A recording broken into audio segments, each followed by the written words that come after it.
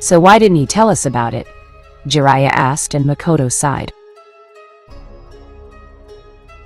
Well, Tsunade wasn't even here, and Jiraiya, you were always traveling. Plus, it was treated as a SS rank secret, so there was nothing he could do about it. Don't blame him or me about it, Makoto said, while Tsunade sighed before turning to Jiraiya. Did Sensei even know about Akatsuki before you told him? Tsunade asked, and Makoto grew a tick mark. You think I'm lying? She asked dangerously, making Tsunade and Jiraiya put their hands up in defense, seeing the deadly aura around Makoto's form. No, that's not it. This is just a lot to take in at the moment.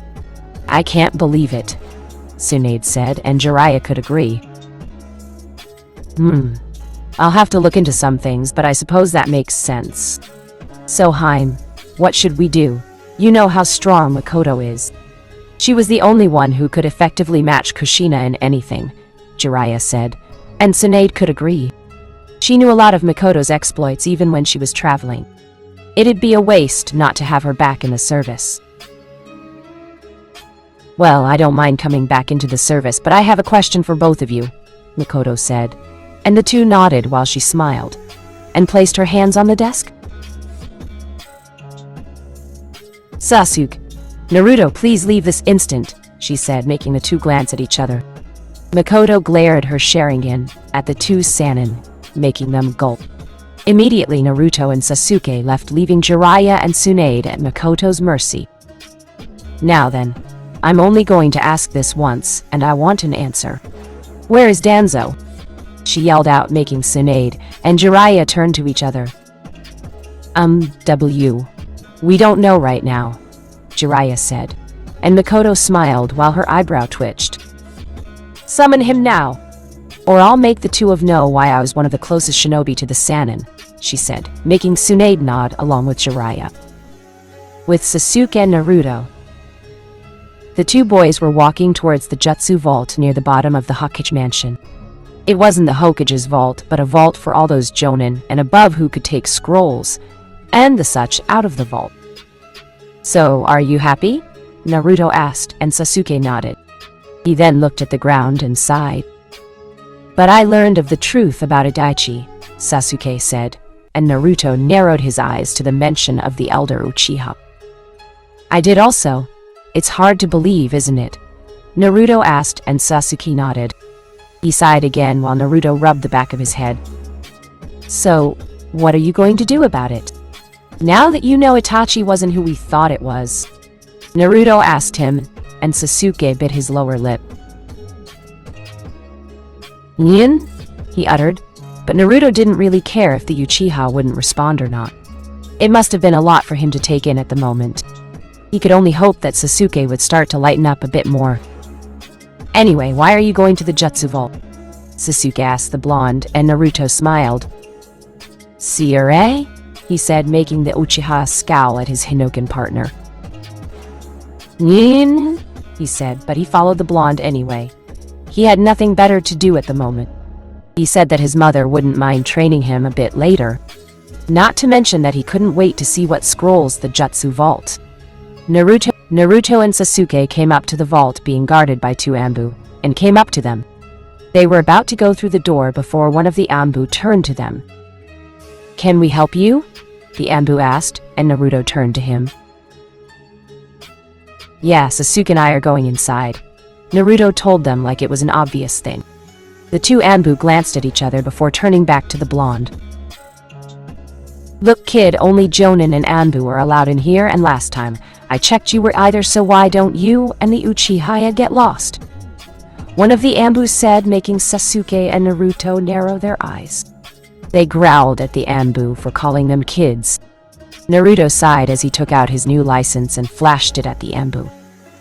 What is this? The Anbu asked, and Naruto sighed again before he gritted his teeth. This is my Hinoken license. It grants me and Sasuke access to the Jutsu Vault, Naruto said with a glare, before the Anbu handed him back his license. Obviously fake. There is no such thing as a Hinoken license. Better luck next time. Now leave before we turn you to Tsunade-sama, the the Anbu said to him, making Naruto ball his fists. This had to be some fucking joke, didn't it? Hey, what's going on here? Someone asked, making the four turn around. Naruto looked to see his mother smiling at everyone along with Kakashi and Yugao. The entire Hinoken team was in front of the Anbu guards before one of them recognized Yugao. Yugao Taichu, what are you doing here? I thought you resigned from the Anbu, one of them said, and the purple-haired Hinoken member smiled. That's right, I did, but what's going on here? She asked while the Anbu looked at Naruto and Sasuke. They want entry into the Jutsu Vault, but we told them that they have to be Jonin or Anbu. They handed us fake licenses, so we're trying to send them away. One of them said while Kakashi took his out. By any chance, was it like this? Kakashi asked with an eye smile, and the Anbu gasped at the same license with Kakashi's face on. How do you? He asked, and Kakashi rubbed the back of his head while Kushina stepped forward. You two are obviously mistaken. It seems that you didn't hear the news. Tsunade has created a group called Hinoken, and just like the Anbu and Jonin in the village, we can all go into the Jutsu Vault. The license you saw was real, so you should let them and us past, she told them. And the Anbu gulped with a quick nod from the two as they opened the doors to Naruto and Sasuke. Sorry about that. It won't happen again.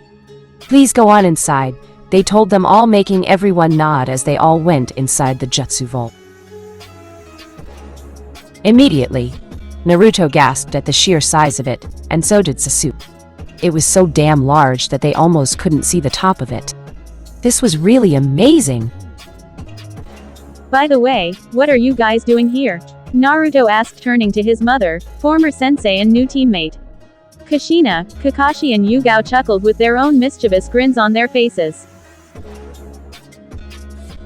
Well, we were all going to come here sooner or later, but we saw you guys gone.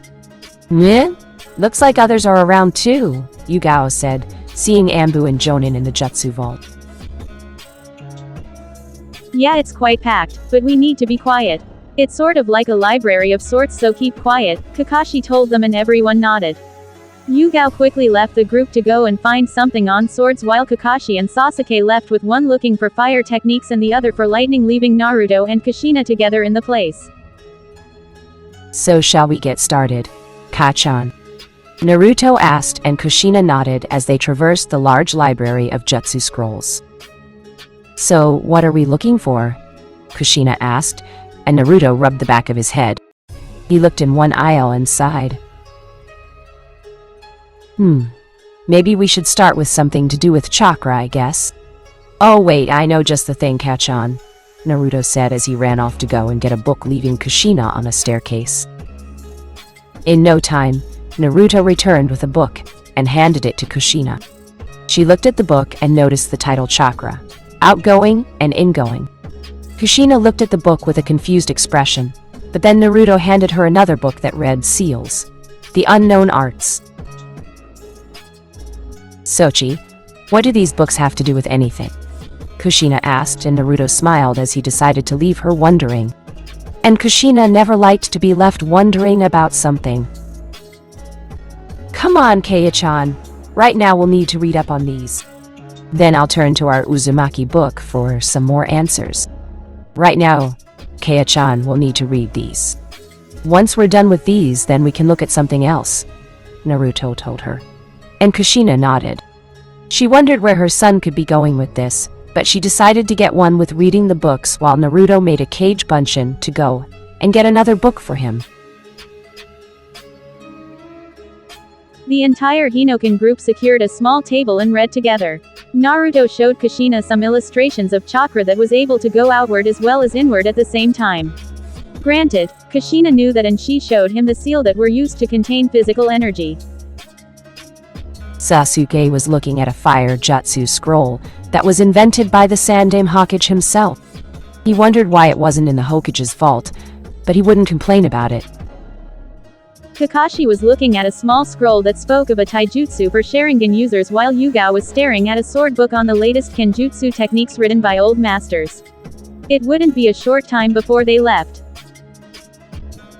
Hyuga compound. Hinako was watching her daughter train with her sister. It was a refreshing feeling to see her two daughters training so intensively. The wife of the Hyuga had smiled along with her husband and their daughter's progression. She sipped some tea with a sigh. Hinata, firmer stance.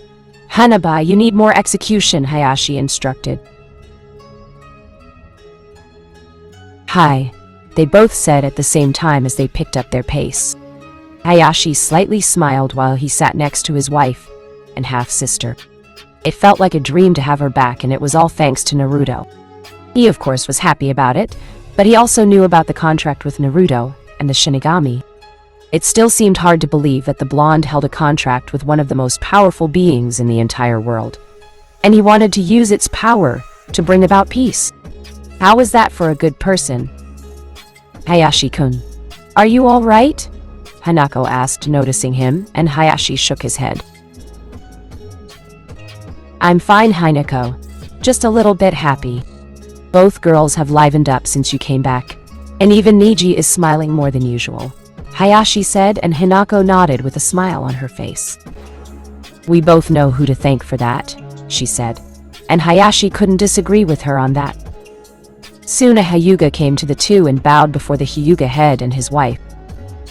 Hayashi-sama, you are being summoned to an immediate council meeting.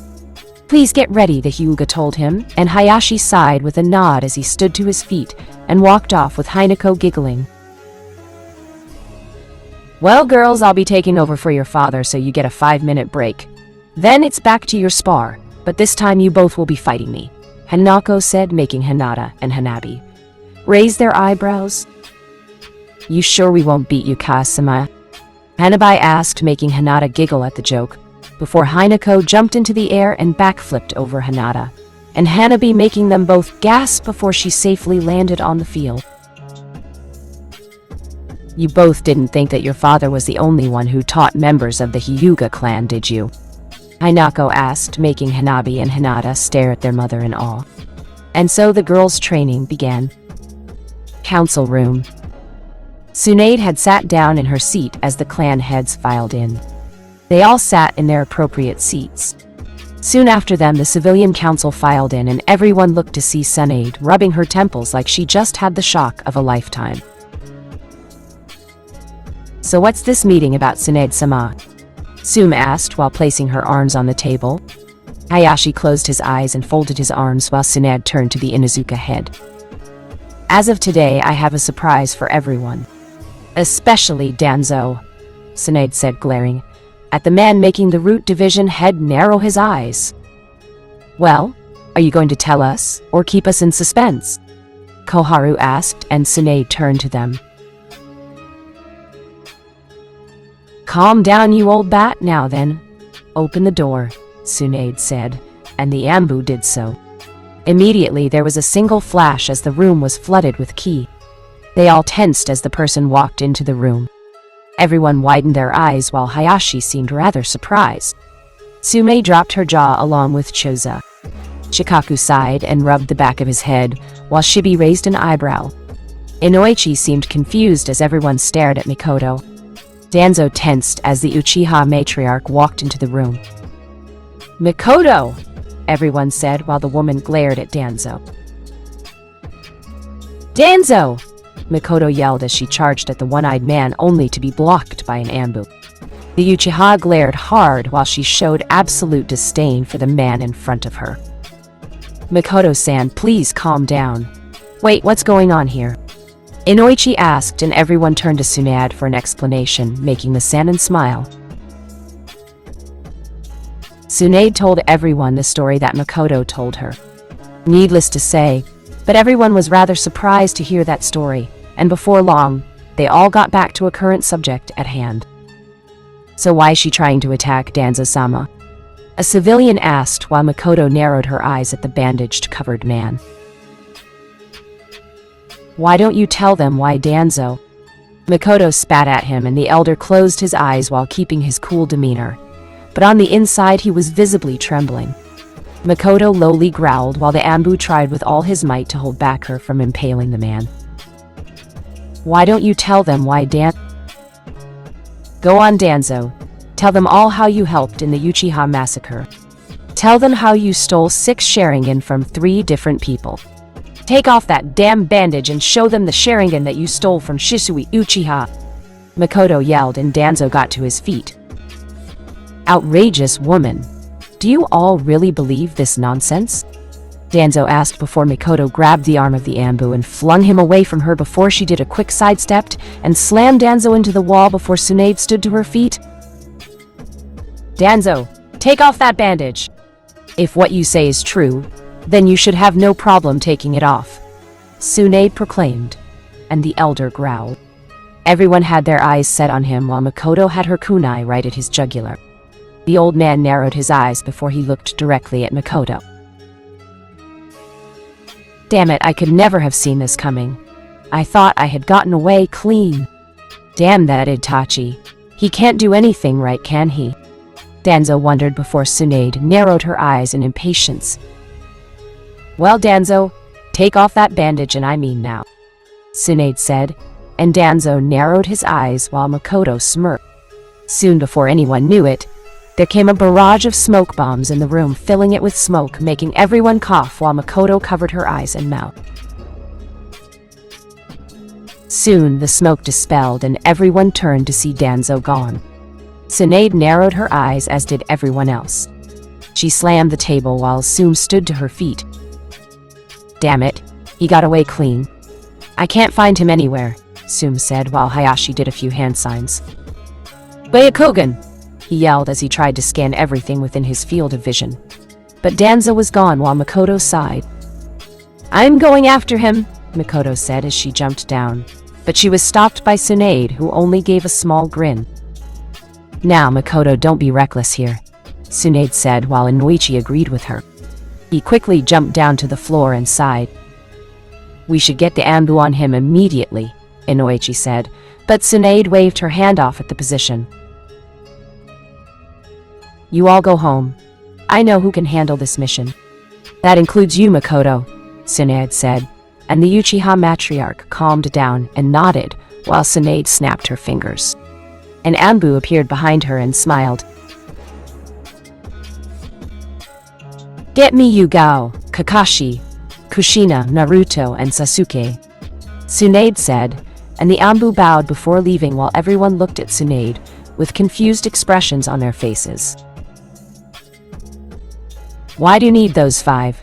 Chusa asked, and Tsunade simply smiled as she walked away. She really hated the fact that Danzo was now a suspect for being involved in the Uchiha massacre, but she was also grinning like mad.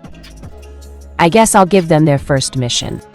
Granted, it's not how I wanted to induct them as a team, Tsunade said before she went into her office before she saw Makoto follow her. Tsunade, I don't know what you want with my son or Kushina or Naruto, but I need to go after Danzo, Makoto said. And the blonde woman sighed as she rubbed the back of her head before she sat in her chair. Makoto, while I'm glad you're back, I still need you to know your place. I'm the Hokage, and what I say goes. Now, calm down and wait for the others to arrive, Tsunade said, and Makoto sighed before leaning against the wall. With Team Hinoken. See, Kachan? If you place the seals on your wrists, then the outgoing chakra will merge with the ingoing, and both will be concentrated to your hands as you form the ball. Naruto said to her, and Kushina seemed to understand, as she saw how Naruto explained it. Sochi, the way that sounds makes it rather unstable.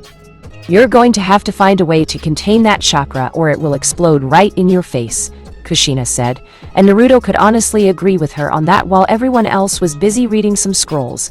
But then an Anbu bursted through the door of the Jutsu Vault. Hinoken! Report to Tsunade-sama's office at once. The Anbu said to everyone, making Naruto, Kushina, Kakashi, Yugao, and Sasuke jump to their feet. They all narrowed their eyes while all the Jonin and Anbu who were in the room turned to the group. The team of Kenjutsu users quickly got to the door in a hurry. What happened? Naruto asked, and the Anbu instructed them to follow him towards the Hokage mansion, as they all tried to get the Anbu to tell them what was going on. But no one had an idea of what he could want with them all. Soon they all came up to the door and opened it. Sasuke turned to see his mother leaning on the wall with a pissed-off expression on her face. He wondered what was wrong before Tsunade waved the Anbu away and turned to them all. Kushina noticed Makoto, and the two gave each other a warm smile and wave before getting serious to the situation. Hinoken, I have a mission for all of you. This will be your first mission as a group. It wasn't supposed to be this early, but circumstances forced my hand a little bit. We had a bit of a council meeting, and, well, Danzo has become a suspect to treachery. He might also be a small accomplice in the Uchiha massacre, Tsunade said, and Sasuke balled his fists while everyone narrowed their eyes. Kasen, is that true? Sasuke asked, and Makoto nodded while Tsunade sighed again before getting to her feet. Hinoken, your first mission is to find Danzo, apprehend him, and anyone who gets in your way. This will be an A-ranked mission. It's impossible that he left already, so you need to move fast, Tsunade told them, and everyone nodded to her with a bow. Makoto, while I know you have issues with Danzo, right now, I need you to go home and rest. It's not good to have you too excited, Tsunade, and everyone nodded. They all quickly left, and Makoto did the same. And Naruto? Tsunade asked as the blonde turned around. Tsunade looked at the black lines on the blonde's left arm and sighed. Stay safe, she said, and Naruto nodded as he left while Tsunade leaned her head on the desk before looking out the window. Damn it. Danzo, you always had to be the biggest pain in the ass, didn't you? Tsunade asked herself as she watched Naruto, Sasuke, Kakashi, Yugao, and Kushina rush on top of the rooftop. With the team, everyone rushed back to Kakashi's house, and the Jonin opened the door. They all quickly gathered inside around the table. All right, we have our mission. We'll be leaving in approximately 10 minutes. Naruto and Sasuke will check all areas to the east. I go to the north, Kakashi the south, and Yugao to the west. If any of us find Danzo, then we'll alert the others. As long as I've known him, Danzo's been crafty in everything that he does. Plus, he has the experience to back it up, Kushina said before Naruto raised his hand. Who is this Danzo guy? I've never heard of him before, Naruto told them while Sasuke was in the same boat as the blonde and Kakashi stood to his feet. He's a member of the council and one of Konoha's most influential committers.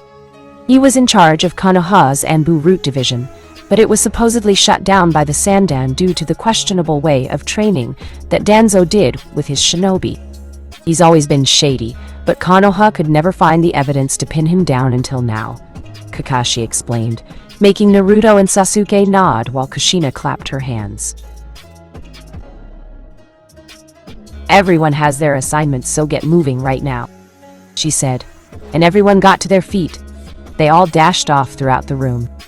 Everyone put on their Hinoken uniforms and strapped their individual swords to their sides. Everyone appeared back into the room as Kushina opened the door. Find, capture, and eliminate. Let's go, she said, and everyone dashed off in different directions. With Makoto. The Uchiha matriarch sighed as she rested on the couch. Too much was going on that she didn't know about. She just knew that Danzo had done something to Shisui, and that wasn't going to stand with her. Shisui was her older son's best friend, and it just really pissed her off. Makoto got to her feet and walked through the compound. She appeared in Shisui's old house and sighed.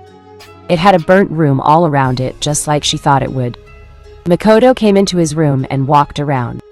She came into the hallway only to see a sword on the wall. Makoto ignored it for the time being and surveyed the house. Shisui. I wonder what he was thinking before his death. Makoto wondered before she thought of Danzo. She lightly growled before turning back around, and she grabbed the blade on the wall. It had a dark blue handle matching her hair, a shiny metal that was used from years and years of practice. Makoto sighed while she graced her finger over the metal. Itachi, it seems that you didn't get Shisui's sword.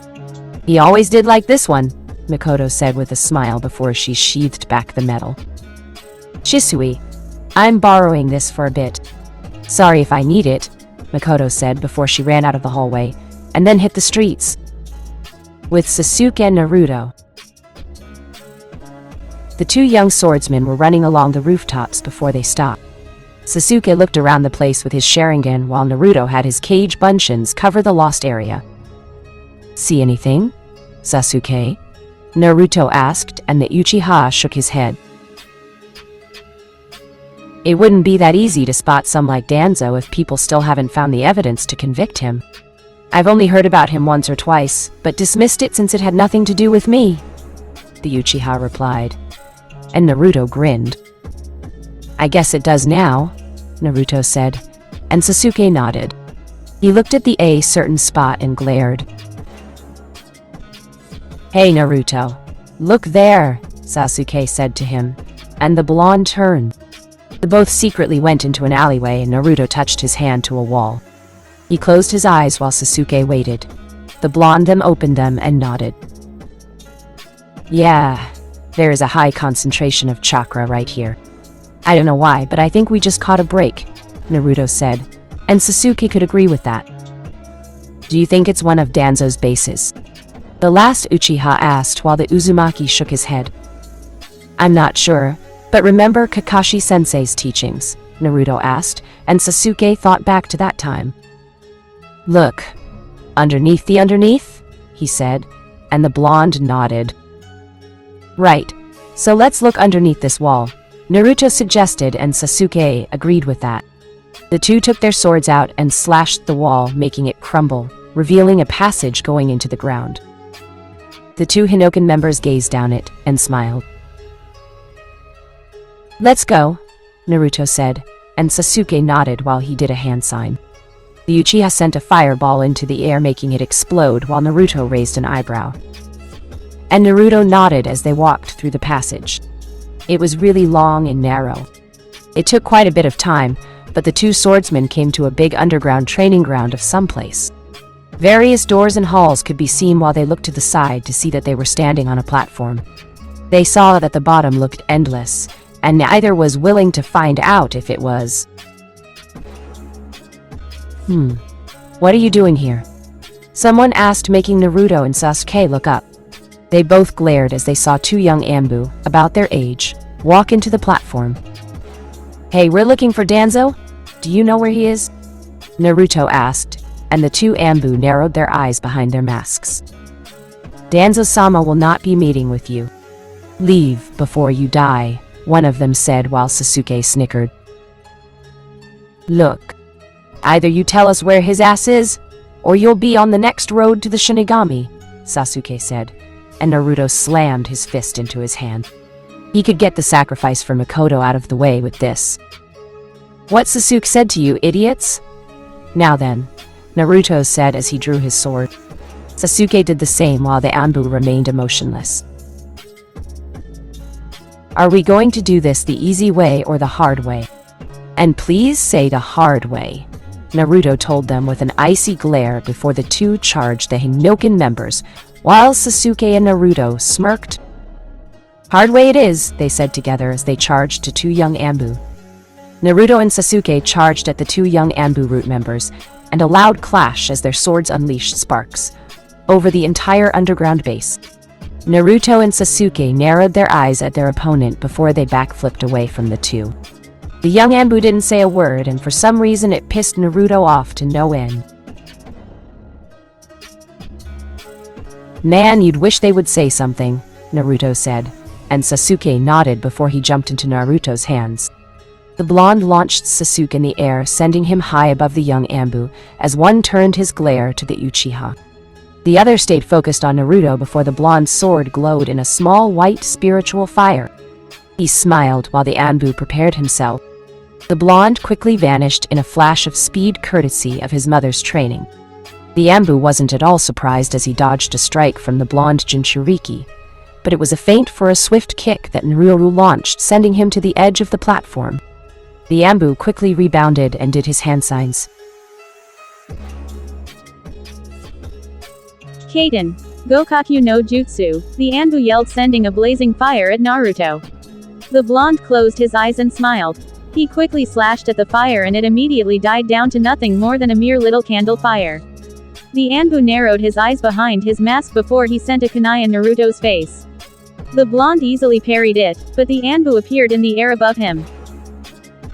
"You will not get to Danzo-sama," he said to the blonde, and Naruto closed his eyes. He could only at that small declaration before he closed his eyes. "Cage. Bunshin no Jutsu," Naruto yelled in thought, and a clone appeared right in the air next to the Anbu, making him gasp. The clone smiled as he wrapped his arms around the Anbu's waist, as he pile drove him towards the ground. The blonde held up a single hand signs and smiled. "Kai!" he yelled out, and the clone exploded, sending the damage to the Anbu before the impact sent him flying towards the wall with a loud thud, and Naruto sighed. He must be new. If they're worthy to be Anbu, then they should be strong. He hasn't even been here long, Naruto thought before he saw Sasuke dodged a ball of lightning from the other Anbu he was fighting. The Uchiha heir growled as the Anbu grabbed his arm. He was about to shove a kunai straight through Sasuke's body, but the Uchiha had other plans, and with a quick maneuver, he managed to send the Anbu into the air. He glared up as the Anbu backflipped before he saw Naruto grin. The blonde vanished in speed and appeared behind the Anbu. "Come on, Timmy. We still had stuff to do," Naruto said as he slammed the Anbu in the back, sending him back to the Uchiha. Sasuke closed his eyes with a small smirk and nodded. "Don't be in such a rush, you loser." "Chidori Nagashi! Thousand Birds Current!" Sasuke yelled as he grabbed the Anbu's arms and made lightning course through the young shinobi's arm.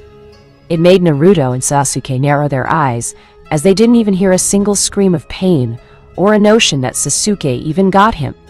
It was freaking weird, but they didn't say anything as the Anbu dropped to the ground. Naruto and Sasuke looked around before both sighed as the Uchiha sheathed his blade, but Naruto didn't, then started walking towards one of the Anbu who was unconscious. His glare turned cold as he stabbed the Anbu with his sword. The Anbu gritted his teeth while Naruto bit his thumb. He turned around to see that Sasuke had left the room, possibly to go ahead, and the blonde sighed as he traced the seal. "Kushiosa no Jutsu!" Naruto yelled, and he stood to his feet as his sword pulled out a pure white specter. It was the Anbu's soul, and the blonde closed his eyes while the shinigami appeared behind. "My part of our contract," Naruto said, and the shinigami grabbed the soul and opened his mouth. He quickly devoured it quickly and stared at Naruto. The blonde was a really good summoner. He had yet to dishonor the contract, and that pleased the shinigami greatly. "Contract agreement completed," the shinigami said, and quickly vanished, and just in time as Sasuke had come back into the room and noticed that Naruto was staring at the Anbu's lifeless body. "Hey loser, you alright?" Sasuke asked, and Naruto snapped out of his daze. He turned around and nodded at the Uchiha's question. "Yeah, Tem, I'm fine. Come on, let's get going," Naruto told him as he ran off, and Sasuke followed him through one of the halls in a hope to find Danzo. With the others. About half an hour later, Kushina, Yugao, and Kakashi came to the hole in the wall that Naruto and Sasuke had found. They were looking at it intently while Yugao knelt down on one knee. This was never here before. I wonder what other places Danzo has that we don't know about, Yugao said, and Kakashi narrowed his eye. Well, he is a shady character as we know it, but we can't dwell on it for long.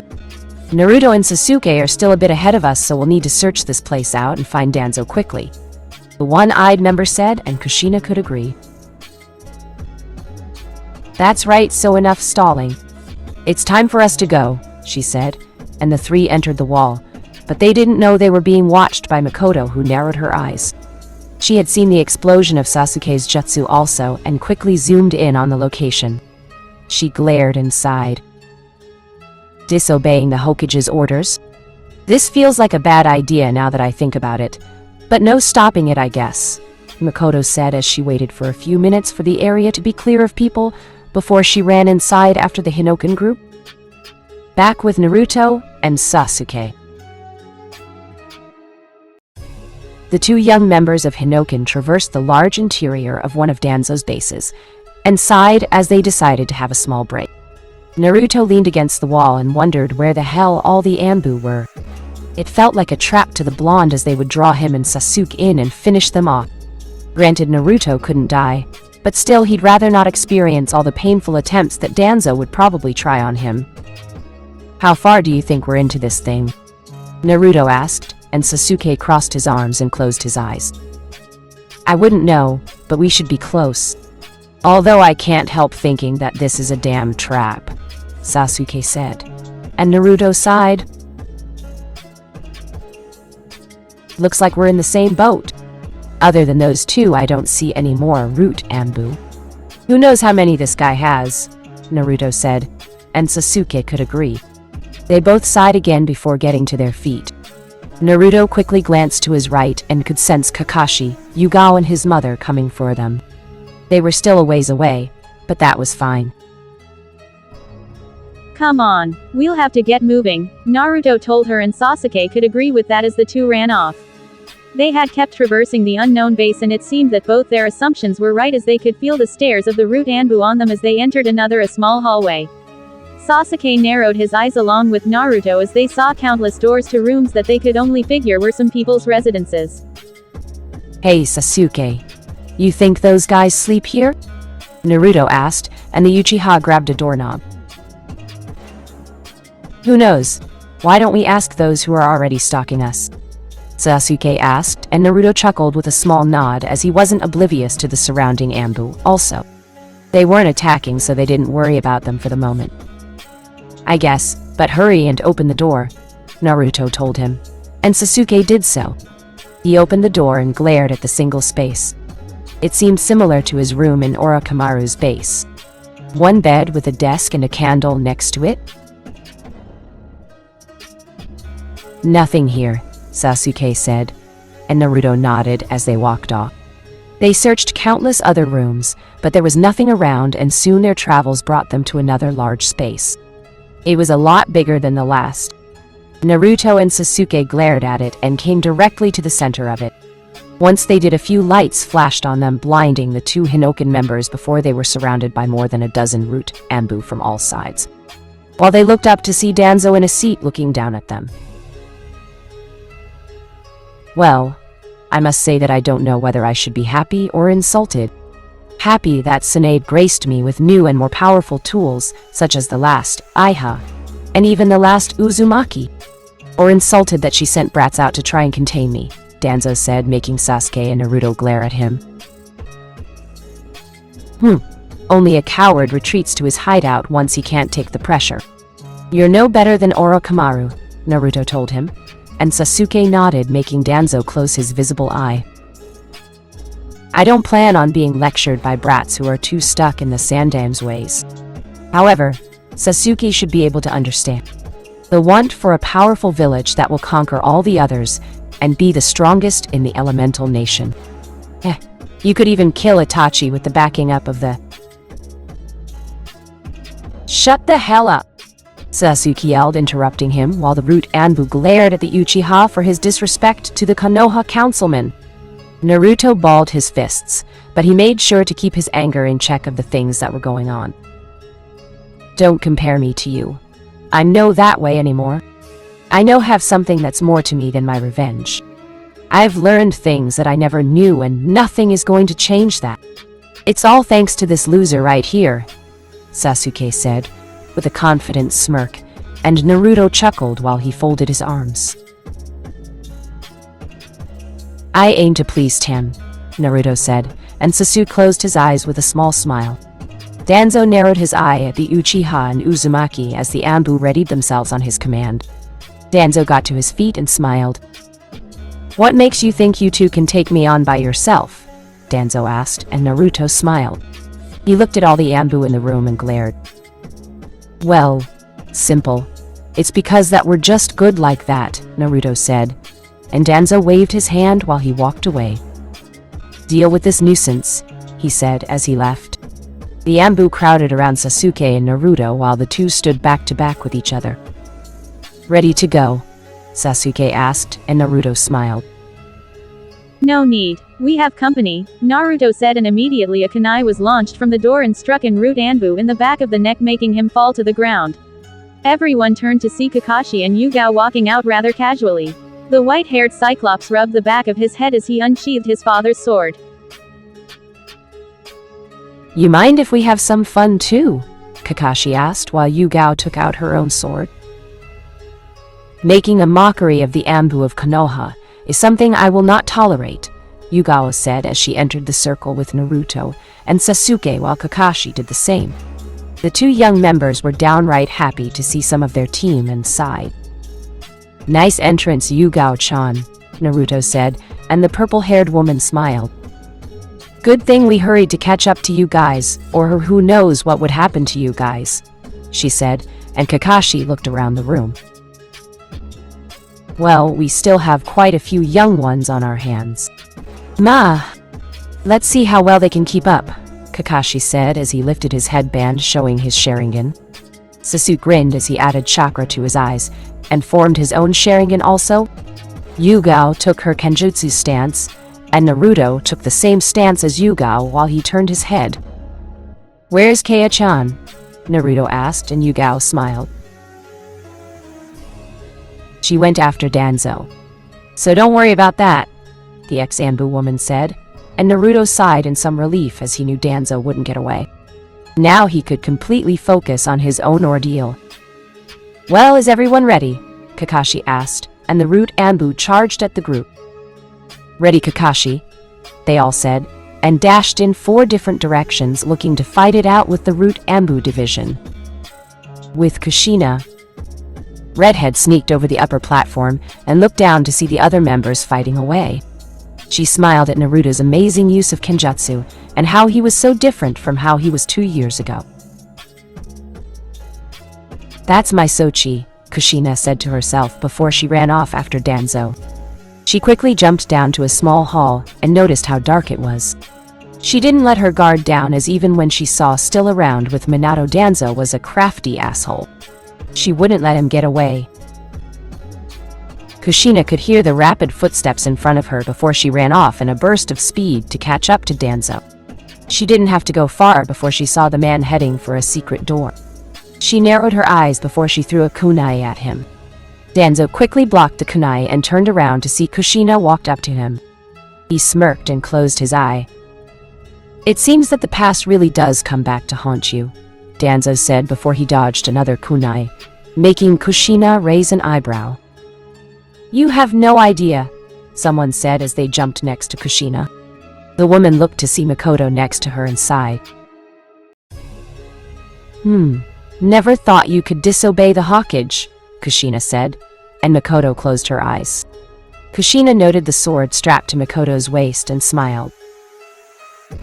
I'll deal with the consequences later, but for now I'm going to have remedy a small situation, Makoto answered, and Kushina turned back to Danzo. The two females glared at him while Danzo unfurled the bandage on his arm, showing the awful sight of his right arm to Makoto and Kushina. The two seemed appalled by the sight, and Danzo took off the bandage on his head, showing his Sharingan. Makoto scowled, and Kushina balled her fists. I'm not losing to you two. I'll just make sure to send you back to the Shinigami where you belong, Danzo said to them. But he saw Makoto vanished before he saw slammed across the face with a kick that sent him flying. Makoto glared her Sharingan at the man and sighed. You talk too much, she said to him, and Danzo got to his feet virtually unhurt while he did a hand sign with a sinister smile. You still have a lot to learn, Mikoto-san. Futon, Shinkusho, wind release, vacuum waves, he yelled, and he sent the deadly wind blades at the two females. Makoto and Kushina easily dodged them. Kushina backflipped away before she threw her sword in the air. Danzo watched it go up before he took out a kunai and laced it in wind chakra, strengthening it. He dashed at Kushina, but Makoto stopped him as the two of them glared at each other. Where is Shisui's body? Mikoto asked, and Danzo closed his eyes. None of your business, he said before he was grabbed by Kushina. The redhead smiled and Mikoto looked back to see Kushina up with a single hand sign. It was a clone, and from the looks of it, then Mikoto would have to back up. Kai! Kushina yelled, making the clone explode next to Danzo in a loud explosion that shook the floor. With Team Hinoken. The bodies of young Anbu laid at the team's feet as everyone, but Naruto huffed as they looked at the others. Yugao dashed forward and clashed with another young root member before the others came to assist. The purple-haired female cursed before she ducked under a blade strike and kicked one Anbu away from her. She quickly moved her sword around her body as it showed a few afterimages of the sword. Konoha Ryu. Mikazuki no Mei, leaf technique. Dance of the Three Moons, Yugao yelled, and she blurred out of the Anbu's sight, making them gasp before they all dropped dead from 3 blade strikes while Yugao sheathed her sword. She wiped the sweat from her face only to see Naruto jump into the air. She watched him bit his thumb as traced some blood over his sword. Uzumaki Ryu. Hasu no Mei, Uzumaki style. Lotus dance. Naruto yelled as he slammed the ground with his sword, and immediately a wave of chakra blasted from his body, striking everyone in his radius. He smirked at his accomplishment before he huffed. He wiped his brow free of the sweat before he turned back to see 3 of the Anbu in the air. Karyu and Dan no Jutsu, they yelled, sending the blazing fire at the 4 members. Naruto narrowed his eyes and so did everyone else while Kakashi twisted his Sharingan. He strained his eyes on the fire before a black hole appeared and sucked the flames into a separate dimension before he fell to the ground on one knee. He cursed himself for trying to push the Sharingan, and a few Anbu took advantage of that time and launched themselves at Kakashi. The Jonin was more than ready to counter them, but he gasped when the Anbu were hit by Sasuke's sword, which was encased in lightning. Kusanagi no Tsurugi. Kidorigatana. Grass cutter sword. Thousand birds katana. Sasuke said as he pushed Rate and Chakra into the sword, numbing the young Anbu before he turned to Kakashi. You alright? He asked, and the Jonin got to his feet with a backflip. Yeah, I'm fine. Just overdid it a little, he said, and Sasuke shook his head at his former sensei before he dodged a kunai from another Anbu. Soon they all saw one of the Anbu on the ceiling as he did his hand signs. Doton! Chikiwana! Earth release! Earth trap!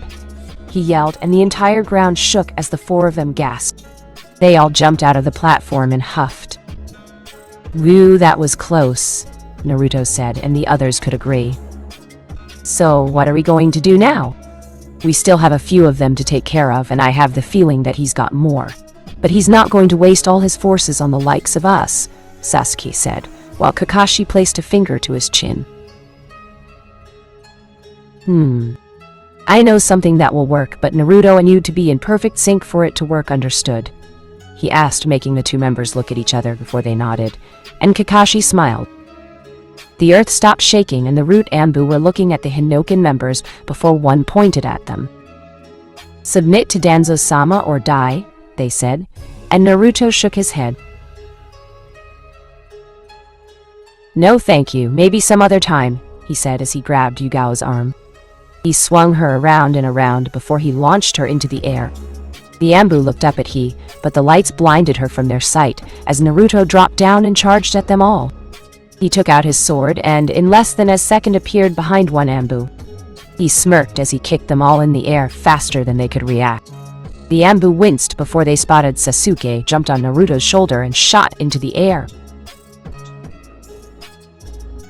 Chidori Aizo!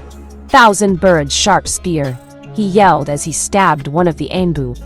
He grinned at his accomplishment before Naruto jumped in the air behind the Uchiha and tried to slash at an Anbu, but he parried the shot, making the Uzumaki gasp. But the Anbu missed the hidden grin as Yugao came down and slammed the Anbu with her foot. She shot for the ground and slammed him into the earth. She smiled at all the unconscious Anbu and sighed as she sheathed her sword. Sasuke did the same, and so did Naruto, while Kakashi clapped. Good job. While I distracted them with the genjutsu Naruto, Sasuke and Yugao could move in for the strike.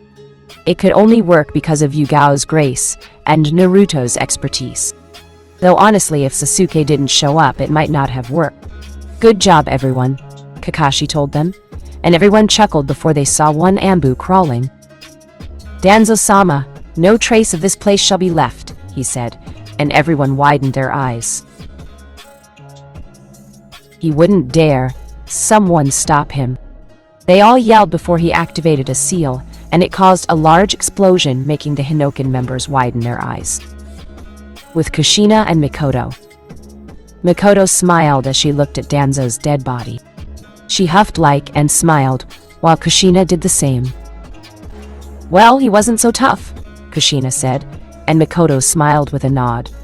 But they turned to see his body gone, and before long they looked to see Danzo on the other side of the room with a smile on his face. Not bad, but futile, he told them both, and Mikoto narrowed her eyes. Kushina cursed, and the two females turned around to face the man. Kushina closed her eyes and sighed. I've had enough of this, she said as she easily erased the distance between herself and Danzo. The Uzumaki woman moved her sword for a strike and cut Danzo down, but she noticed another of his Sharingan on his arm close before Danzo appeared on the other side of the room. Mikoto widened her eyes and gasped. That technique is... She started, and Danzo smiled at her. Izanagi. I can warp reality to my will, so in essence. You can't kill me, Danzo said with a confident smirk. Kushina glared, and Mikoto did the same. But soon Danzo's arm began to twitch, as he cursed. Immediately he released a bit of chakra, and wood started to grow from his arm, making the Uzumaki and Uchiha matriarchs gasp before Danzo chuckled. Surprised. Well, you should be, but enough of that, Danzo said as trees started to grow everywhere around them. Mikoto glared, did her hand signs. Katon, Idina, Tochian. No Jutsu. Fire release. Great land fire jutsu. Mikoto yelled, sent a blazing fire towards the trees, making them burn while Danzo jumped out of the way. But he was quickly pulled down by some chakra chains courtesy of Kushina, who grinned. You're not going anywhere, she said to him, and Danzo glared at her as the fire exploded around the room. But soon the explosion from the others brought the building crumbling, and the two took notice of it as the ground crumbled. Mikoto gasped, and so did Kushina. Danzo looked at the walls crumbling and cursed. He turned back to see Mikoto and Kushina glaring at him before he got to his feet. Don't worry. We'll meet again, but it will be on my terms next time, Danzo said as he shunshed out of the place. Mikoto growled, but a soft pat from Kushina calmed her down. Mikoto looked at her, and the Uzumaki smiled. Mikoto, calm down. Don't worry, we'll get a second shot at him. Someone like Danzo is always trackable if given enough time. Mikoto, come on. Smile. How would Sasuke feel if his mother would smile for him? Kushina asked, and Mikoto widened her eyes. She closed her eyes and chuckled. Yeah, I got a little bit ahead of myself. I just know I'll get a tongue lashing from Tsunade now, Mikoto said, and Kushina chuckled as the two left. The roof came crumbling down and the place started to collapse. Outside the base, all of Konoha was tranquil as the sun had set. There was nothing wrong as of yet, but soon there was a loud explosion and an intense rumbling. The Jonin and other shinobi gasped, and the random sequences of explosions before they heard something under the earth explode, making them fall to the ground. Tsunade, in her office, quickly dispatched shinobi to find out what happened and investigate the incident. All the Jonin nodded and left the room immediately while Tsunade folded her arms and leaned back into her chair. Try to be a little bit more careful next time, Tsunade said as Naruto, Kushina, Sasuke, Kakashi, and Yugao dropped to the ground along with Mikoto. Sinead rubbed her temples while everyone rubbed the back of their heads before Kushina sighed. We lost Danzo. Makoto and I had him cornered, but he got away, Kushina said, and Sinead squirmed her lips before she gave a small sigh. Well, forget it right now. I won't put this one the mission record since it was unexpected to say the least. I know you five just got together, so I can honestly say that you accomplished what you did. Don't worry, I'm sure you will all catch him one day. For now, just go home and rest, she told them. Everyone glanced at each other in confusion of what Sinead was getting at. But Naruto started, however Sinead didn't allow him to finish. That's an order, you five. Now get going. Makoto, I'd like to talk with you, Sinead said, and the Uchiha matriarch nodded as Kushina patted her on the back. Kami, I now lay me down to sleep, she joked, and Makoto elbowed her in the shoulder before everyone left, leaving Sinead and Makoto alone. Not how you planned for the day to go, huh? She asked, and Makoto bowed. I'm sorry for my actions. I jeopardized the mission and I have no excuses.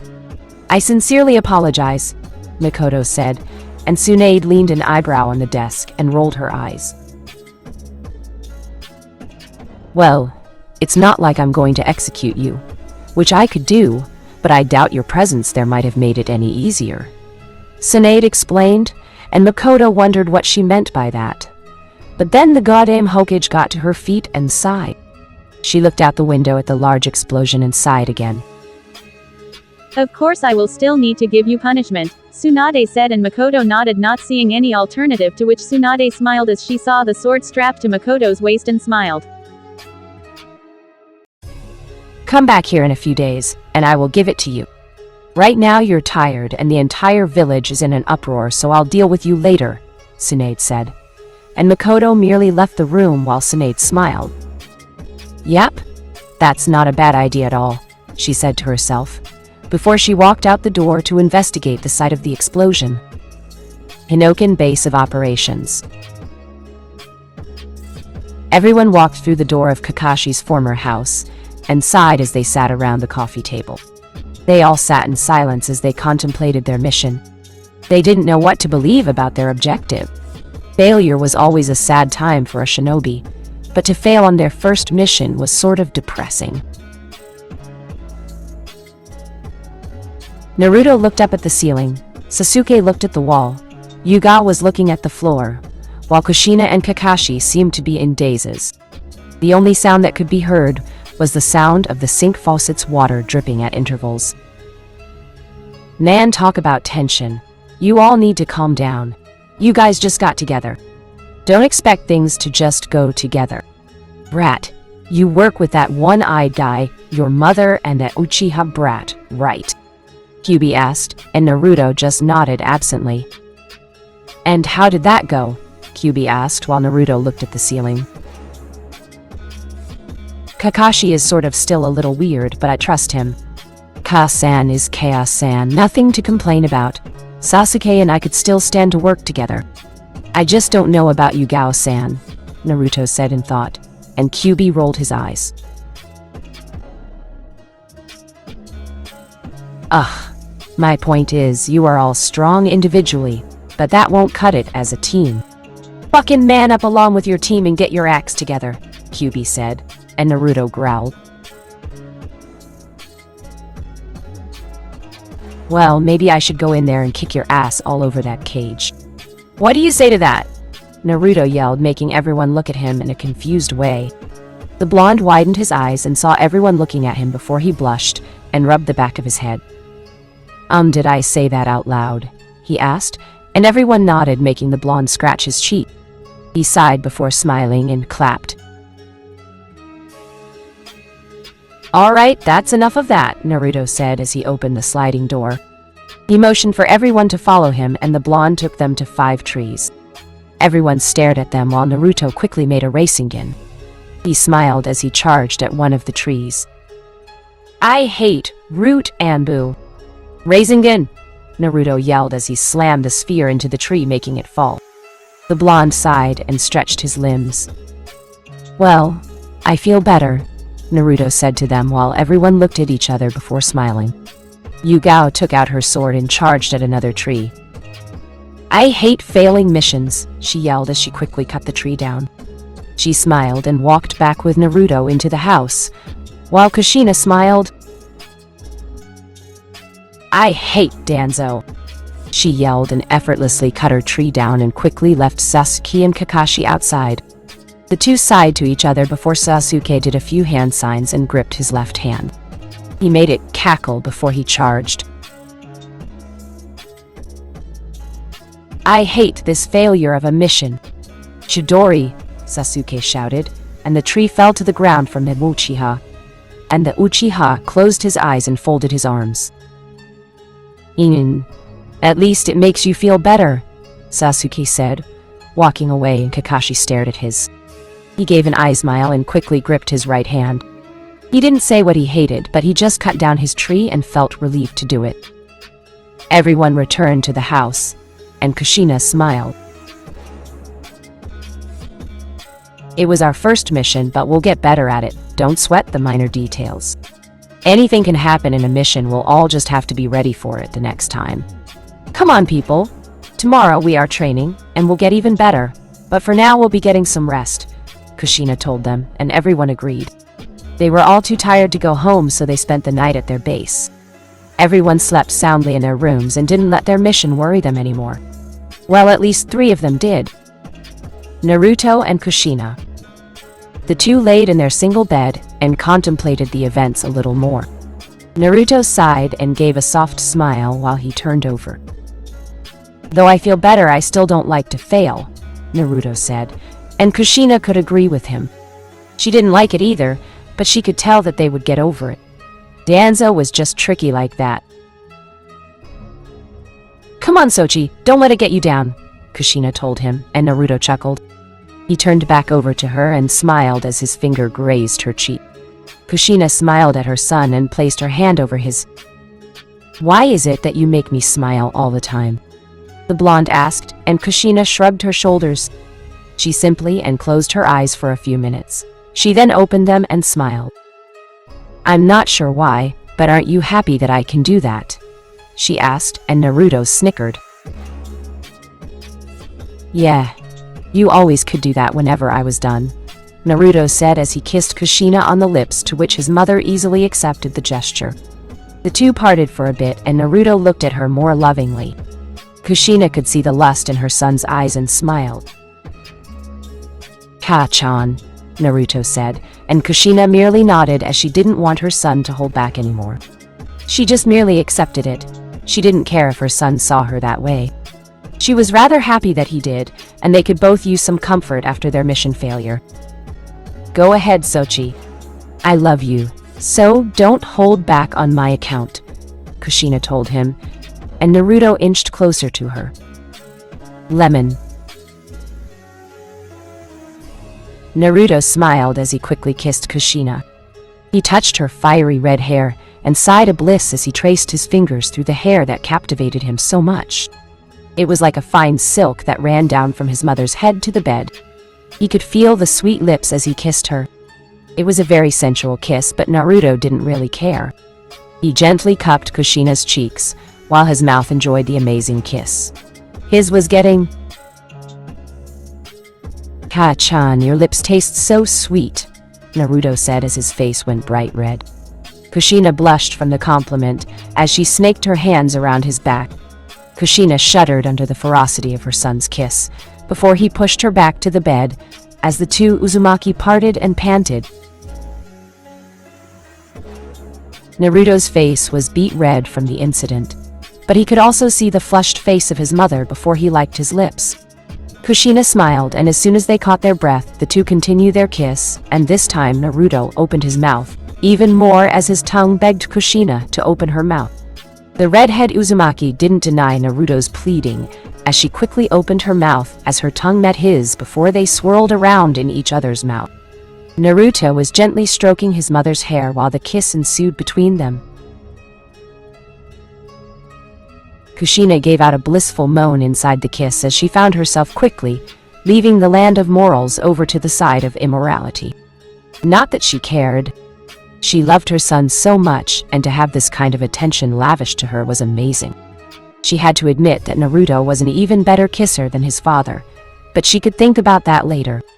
Kushina slowly rubbed Naruto's wide back as she sighed.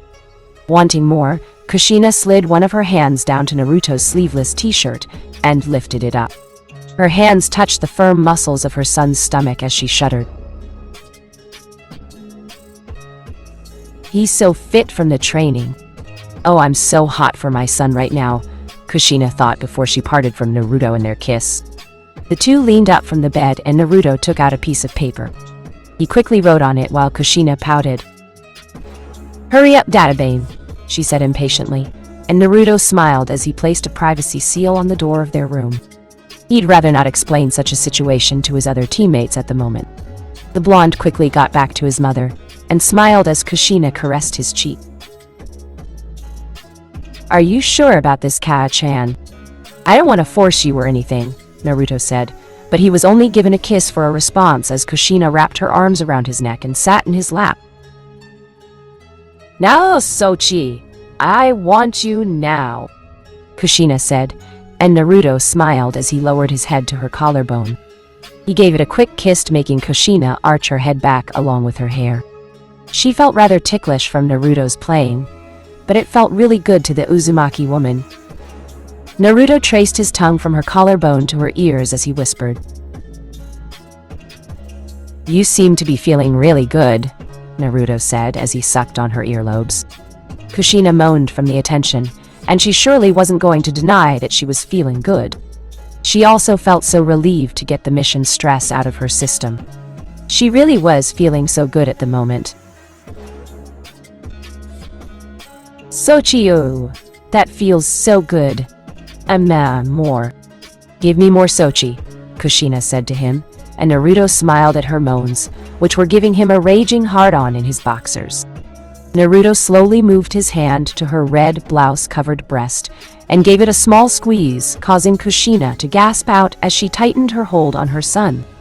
But she let him continue to pleasure her as she knew she would get him back when she had the opportunity. "Time to get rid of this thing," Naruto said as he grabbed the laces of his mother's blouse and let it drop down her shoulders to the bed. Naruto carefully maneuvered Kushina out of her attire and threw it to the floor, leaving only Kushina's red panties as a mark of clothing. "Think we should go to bed now?" she asked with a huff, but Naruto shook his head as he turned his mother around. "Sorry, Kaa-chan, but you said that the Uzumaki were now for their stamina and longevity. Well, I'm going to show you both," Naruto said, and Kushina blushed as the immoral mother and son pair went through the night in pure bliss from the other, while no one in the house was none the wiser. It was their own silent, little secret. Unknown to them both, the seals on their bodies glowed for a bit before dying down ultimately. Lemon End, next afternoon. "Come on, Sasuke, move faster!" Naruto yelled as he and the Uchiha clashed with each other using their swords. "Shut up, loser.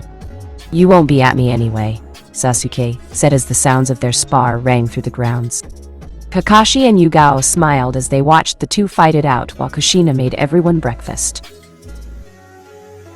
"They've been so energetic since this morning," Yugao said, and Kakashi leaned against the wall as he saw the streaks of lightning fall of the metal swords. After last night, I guess they need to be," Kakashi said before Naruto and Sasuke stopped. The two huffed and sheathed their swords before walking back to the house. "Not bad, you two," Yugao said to them, and Naruto snickered. He rested his sword on his shoulder before he chuckled at the purple-haired Hinokan member. "Yeah, it was fun, but I still want to fight you the most," Naruto said, and Yugao raised an eyebrow. "Getting ahead of yourself, aren't you?" she asked, and Naruto scratched the back of his head. He continued to walk in the house before he rested on the couch. "I don't think so, Databeo," he said to her, and Yugao chuckled before getting to her feet. Everyone walked into the house as they ate the breakfast that Kushina made for them. Everyone sighed in contempt before Naruto and Kushina got to their feet. Where are you two going? Sasuke asked, and Naruto smiled. Back to the library. That mission stopped us from finishing what we wanted, Naruto said to him, and Kushina gave everyone a farewell wave as she wrapped her arm around Naruto's, as the two walked away, making Yugao tilt her head to the side. They seem rather close, don't they? Yugao asked, and Kakashi widened his eyes while Sasuke gave a small blush. You're not thinking what I think you're thinking, are you? Sasuke asked, and Yugao shrugged her shoulders. She didn't say anything while Kakashi smiled. All right, on the possibility that what you're thinking is true, then what would you do? Kakashi asked while reading his book, and Yugao rolled her eyes. Nothing. I just thought it was interesting to notice. Nothing unusual about mother-son closeness, I guess, Yugao said. And Kakashi agreed? Sasuke shook his head. He couldn't see his mother like that. Rather, he wasn't looking for any kind of relationship with anyone just yet. Well, I guess I'll make a quick stop to the house. I'll be back later, Sasuke said, and Kakashi nodded. Just be ready, Sasuke. We're all leaving for Uzugakure in a few days, Kakashi said, and the Uchiha nodded with a slight shrug before leaving. How long is that going to take? Yugao asked, and Kakashi rubbed his head. At best, maybe 2 or 3 days. Come on, we have some stuff from our houses to take. Plus maybe some scrolls from this place. Let's go, Kakashi said, and Yugao followed him out. With Naruto and Kushina. The two were in the library of the Hokage mansion and continued from where they left off. Naruto got all the original books and Kushina did the same. The two were currently reading away before they spotted someone in the room. I see the rumors were true, someone said, making Naruto and Kushina turn around. Kushina smiled and Naruto raised an eyebrow before pointing. Ah, you're that proctor for the Chunin exams? Genma Shiranui, Naruto said, and the man nodded. I see you're good enough to be in here, kid. Nice job, but I didn't think that I'd see Kushina-sama again, Genma said, and Kushina stood to her feet. Hey, as I recall you were still a Chunin at that age, Kushina said, and Genma rubbed the back of his head. I suppose, but it's good to see you. I heard that you were back, but never got to see you. You haven't aged a day since you were proclaimed to be dead, Genma said.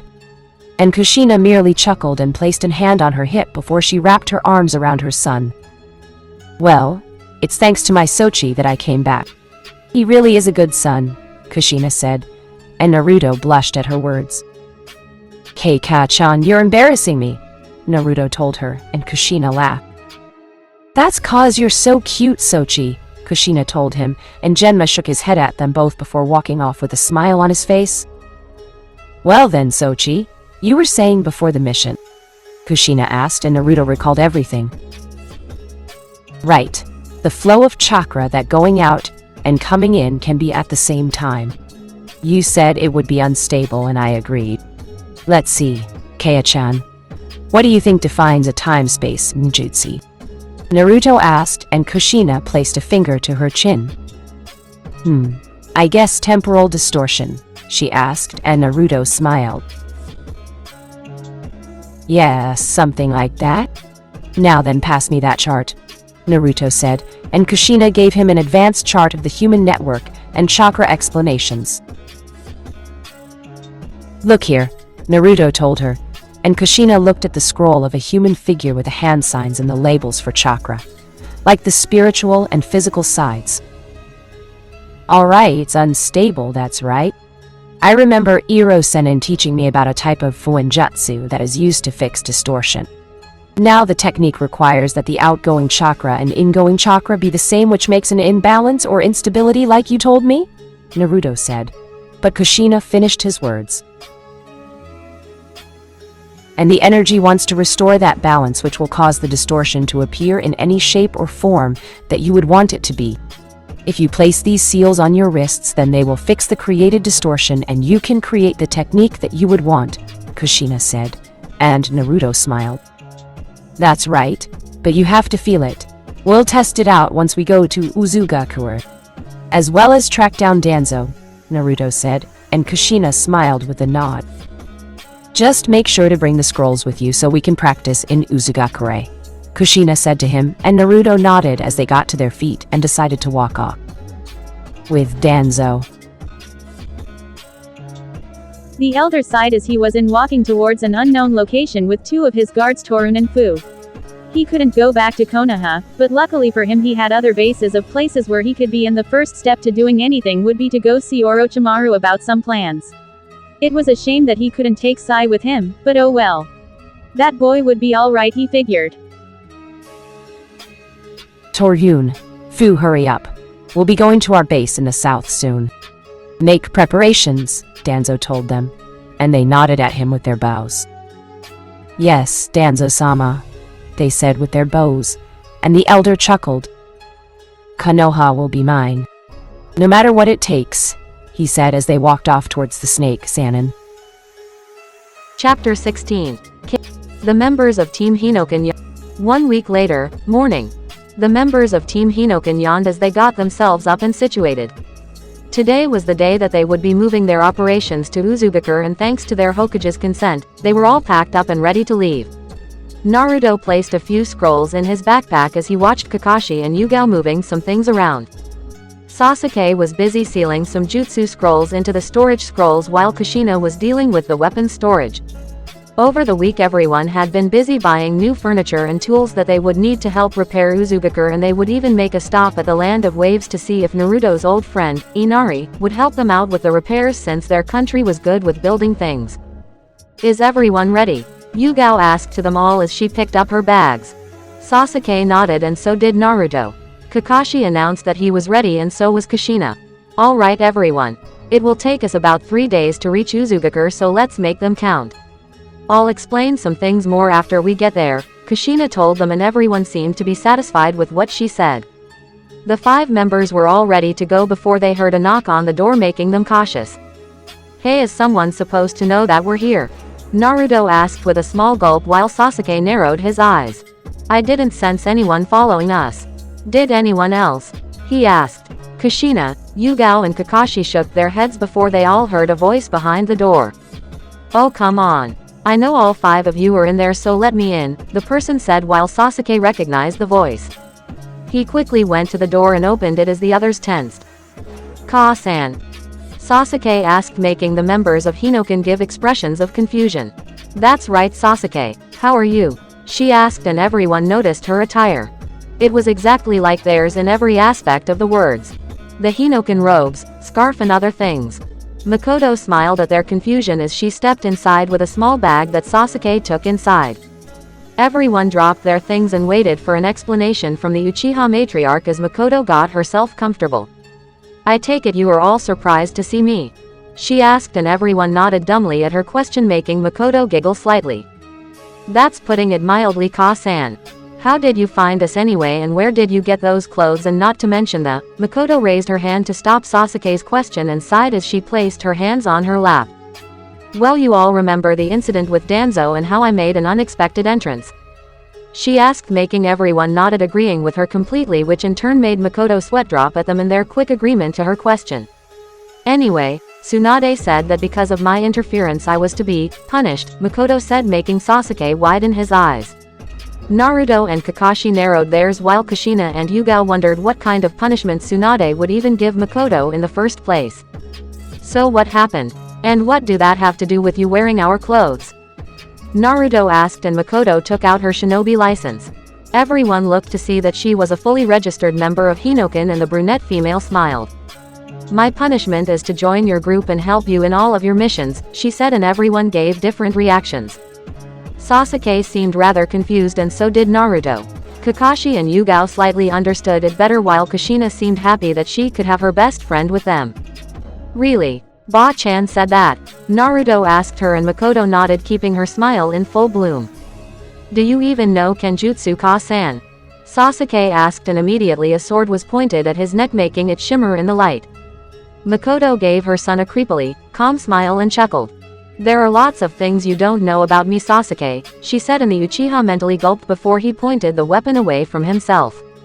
She's got you pegged, Tem, Naruto said, chuckling while Sasuke closed his eyes and looked away.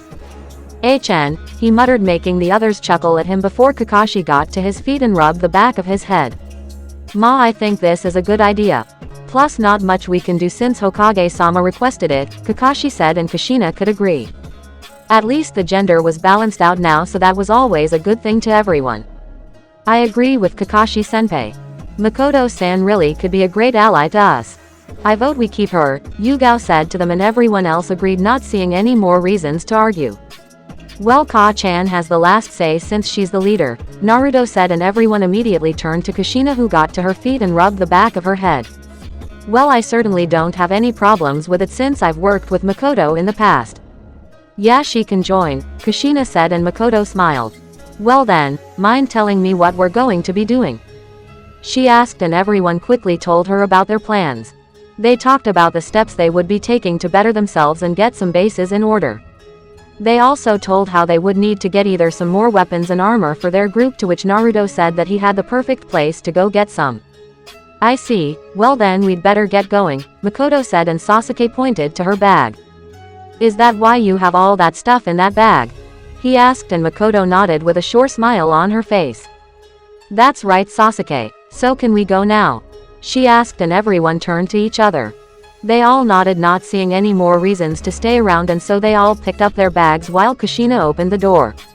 Next stop Uzugakure, Naruto said with his fist in the air, making everyone chuckle at him while Sasuke gave a sigh of annoyance. Hospital room. Sakura was currently working on medical treatment practice to a small fish as she placed her hands over the water creature. She calmly breathed as she tried to revive the animal. As she did so, the pink-haired Kunoichi was brought back to the conversations she had with her former team, Kakashi, Naruto and Sasuke.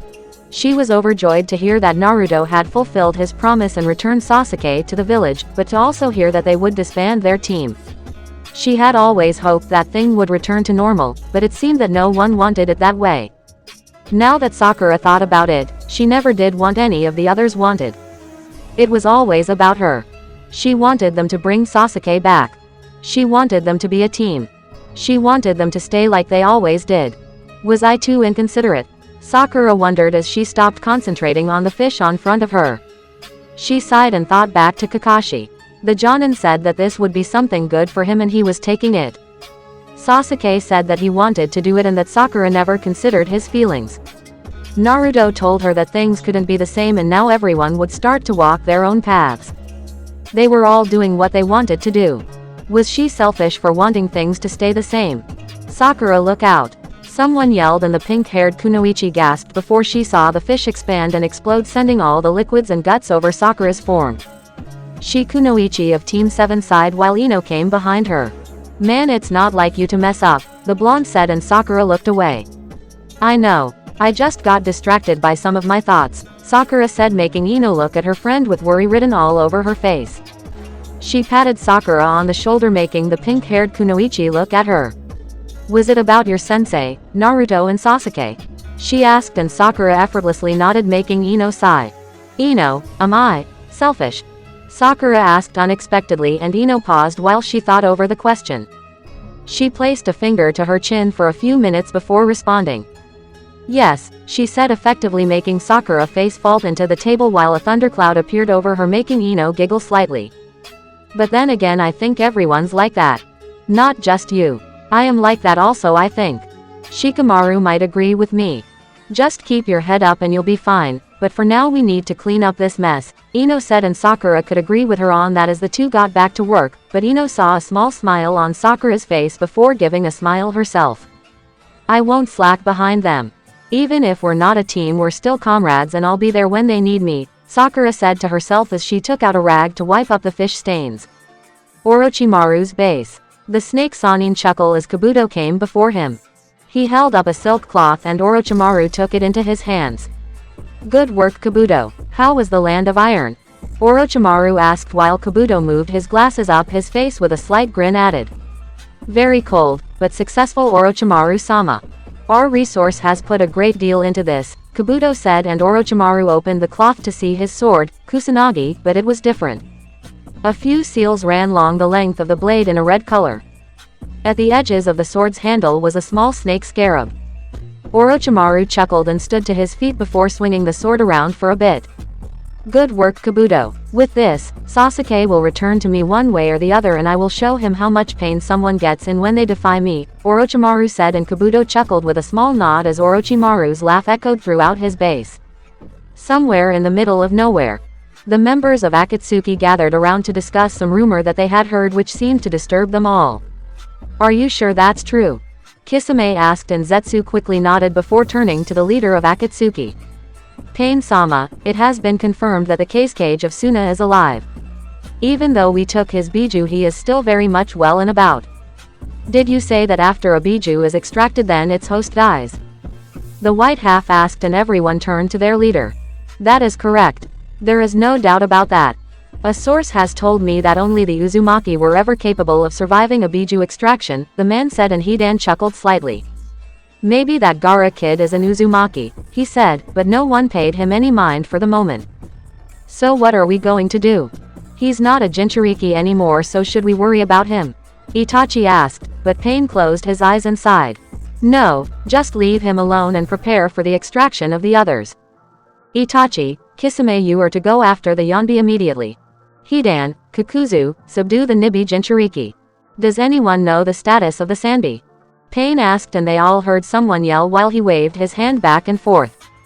Oh, Pain-sama, Tobi knows where the Sanbi is because Tobi is a very good boy, the orange-masked Akatsuki member said before Deidara grew a tick mark across his face. Ah, shut up, Tobi, and try to be a respectable Akatsuki member already, Deidara responded as Tobi rubbed the back of his head. That's funny, Senpai, since you're the one who got his arms cut off, ha ha ha. Tobi laughed, and Deidara disappeared and soon followed Tobi while they all wondered what was going to happen. Anyway, Pain-sama, it seems that since it's been a long time after the Sanbi Jinchuriki's death, the high concentration of Biju chakra has been located near one of the lakes. I'm not sure which one, but it's probably near Konoha or some other place, Itachi said, and Pain nodded. Then Deidara and Tobi will go after it when it resurfaces. That is all, dismissed, he said, and the people started to fade out of sight. With Team Hinoken, 3 days later. Everyone sighed as they came up to a bridge. Sasuke stared at the bridge and narrowed his eyes. Kakashi gave an eye smile while Yugao whistled. Kushina and Makoto gasped out as Naruto chuckled. Well, you really are unpredictable, Naruto-san. To get a bridge named after you is rather interesting, Yugao asked, and Naruto rubbed the back of his head. I seriously have nothing to do with it. I didn't know they did this, he said, and Sasuke rolled his eyes at his blonde comrade. Sure you didn't, loser. HMPH, we were all there. Sasuke slightly pouted, and Kushina wrapped her arms around her son. That's my Sochi for you. He's already making a name for himself, Databane, Kushina said while Naruto blushed. Makoto shook her head at the two Uzumaki before everyone passed the bridge entrance and in as little to no time at all came up to the land of Wave. Naruto, Sasuke and Kakashi smiled as they saw the place looking even more lively than before. People were all over the streets, the places were active and the sounds of children were rampant through the streets. Naruto smiled as he took in the happy scene. Ah, that's what I like to see. A good place with happy people, Naruto said, and Sasuke closed his eyes while he folded his arms. HN, all the damn work it took to help them, someone better be happy, Sasuke said, earning laughs from the team before Naruto grew silent. I wonder how Haku and Zabuza are doing. Now that I think about it, I wonder if they could help me out, Naruto thought, and due to their connection Kushina could tell that her son was thinking about something. Maybe it was mother's intuition or the shinigami powers flowing through her veins, she didn't know. Everyone continued to walk for a little while longer before they came up to Tezuna's house. Naruto knocked on the door and before long everyone heard a voice. Coming, the soft voice said, and the person opened the door. They immediately gasped at Naruto, Sasuke, and Kakashi's face before they quickly grew ecstatic. Naruto-san, you and your friends are back, she said, and Naruto rubbed the back of his head. Nice to see you, Tsunami-san. Is the old drunkard around? Naruto asked, and Tsunami nodded as she quickly invited Naruto and the others inside. He sure is. Along with Inari. Please hang on and I'll go get them, Tsunami, as she quickly ran up the stairs. She seems lively and different from how you described her, Yugao said while Kakashi and Sasuke coughed and Naruto blushed in embarrassment. No kidding, Naruto said before he heard rapid footsteps. He saw a young teen running at him as the blonde hopped to his feet. Naruto-Nisan, Inari yelled as he crashed into the blonde. Naruto chuckled as he ruffled the younger one's hair as he saw someone else coming down the stairs. Well, aren't you a sight for sore eyes, the old man said, and Naruto smiled with a nod. Same to you. It's good to see you, Tazuna-san, Naruto responded before Tazuna patted him on the back. Just Tazuna, kid. No need for honorifics between buddies.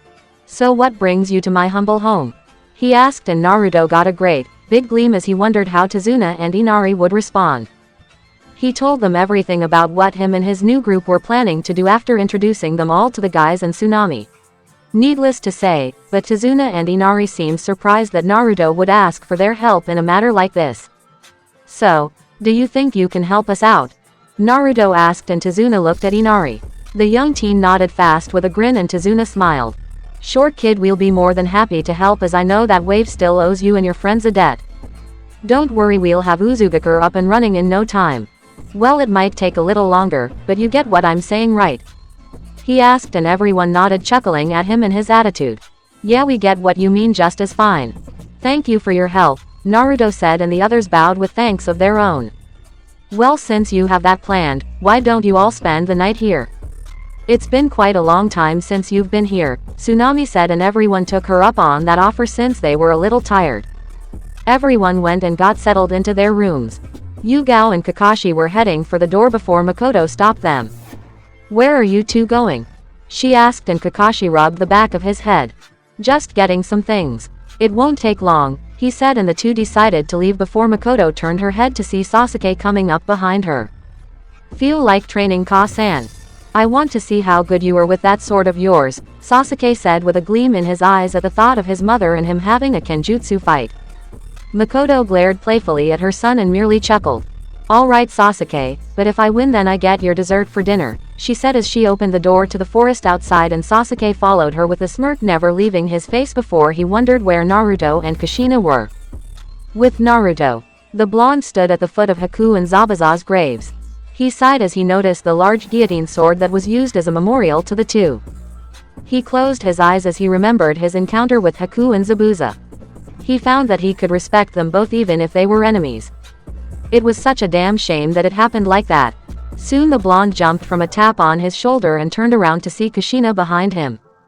The redhead Uzumaki woman smiled at her son and lover before she looked at the graves. Did I scare you, Sochi? She asked, and Naruto calmed down ultimately with a small sigh at his mother's playfulness. Very funny, Ka-chan, and yes you did, but I can forgive it, I guess. So what's up? He asked, and Kushina knelt down in front of one of the graves. Thinking about reviving them? She asked, and Naruto widened his eyes while Kushina closed hers with a smile. Of course I know how you think, Sochi, because I would be thinking about it too. Just go at your own pace, she said, and Naruto smiled as he nodded. Yeah, that's true, I guess. Hee, by this sunset you look even more beautiful than before, he told her, and Kushina closed her eyes and his a small blush. Flattery gets you nowhere, Sochi, Kushina said before Naruto got a perverted grin and sensually rubbed his mother's shoulder. Should I try harder then? He asked, and Kushina only moaned a small response to his question, which made Naruto smile. Oh, please try harder then, she said, and Naruto smiled with a slight nod as his hands went down and groped her soft globes. He rubbed his hands over his mother's breasts, making Kushina moan even as she took her hand and rubbed Naruto's soft hair. Sochi, you're getting bolder, she moaned, and Naruto kissed his mother's neck. I like to try for the most beautiful woman in the world, Naruto replied, and Kushina sighed in bliss as her son's touches were a lot more focused and pleasurable than before. So this is where you two were, someone said, making Naruto and Kushina jump. The two turned around to see Makoto looking at them both from a bit of a distance as the two blushed and removed themselves from each other. Both cursed the Uchiha matriarch appearance, but nothing they could do about it now. Makoto, what's up? Kushina asked, and the brunette Uchiha eyed them both as they were acting rather suspicious in her eyes, but she could think about that later. Well, it's nothing. I just wanted to know where you two were, as Sasuke was wondering the same thing, Makoto said, and Naruto's sweat dropped. Where is Sasuke? he asked, and Makoto pointed to the house. Sulking, she said, and Naruto shook his head, as did Kushina, at what they thought might have come true. Also, Tsunami-san wanted me to call you. The dinner is ready and we're leaving tomorrow thanks to one of the construction workers who decided to offer us a boat. Now then, what do you want us to do? Makoto asked, and Kushina hopped to her feet. Well, we can all eat, then we'll make our plans for Uzugakure. After that, I think we'll do a little bounty hunting. We do need the money, you know, she said, and Makoto sighed with a nod. Yeah, alright. I'll go and inform the others, she said to her, and then disappeared. Kushina smiled, and so did Naruto before he followed her back to the house. He noticed Haku and Zabuza's graves one more time and smiled. Yeah, just wait, you two. I'll get back to both of you in just a moment, he said, and thought as he walked away. You know, brat, maybe it would be best if you just told that old woman about your secret. You're kind of blowing it out of proportion more than usual, Kyuubi said, and Naruto closed his eyes. Yeah, I've thought that a lot, but I just don't know. I do think you're right, but tell me, what do you think of the time-space ninjutsu I'm trying to create? Naruto asked, and Kyuubi scratched his ears as he laid in a streaming hot bath of lava. He sighed blissfully while his tail stretched out over the place. In my opinion, I still don't see what you're trying to create, but at least it sounds destructive. Better do me good, brat, but you seem to be on the right track. However, promise me one thing, he said, and Naruto raised an eyebrow. What's that? He asked while Kyuubi's glare intensified. No more Uchiha revivals. I mean it. I hate those bastards for all they're worth. Damn ingrates, Kyuubi said, and Naruto rubbed the back of his head. Well, I did learn about the whole thing from Ka-chan, but not some hard evidence. I wasn't planning on reviving anyone really, Naruto said, and Kyuubi slightly softened. Well, that's great. The less Uchiha I have to know about the better, Kyuubi said before he closed his eyes, making Naruto chuckle at him before they got back to the house and enjoyed the company that Tezuna's family had to offer. Next morning, Naruto and the other members of Team Hinoken were on the boats headed for Uzugakure, along with a large number of men and women who would help them work. Everyone had been in high spirits over the journey while the members of the Kenjutsu team gathered together. I really think we should get started on this bingo book, Kushina said, and everyone pulled out theirs. In the books were all ranked shinobi that went from C rank all the way to SS rank. The members had all agreed last night that they would try to tackle this mission for the sake of teamwork as well as money. It would be better than not to have it done. Maybe we should work our way through it from the bottom. Maybe Sasuke and I should go for it, Naruto said, and the Uchiha didn't really have a problem with it as he could face stronger opponents and get stronger. All for the sake of meeting Itachi and hopefully getting some real answers for a change. I don't mind it at all. I'll be ready to go whenever. Just don't slow me down, loser, Sasuke said to him, and Naruto growled. Right back at Cha-tem, Naruto said, and Sasuke closed his eyes with a small smirk on his face, leaving everyone confused as to the way the two thought. Well, alright, if you two can handle it then that's fine. We'll wait for about a week as that's how much time it should take to fix most of the place. Naruto and I have high chakra already, and if we help the construction then it will go that much faster. Naruto, Sasuke, I want you both to take out the C and B ranks. That will grant you both more experience. Then we'll all go after the A ranks together. That shouldn't be too hard, Kushina said, and the two boys nodded before they heard a yell. Kushina-san, we have a whirlpool sighting. One of the managers of a boat said, making everyone looked at the enormous whirlpools. Kakashi narrowed his eyes, and so did Sasuke. Naruto shook his head at the raging water before Kushina took some paper and jumped out of the boat. Everyone gasped as they watched her leave the safety of the boats as the Uzumaki woman walked towards the waters. She took out a pen and wrote on the paper. She was just inches away from being swept by the powerful whirlpools before she slammed the ground with the paper. Uzu no Fuin. Shotatsu, whirlpool seal. Collision, Kushina yelled, and her seal glowed. A light blasted from the paper, causing everyone to cover their eyes. The light immediately swirled around in the air before shooting downwards into the whirlpools, making them crash around violently until they disappeared. Everyone gasped at what Kushina did, and the redhead smiled as she turned around. They won't stay that way forever, so let's get going, people, she told them, and everyone nodded as they moved their boats past the seemingly calm water and managed to disembark at the large strip of land. Alright everyone, let's go and help these good folks out. Tezuna yelled, and the people of Wave shouted out their cheers as they walked towards the village. Kushina and Naruto led everyone through the thicket of trees and bushes, and while it was denser than most would have liked, they didn't really care at all. Sasuke took in the sights of the all trees and mess that seemed to be of interest to him, but there wasn't much, at least until he saw the gates. Everyone gasped at the large gates in front of them and gulped as Naruto and Kushina quickly pushed them open. Everyone walked inside and noticed the destroyed buildings and even the partially destroyed streets. It made people's hearts sink at the thought of what might have happened to the rest of Naruto and Kushina's family. Kakashi seemed surprised at the way the village was, as he never thought that the damage was this severe. He might have heard about some of Uzugaku's history from Kushina, but he never thought that this would be so vacant. It left a rather lonely feeling, but he quickly got over it. Yugao seemed rather sad about the village, but she knew that when it was done it would like awesome as their base of operations, plus it seemed like the ideal place to raise any type of family and have them learn the ways of the world. Yep, the place wouldn't be so bad. Makoto knew about the destruction of the Uzumaki, but to think that this much damage had happened. It must have been very bad for the Uzumaki, and she could only imagine, since she knew just how Kushina and Naruto might feel since she had her own clan slaughtered, but she bore no hatred to the person who did it since she knew why he did. Sasuke looked around, and while he kept his impassive look, mentally he was rather shocked. Naruto's village looked even worse than his clan compound did. He wondered how Naruto even slept a night knowing that he had no one until now. It really made Sasuke think a little more about Naruto and his problems. Meanwhile, Naruto and Kushina turned to everyone and noticed the slightly depressed mood. "Come on people. We have to make this place great, so do it for us," Naruto said, pumping his fist into the air, and everyone's mood suddenly changed as they all decided to get to work while Naruto, Kushina, Sasuke, Kakashi, Yugao, and Makoto crossed their fingers.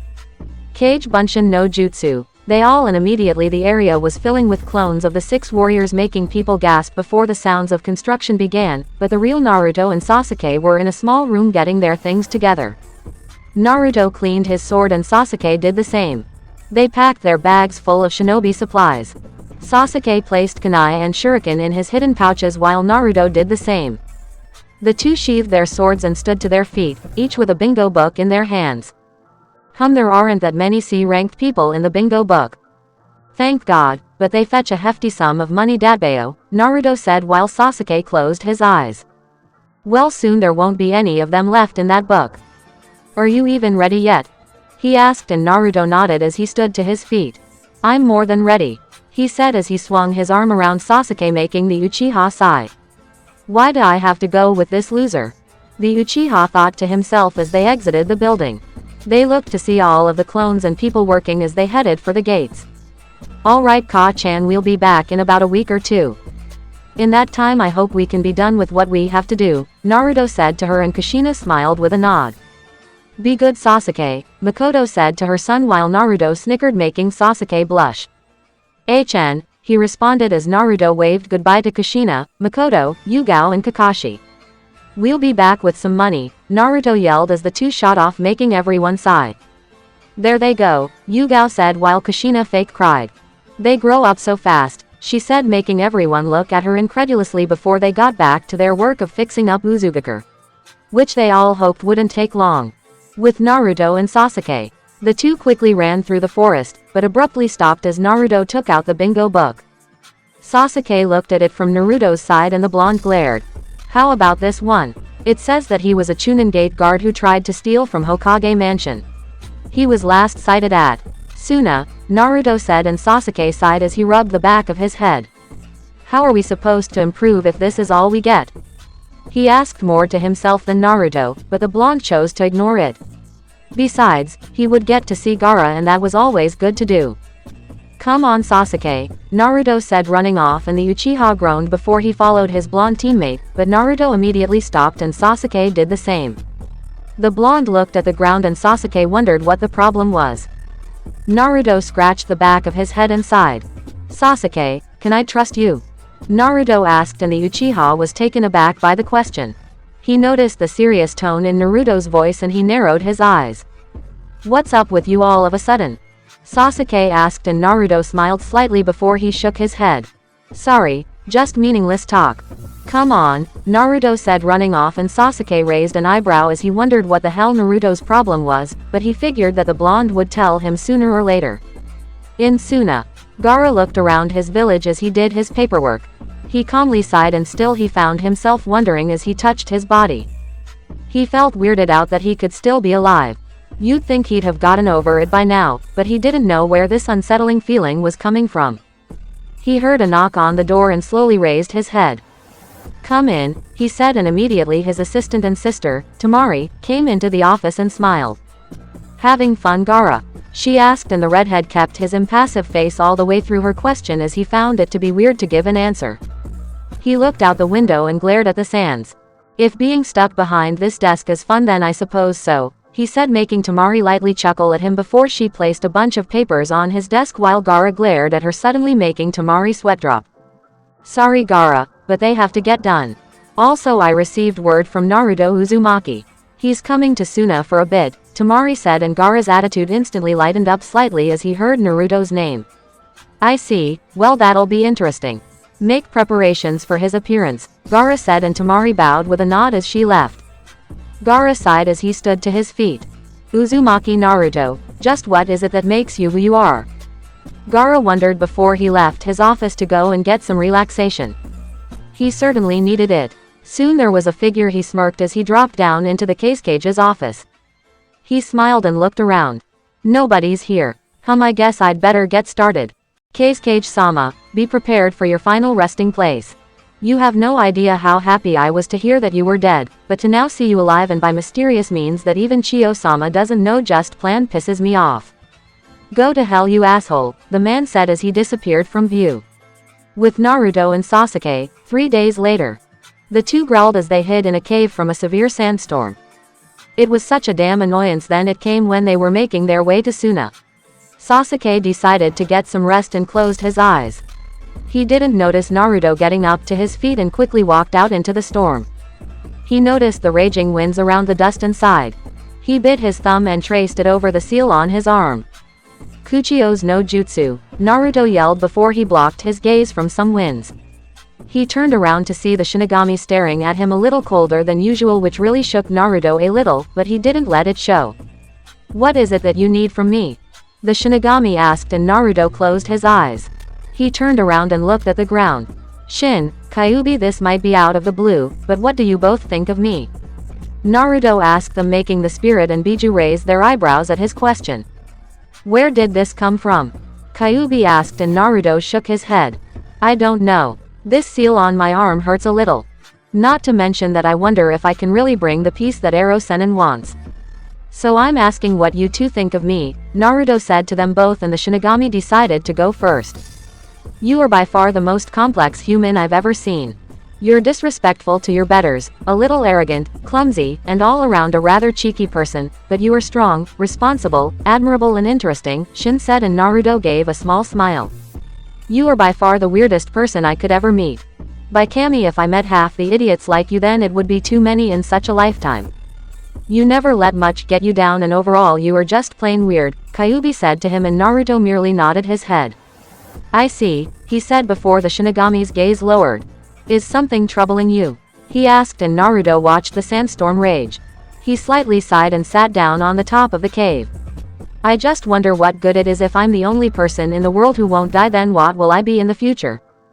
Naruto wondered while Kyuubi stood silent. The shinigami did the same as he wanted to tell Naruto something, but he knew the blonde wouldn't be able to handle the information at the moment. "I don't know what to tell you, so I'll just say this. Survive. If you survive, then you will see it all." "Is that all?" the shinigami asked, and Naruto shook his head as he drew his sword and pointed it at the shinigami, making the death god raise his eyebrows at the blonde. "I need some training, and I don't think that you have a lot to do, right?" Naruto asked, and the shinigami glared at the blonde before he took his folded his arms. "Assume the stance," he ordered, and Naruto did so. He turned to face the sandstorms in the vicinity while the shinigami spoke. "Concentrate and pour your chakra into the sword. Make sure to keep a good spiritual feel over it," Shin said, and Naruto closed his eyes as he concentrated his chakra into his sword. The sword hummed and grew bright with a spiritual light that lit up the valley of sand. "Control the fire," Don't let it control you and then release it all at once, the shinigami said, and Naruto twirled his body. He threw out his sword and 5 streaks of blue fire shot from his sword and slammed into the sandstorms, making them blaze before Naruto calmly dismissed the flames. He turned around and Shin nodded. Good, but your control is still lacking along with your execution. You seem hesitant, Shin said to Naruto, and the blonde turned around. He sighed and looked at his sword. Shin, have you ever cared for anyone? Naruto asked again, and the shinigami closed his eyes. That is a story for another time. Come on, we'll keep practicing your technique until your friend wakes up. Now then, take it from the top, Shin said, and Naruto nodded as he continued to practice until Sasuke woke up from his little nap. The sun was starting to go down and Naruto huffed before he sheathed his sword. Shin glared hard at him before calming down. Well, it's not perfect, but you're getting the hang of it now. Well done, the shinigami said, and Naruto smiled with a slight nod. Alright, thank you, Shin. Also, I'd like to revive someone, Naruto said to him, and Shin nodded. I'd like to revive. Damn it, I don't know Gaara's mother's name. Kuso, how could I forget that damn fact? Stupid, Naruto said, keeping the last part to himself before he sighed. H then gasped as he remembered Neji. He made it apparent that he would help the guy out. As far as he knew, Neji's mother wasn't around, or rather she left the village at one point. He only knew that his father raised him. I want to revive Hisashi Hyuga of the Hyuga clan. Brother of Hisashi Hyuga and father of Neji Hyuga, Naruto said, and the shinigami nodded as he did the same procedure as always, making a light that shined over the entire area. It soon settled down and the shinigami turned to Naruto. I expect my payment by the end of the week, Shin said, and Naruto nodded as the spirit disappeared. He then turned to see Hisashi Hyuga looking at him weirdly as he took a Hyuga battle stance. Who are you and where am I? He asked while Naruto's sweat dropped. Ungrateful Hyuga bastard, Naruto thought, making Kyuubi snicker as the blonde sighed. Look, I'm tired, so I'll get to the chance. I'm Naruto Uzumaki, the blonde said, and Hisashi widened his eyes to seeing the Kyuubi Jinchuriki, who was much older than he last remembered. What? He asked, and Naruto nodded. That's right. I revived you. No, I didn't use the Edo Tensei to do it. I'm better than that. I did it because I know Neji misses you, Naruto said, and Hisashi lowered his gaze at the mentioning of his son. Neji, how is he? Does he still hate the main branch? Hisashi asked, fearing the answer, and Naruto smiled as he shook his head. No, he doesn't. He's quite looked upon by the main branch as he's training Hinata and Hanabi, Naruto answered, and Hisashi smiled as he looked at the ground. He chuckled slightly before glancing at Naruto. You've gotten taller. Plus you look a lot more mature now, Hisashi said, and Naruto rubbed the back of his head. Yeah, well, growing up does that to you, doesn't it? Naruto asked as he took out a piece of paper. He quickly handed it to Hisashi and smiled. Hisashi Hyuga, you should really go back to Neji. He misses you a lot. Even if he asks like he's gotta stick up his ass sometimes, Naruto said, keeping the last part to a whisper among other things, which made Hisashi wonder what he said. Tell me, Naruto-san, why did you do it? Hisashi asked, and Naruto smiled. Cause I don't like seeing anyone unhappy about these things, Naruto said as he took out a piece of paper and wrote on it. After a few minutes he passed it to Hisashi. The Hyuga took the note and put it away. Give that to Neji. Also, Konoha is 2 or 3 days away. Now then, let me tell you something else, Naruto said, and Hisashi nodded. The blonde told him everything about the shinigami, and needless to say this, but Hisashi gasped as he looked at Naruto. That's insane. The shinigami made you its summoner. But from the way you spoke, you aren't lying. It's just so unbelievable. You really are one mysterious kid, Hisashi said, and Naruto closed his eyes. If you don't mind, please keep this a secret from Tsunade Bachan and the rest of the Hyuga. Hisashi-san knows about it and he said that he wouldn't speak. Can I ask that you not do the same? Naruto asked, and Hisashi smiled. Why would Hisashi do something like that? Hisashi asked at the mentioning of his older brother. Well, I brought back Hanako-san for him, Naruto said, and Hisashi widened his eyes at the mentioning of his younger sister. Hanako is back also. Naruto Uzumaki, you are just impossible to figure out, Hisashi said, and Naruto nodded with a slight smile. Yeah, I pride myself on that datbeo, he said with a thumbs up, and Hisashi could only give a small smile. You have my word of silence, Uzumaki-san, Hisashi said, and Naruto's face beamed with thanks as he shook Hisashi's hand. Thank you, but you'd better go. Neji's waiting for you, Naruto said, and Hisashi instantly shot off as he disappeared into the sands, and just in time too as Naruto turned around to see Sasuke starting to stir. Anything happen? He asked, but Naruto shook his head and smiled. The storms have calmed down. I think we can go now, Naruto said, and Sasuke nodded as they left the caves. Naruto and Sasuke trudged across the sandy terrain, and before long they noticed a person in the distance. Most of his body was covered from the sands before he turned around. He noticed Naruto and Sasuke making the two tents. They weren't wearing their Konoha headbands, so maybe they were alright for the moment. They weren't sure. Sasuke took out the bingo book and looked at it. He then looked up and growled. Naruto, that's him. His name is Hiro Shinichi. He was the one who got away. He specializes in Kaden and Raiden elements, Sasuke said, and Naruto naturally glared at the man before he glared back at them. Who are you? You looking for me? Oh, let me guess that the both of you are from Konoha. How nice. I was getting bored, he said as he cracked his knuckles. He placed his stuff down and took out a kunai. Sasuke, mind if I take this guy? Naruto asked, and the Uchiha sighed as he walked away. He stood a couple of feet back and folded his arms. Just hurry up. We have more targets to take care of, Sasuke said, and Naruto nodded while Hiro growled. Please, the last thing you see will be me with my kunai ending your lives, Hiro said, and Naruto took out his sword. Sorry, but I'm going to have to disagree with you, Naruto said as he quickly erased the distance between himself and Hiro. The Chunin shinobi gasped before he was slammed in the stomach, which sent him to the ground. Naruto glared at him before Hiro grabbed the blonde's arm, and with a quick maneuver he flung Naruto over his arm and into the air. Sasuke watched Naruto rebound before Hiro did his hand signs. Kaden, Hosenka no Jutsu, he yelled, sending a multiple of fire bullets at Naruto, and the blonde rolled his eyes as he slashed through them all effortlessly with his blade. Hiro watched his attack get defeated quickly before Naruto drew his sword back. Uzu no Fukusu, Miyasu Shiji, Whirlpool Revenge. Single burn slash, Naruto yelled, and Sasuke watched as fire danced around Naruto just like the water did that one time, and he gasped, and the blonde vanished in a blur of speed and appeared on the ground behind Hiro. The Chunin gasped while Naruto gave a cold glare. Fall under the weight of the whirlpools, Naruto said as he sheathed his sword. Immediately a blazing line of fire appeared from the sky to the ground while Hiro fell to the ground. Naruto got to his feet and turned around. Not hard at all, he said while Sasuke came up behind him. What would you expect of AC rank shinobi? He asked, and Naruto shrugged since he figured that Sasuke did in fact have a point. Naruto looked at the man and turned to Sasuke. Hey Sasuke, could you take a look at the bingo book for our next target? Naruto asked, and Sasuke did so as he turned around to think. Naruto sighed and quickly summoned the shinigami, which was for the second time today and his last time. Naruto quickly paid for Hisashi's body, and the shinigami easily took it. Payment accomplished, he said before disappearing as Sasuke turned around. Did you say something? He asked, and Naruto sweated and scratched his cheek.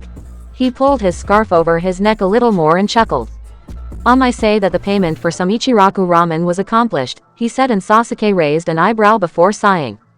Well, when you're done with ramen, let's get back to business so we can head back to Uzugakure and get through the rest of this list, Sasuke said, and Naruto could agree with him on that. Yeah, you're right. Let's hurry up and got to Suna so we can arig. Naruto suddenly yelled as he fell to the ground. Sasuke widened his eyes as the seals on Naruto's arms began to glow.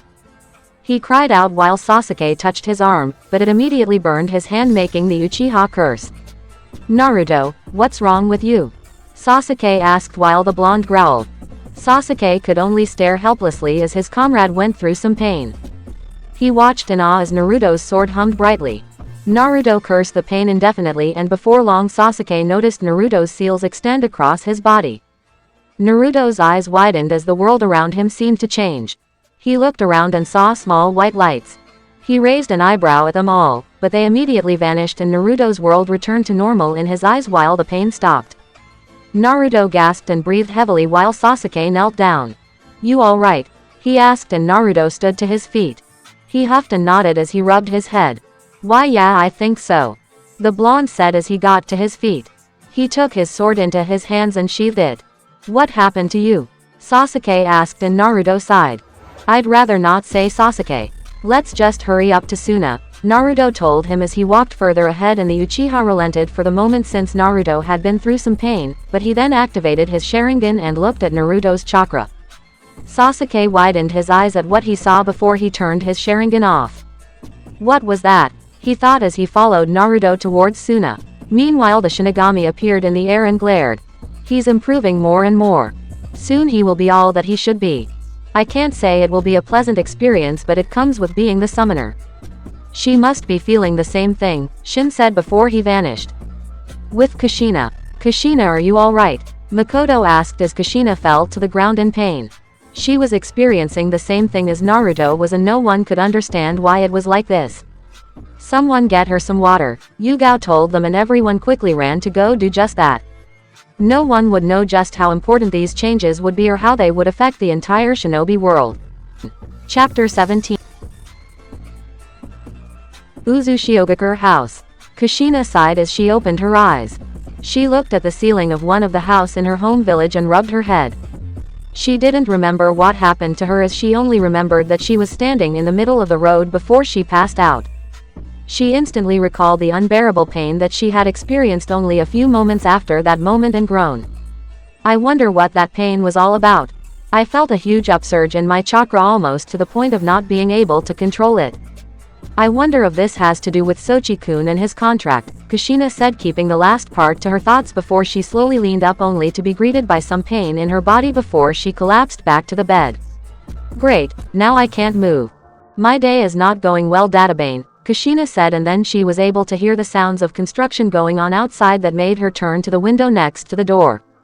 She saw people walking about around the village and closed her eyes for a bit until she heard a knock on her door. She watched it open to reveal Yugao with a basket of water and a hot towel. The only reason Kushina could see it was hot was because of the steam coming from the cloth. Kushina-san, it's good to see that you're awake.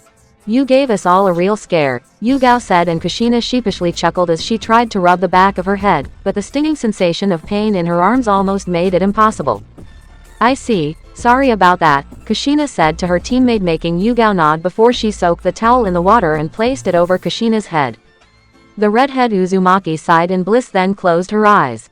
How are Kakashi and Makoto? Kushina asked, and Yugao gave a gentle smile, knowing that Naruto's mother would want all the details before she passed out.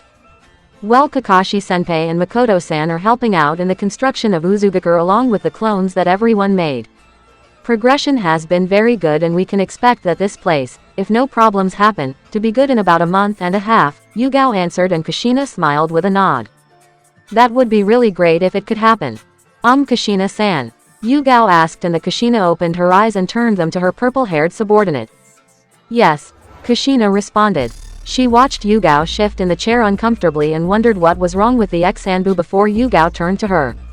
It's not any of my business in what you do or anything, so you don't have to answer this, but what is the relationship between you and Naruto-san? Yugao asked, and Kushina widened her eyes.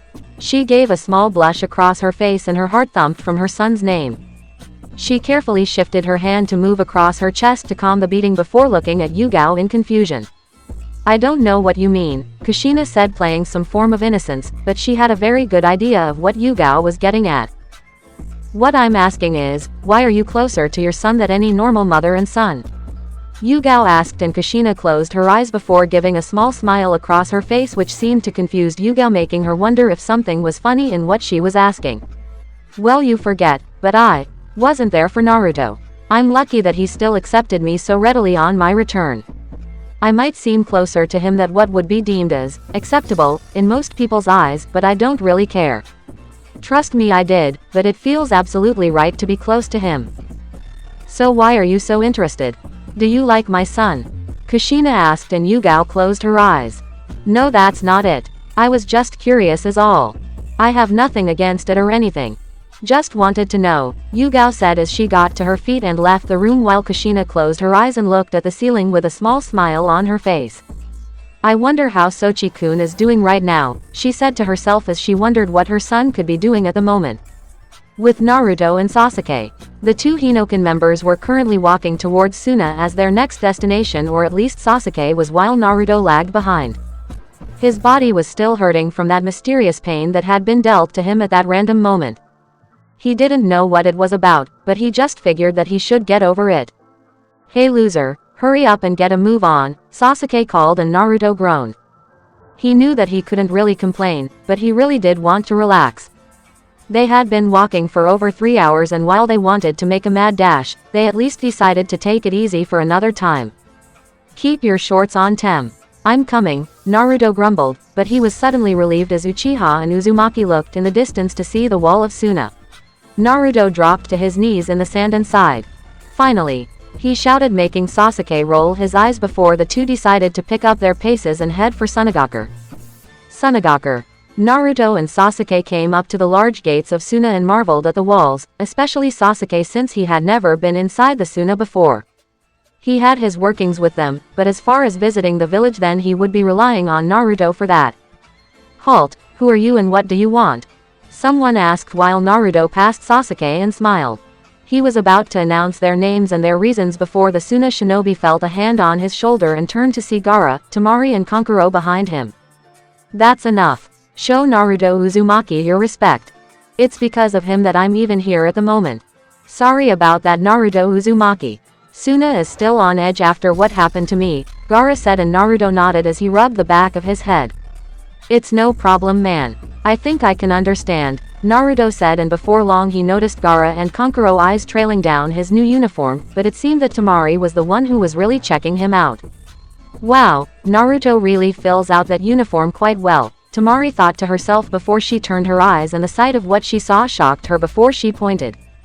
"Why, she started while Gaara and Kankuro narrowed their eyes at Sasuke.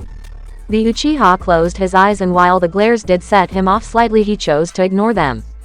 "Uchiha Sasuke," Gaara said, and everyone tensed before Naruto gave him a thumbs up, confusing everyone. "I told you I'd bring his ass back," Naruto said, and Sasuke lightly grumbled, but he did admit that Naruto had helped him out. He finally had his mother back, and he could finally think about something other than Itachi all the time. Granted, it didn't stop all the hurt that Sasuke felt, but it was enough to at least not have him betray the village since Naruto kept his promise to the Uchiha. Still, that unsettling feeling that Sasuke had when he took a peek at Naruto's chakra was still there. It was disturbing if he had to give it a word. "I see. That's just like you, Naruto. I'm glad that you could fulfill your promise. We have received your message and have waited for you eagerly. Please enjoy Suna," Gaara said to him, and Naruto nodded as he passed through the walls along with Sasuke. The two Hinoken members started across the village, and Naruto smiled while Sasuke folded his arms. "Don't forget why we're here, loser," Sasuke said, and Naruto nodded with a small sigh while he took out a book. Gaara, Temari and Kankuro noticed Naruto's book, and somehow they all knew it was the bingo book only because of its color. "Naruto, you're a hunter nin?" Kankuro asked, as he was rather surprised that the blonde had advanced so quickly that their Hokage would actually make him a hunter nin for the village. "No, I'm not. Even if that sounds really cool. I'm sorry, but I can't tell you what I am. Ba-chan's orders. I hope you can understand," Naruto told them, making Kankuro nod along with Temari. Gaara didn't seem to really care, as he had known about the pressures of secrets, even from one's friends. "Tell me, guys. Do you know of a guy named Genrohichi?" Naruto asked, and Gaara narrowed his eyes. Temari and Kankuro did the same and glared at Naruto while the blonde put his hand up defensively before Sasuke intervened. "He's one of Konoha's targets, and he's in our bingo book. You three obviously know something," Sasuke said, gazing back at them while Gaara closed his eyes and motioned for Naruto and Sasuke to follow him. Temari and Kankuro followed suit while Gaara explained. He was a Konoha shinobi, but he became a Suna shinobi only recently. It seems that word hasn't spread about him yet, but I figured that Konoha was looking for him. We agreed to keep him safe, and his services are used for Suna. If it's not too much trouble, then can you tell me what he did?" Gaara asked, and Naruto raised an eyebrow. "Didn't he tell you before you made him a shinobi?" Naruto asked while Gaara looked at him incredulously, which effectively made the blonde sweat drop. "I did. He told me that he only left Konoha because he found out about so trouble going on there. He had saved some genin from an earlier mission, so I had no real reason to doubt him, but I'd like to keep my doubts low," Gaara answered, and Naruto nodded as he took out the book. "Well, according to this, he's wanted for stealing just a few Kaden scrolls from a jutsu library. He was a chunin in the armed forces a few years ago, Naruto said, and Gaara nodded while he sighed. Well, I'll get what I can out of him, but for now I'd like that you leave this to me. Here, I'll show you the documentation of his allegiance to Suna, Gaara said to them, both making Sasuke and Naruto nod as they came up to the man. Naruto gazed at it before he stopped. Gaara, wait, Naruto called, and immediately everyone stopped while Naruto and some newly summoned clones grabbed everyone and quickly flew to the ground. Boom. The earth shook around everyone while they covered their heads. People all screamed through the streets of Suna while Naruto got himself off of everyone. They all quickly got to their feet and gasped while Gaara narrowed his eyes. The Cage Mansion, Temari said as she saw it blazing in flames before 6 shinobi tried to put out the flames.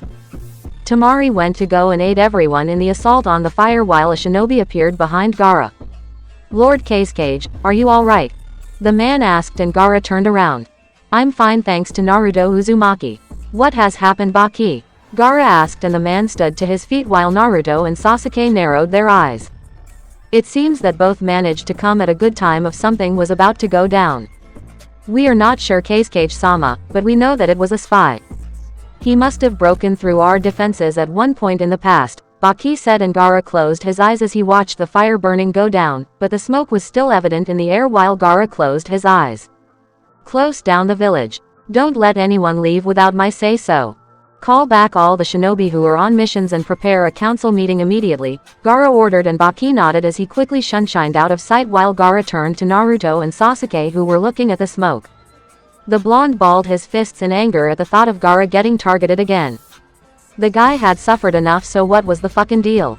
Uzumaki Naruto, Uchiha Sasuke, please let me show you to your place of rest. It would be wise if you didn't get involved this time. I'm sorry that this has happened on your stay, but please rest and let Suna take care of everything, Gaara said to him before he noted Naruto's stare. Sorry Gaara, but I couldn't do that. When you were taken, Suna immediately asked us for help and we came. Don't think that just cause you're back that we can't help you out. You're my friend, you know, Naruto said, and Gaara slightly widened his eyes while Sasuke gave a hidden smirk across his face. The Suna Cage closed his eyes and smiled. Very well. I'll be making an announcement later after the council meeting is finished. I'd like you to stay in your rooms till that time. I'll have Matsuri and Sari get you both when it's time, Gaara said before vanishing in a sand shunshin as a chunin escorted Naruto and Sasuke to their rooms.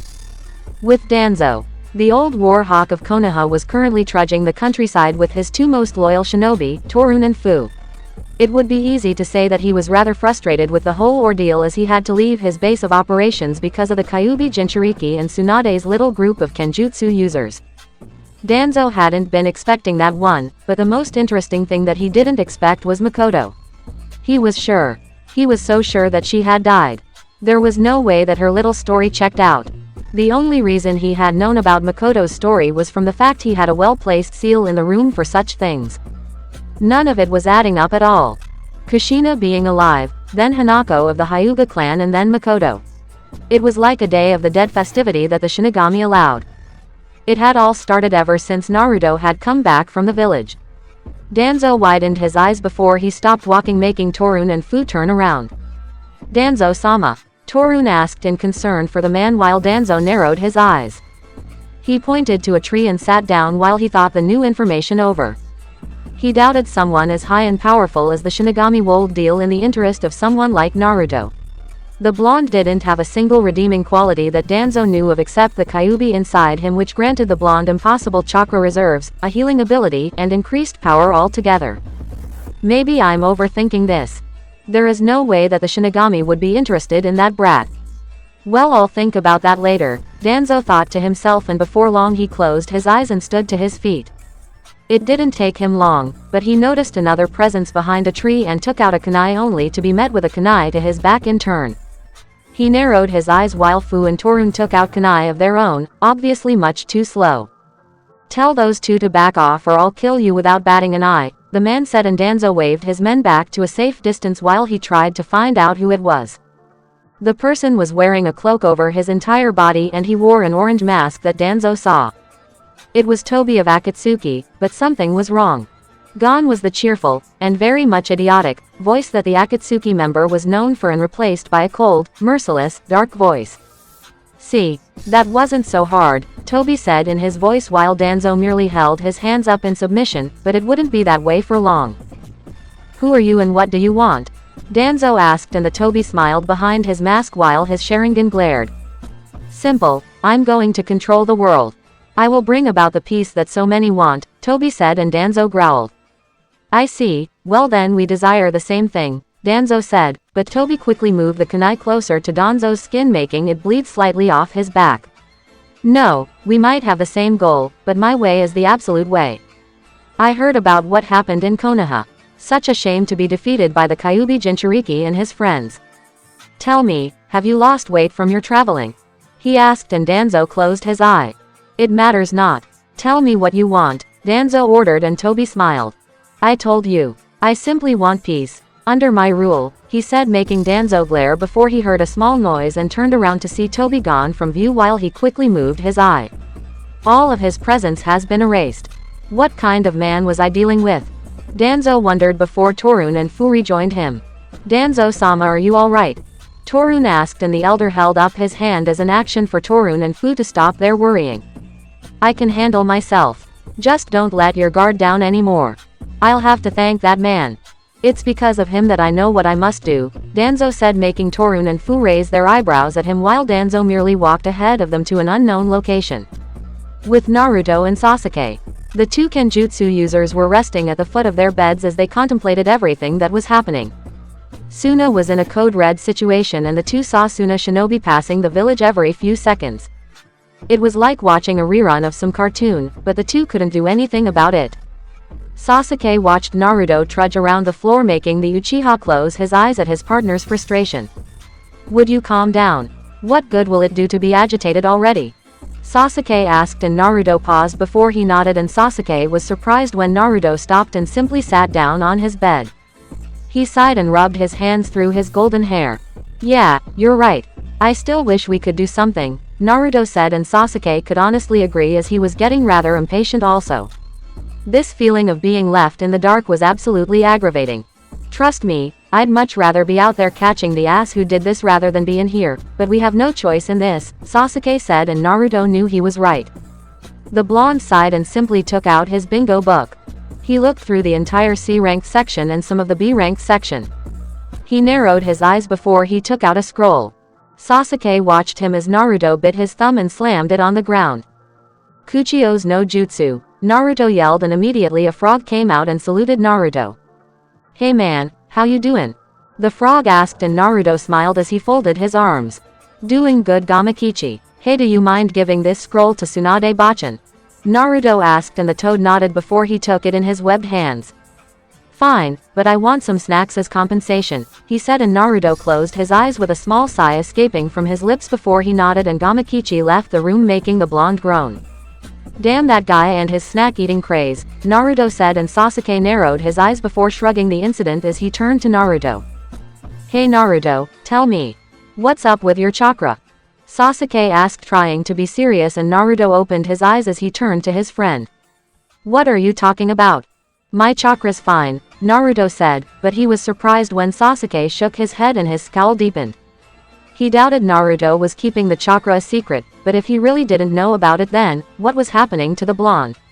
Your chakra, it's not a normal color, Sasuke said and Naruto raised an eyebrow while mentally he was talking with Kyuubi.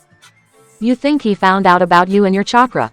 Naruto asked and Kyuubi raised a tired eyebrow at the blonde's question while his tail swirled around his form. I highly doubt it.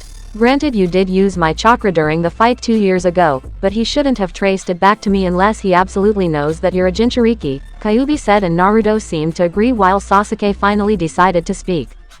Your chakra, it's white, Sasuke said making Naruto widen his eyes and even making Kyuubi lower his gaze as to what the Uchiha was talking about. Naruto, something happened to you during the time you were in pain. Chakra is normally a bluish color, but yours is pure white. It's almost like a spirit chakra, Sasuke said and Naruto raised an eyebrow. What spirit chakra? Naruto asked and Kyuubi sighed while he tried to resist the urge to facepalm, but then again that was the way Naruto was so he would just have to tell the blonde.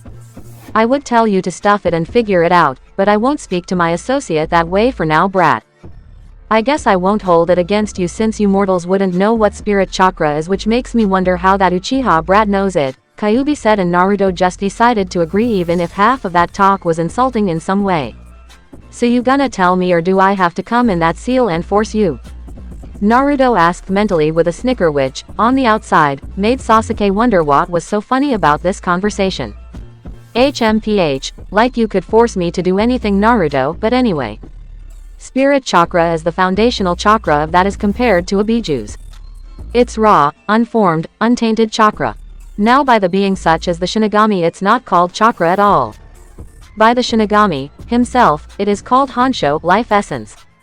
Kami, herself, and the shinigami are, by my knowledge, the only ones who contain this essence. I have no idea what it does though, nor what it means for you, Kyuubi explained, and Naruto narrowed his eyes. His chakra was gone and it was replaced with this new form called Honsho. I see, so that's what it is, Naruto said accidentally aloud, allowing Sasuke to hear him. What? Did you figure something out? The Uchiha asked, and Naruto merely got to his feet and headed for the door. Sorry Sasuke, but I'll be. Kuso. Naruto suddenly yelled, shocking Sasuke as the blonde just remembered that he had summoned Shin twice already. He'd have to wait till tomorrow to do anything, and boy was that going to be a fucking pain. It was then that Naruto asked Kyuubi for the reminder to bring up that whole summoning twice a day thing. It was really starting to irk the blonde to no end. Ah, never mind. No, I didn't figure something out. Well, I guess I shouldn't say that, but it's more of a theory than anything else, Naruto said, and Sasuke widened his eyes as he wondered how Naruto even knew what the word theory meant. How much did his mother teach the blonde Hinokan member? Well, forget it then, Sasuke said, and Naruto nodded before the two heard a rapid knock on the door. Both raised their senses as Naruto opened the door only to see Matsuri and Sari behind the door huffing. Matsuri, Sari, you two actually came, Naruto said, making the two smile as they both remembered Naruto as he was the most talked about person in Suna for rescuing their cage. Greetings Naruto-san. We were sent by Gaara-sama too. Matsuri's voice trailed off as she and Sari took a look at Naruto's appearance. The blonde gave them both a blank stare as they inspected him from top to bottom. He looked like one hell of a shinobi, and needless to say, but if both weren't into Gaara then they would be more than tempted to go for Naruto. That is if they didn't know that the blonde was already taken by one gorgeous woman already. Matsuri, Sari? He asked, snapping the two out of their dazes. Sasuke huffed at them both as he found it similar in his youth, but that was for another time. The two genin girls blushed before Sari sighed. Sorry Naruto-san. Gaara-sama has asked for the both of you to come to Chiyo-sama's place, Sari answered, and Naruto turned to Sasuke, who nodded before turning back. Alright, we'll be right there. Thank you both, he said, and the two genin nodded before they watched Naruto take up his scarf that he had on his bed and wrap it around his neck. Sasuke did the same and then strapped his sword to his waist. Naruto checked over his sword and wondered if it was time for a small upgrade, but he could think about that later. He strapped it back to his waist also, and the two exited their room. Alright then, we'll get going ladies. Please excuse us, Naruto said as he and Sasuke shunshined out of sight while Sari and Matsuri merely left to go and help out around the village. With Tsunade. The Hokage of Konoha was currently doing her paperwork as usual with the bored look on her face. She had Shizune glaring down on her, making her mentally groan. You know I can get this done without you hovering over me, Tsunade said before she sweat dropped to see Shizune smile as she held up a senbon. Just wanted to keep you company Tsunade-sama, Shizune said, and Tsunade gulped while just merely nodded with a word of praise. She really needs a boyfriend. Sheesh, Tsunade said in thought before a poof came to her, shocking the female Sannin. The two medics looked to see Gamakichi with a sure smile on his face. Yo old hag, I have a scroll delivery from my main man. Here ya go lady, the toad said, making the woman growl as she slammed Gamakichi on the head for the tactless comment, and Tsunade took the scroll and knew it would be from Naruto, but what she thought it was she wouldn't know. The toad poofed out and Tsunade unsealed the scroll only for the both of them to be surprised by a body falling out of the scroll while Tsunade shuddered and a note fell out while Shizune examined it. Sasuke and I took down this guy from the bingo book. Please forward the money to the group's Hinokan account please. It really is hot over here in Suna. Ah, well I got to go. See you later Ba-chan. Naruto Uzumaki. Tsunade chuckled despite herself and then looked at the body before a small grimace came over her face. Death was never a pleasant thing, but to think that Naruto and Sasuke said that they took him down so easily. Well, the blonde was able to keep up with Kakashi, so that might have had something to do with it. Well, Naruto-kun seems to be adjusted to his new job, Shizune said while Tsunade sighed. She waved for an Anbu to remove the body while she got started on the money transfer for Naruto and Sasuke. Yeah, I suppose. Though I'm surprised that the brat is in Suna. They should all be in Uzushiogakure at the moment, she figured, and Shizune raised an eyebrow. Well, maybe they split into groups to get more work done. It's what I would have done if I was a member on their team, Shizune said, and Tsunade merely shrugged at the response before getting back to her work, and for some reason that she wasn't sure of, but she knew that there would be more unpleasantness with the amount of bodies the blonde would show to her. Uzushiogakure. Kushina struggled against some pain, but she could finally move freely and stood to her feet. She felt a lot better, and it was rather high in the afternoon at that point. She stretched and resisted the urge to wince at the soreness, but let it go for the moment. Kushina exited the room and opened the door to the outside and saw the tons of people still working. Rooftops were being remodeled, furniture was being remade, and even the training grounds were starting to look like new since people were cutting the grass. Kushina, you alright now? Someone asked, making the redhead turn her gaze to see Makoto walking up to her. Kushina gave a soft smile and nodded as she rolled her arms in a circular motion. You know me. Nothing can keep me down, Databane, Kushina said as she pumped a fist in the air only for her to slightly curse as she rubbed it, making Makoto smile. Well, don't overexert yourself. You really did scare us. Any idea what happened to you? She asked, and Kushina shook her head, but she felt her chakra coils and they felt different somehow. She wasn't sure, but she could feel that Naruto was feeling the same way from their connection. The way the Shinigami explained it, her chakra was sort of like a valve for Naruto's developing Shinigami powers. No human is capable of going through the contract with a god and not getting a bit of pain out of it. Kushina's point was to lessen that load on Naruto, as it would have hurt a lot more if she wasn't there to take some of the pain also. She was kind of used to it in a sense. Nope, no idea, but at least whatever it was, it's gone, Kushina said, and Makoto nodded with a small smile on her face before they were met by Kakashi and Yugao. Well, Kushina, it's nice to see that you're awake. Yugao and I are going to take a crack at the bingo book since we don't have a mission at the moment. We're going to take it easy and simply do a B rank before Naruto and Sasuke come back. We'll see you in a few days, Kakashi said, and Kushina nodded as they left in a swirl of leaves, making Kushina and Makoto giggle slightly. It was all good before Kushina's mood changed and she narrowed her eyes, making Makoto look at her. Kushina, is something wrong? Makoto asked, and Kushina placed her hand on her head and rubbed it. No, it's nothing. Sochi, why did you get so serious? Kushina wondered as she answered Makoto's question. With Naruto. The blonde Uzumaki and brunette Uchiha were hopping along the rooftops towards Chiyo's place. Naruto was leading, though, since Sasuke didn't know his way around the village. The two sped through the village and they still noticed the multitude of Suna shinobi around the village. Naruto cursed and quickly ran, almost leaving Sasuke behind because of his mother's training over the 2 years, which surprised the Uchiha slightly, but he managed to at least keep up with the blonde before the two dropped in front of a house. They saw 3 Suna shinobi guarding it with strict caution, and they all tensed when they saw Naruto and Sasuke arrive. What are you doing here? One of them asked, and before Sasuke could respond, Gaara came into view behind them. I called them here. Now let me inside, he said, and the guards easily nodded as Gaara motioned for Naruto and Sasuke to enter along with him. It wasn't a bad house at all. It was at least somewhere in the deeper parts of the village. It looked pleasant looking both inside and out. Gaara, Naruto and Sasuke continued through the halls of Chiyo's house while Naruto turned to him. So Gaara, what did your council say? Naruto asked, and the red-headed Kazekage turned around and tried to keep his face impassive. I told them the same thing. We're not letting people leave without looking for possible suspects. Analysis from some of the others say that the bombing was made for me. It was centered in the Kazekage mansion room where I do my work. It was lucky that I and the council weren't inside, but we lost more than a dozen shinobi who were working and less than a dozen are injured, Gaara said, and Naruto sighed while Sasuke merely stayed silent. I see, the blonde said before the 3 came up to a small room. They could see Chiyo softly mediating underneath what seemed to be a small tent, but they could think about it later. So Gaara, what brings you to my home? Oh, I see we have Naruto-chan here as well as an Uchiha, Chiyo said, making Sasuke narrow his eyes.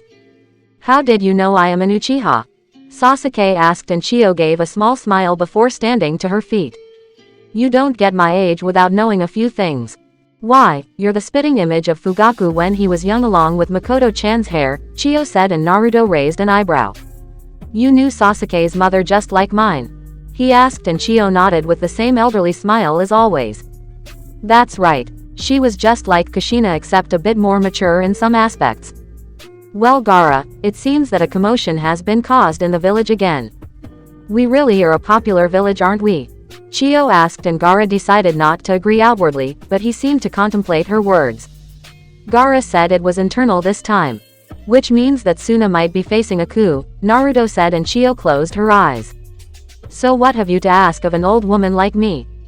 She asked, making Naruto and Sasuke turn to Gaara, who knelt down on one knee with his gourd on his back. I would like for you offer me a little piece of equipment that I will need, Gaara said, and Chiyo narrowed her eyes. She had the feeling of what Gaara could be talking about and walked out of the room and into the storage room behind her house while the others waited. Sasuke sat down and entwined his fingers together while his head rested on the top of them. Gaara folded his arms and Naruto leaned against the wall. The blonde looked at Gaara for the most part and closed his eyes. Nay Gaara, I know this is out of the blue and definitely not the time to ask, but can you tell me about your mother? Naruto asked him, and Gaara looked at Naruto with a steely gaze. Sasuke raised an eyebrow at him and wondered also. First it was the blonde's mother, then his own. He had seen Hinata's mother at least once before they left for Uzushiogakure. She seemed rather nice. What was it with Naruto and people's mothers? Why do you ask Uzumaki, Naruto?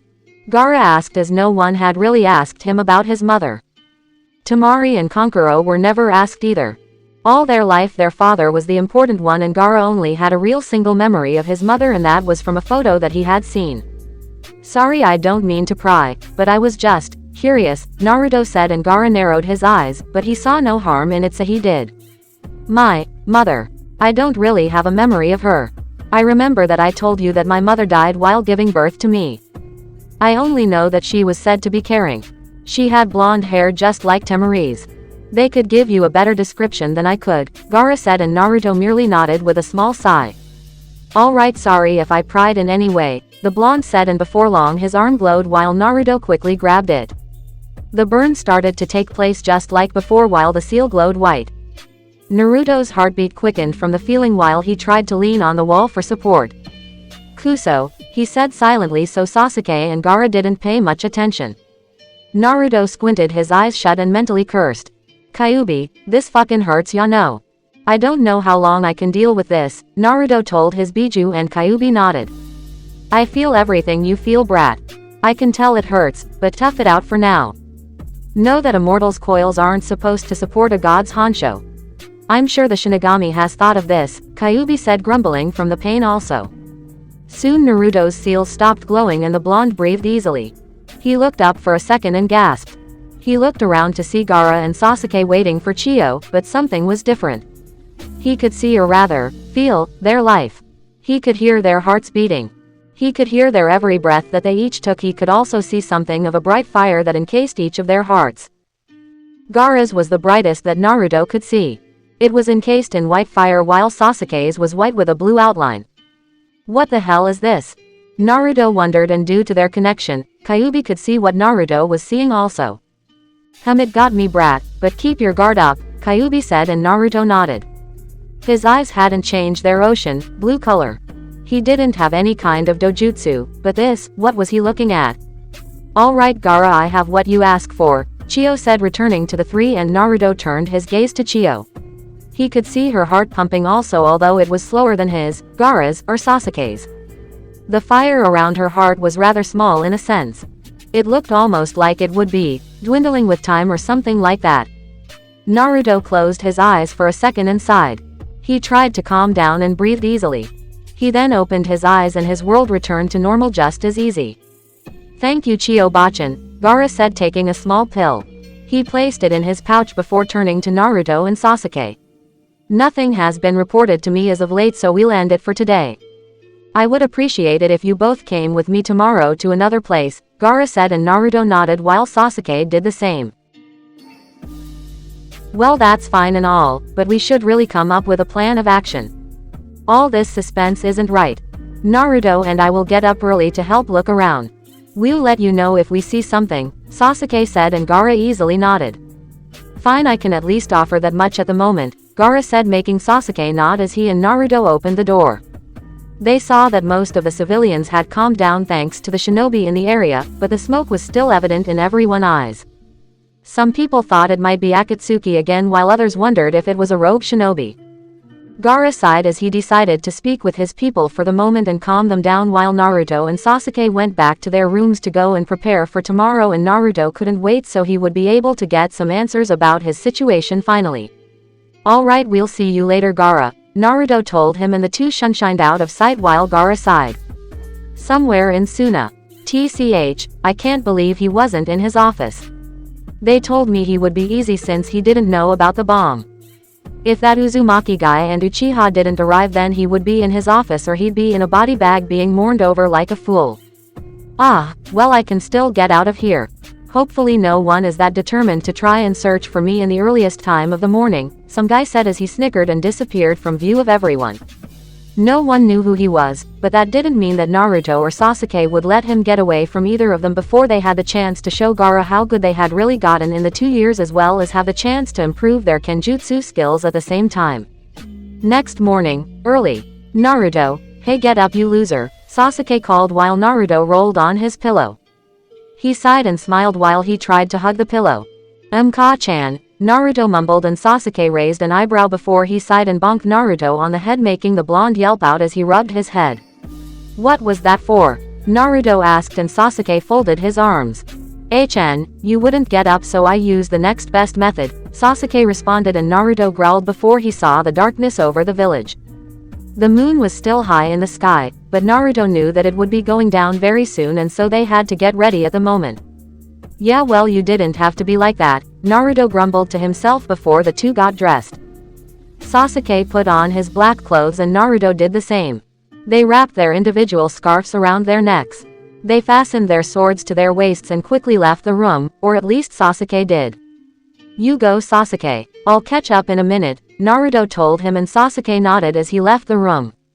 Naruto sighed and rubbed a hand through his hair. He wondered if the death god ever went to sleep, but he would have to ponder that later as he bit his thumb. It was then that he wondered if he could die of blood loss, but then again Shin said that he wouldn't take Naruto's soul, so that meant that the blonde couldn't die, right?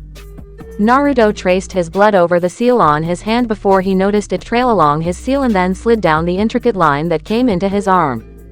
It slowly followed while Naruto seemed fascinated by it, but he would have to deal with it later. Kuchio's no jutsu, Naruto yelled, and as always the light had come and faded. Then after a few seconds he turned around to see the death god himself looking down at the blonde with that same menacing gaze as always.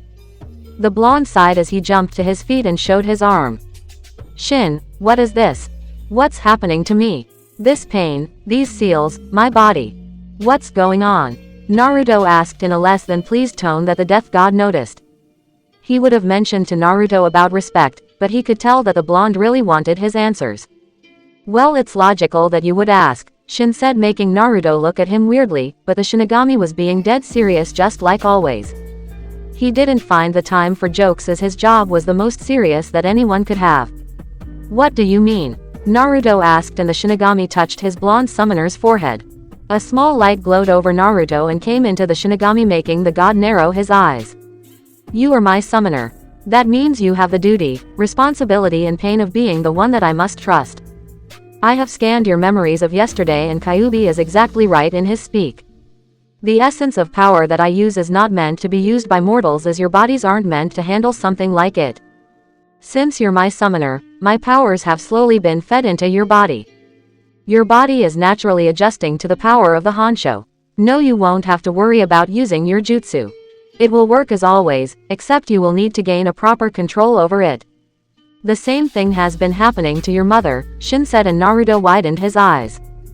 He forgot how Kushina had made her chakra the control limit to his chakra intake, or he'd be in much more pain than everything he could imagine. But, what is Honsho? Is it chakra? Naruto asked, and the Shinigami sighed. Think of it as chakra for the gods. We don't do the techniques that you mortals call jutsu all the time. We're more equipped than that for what we do.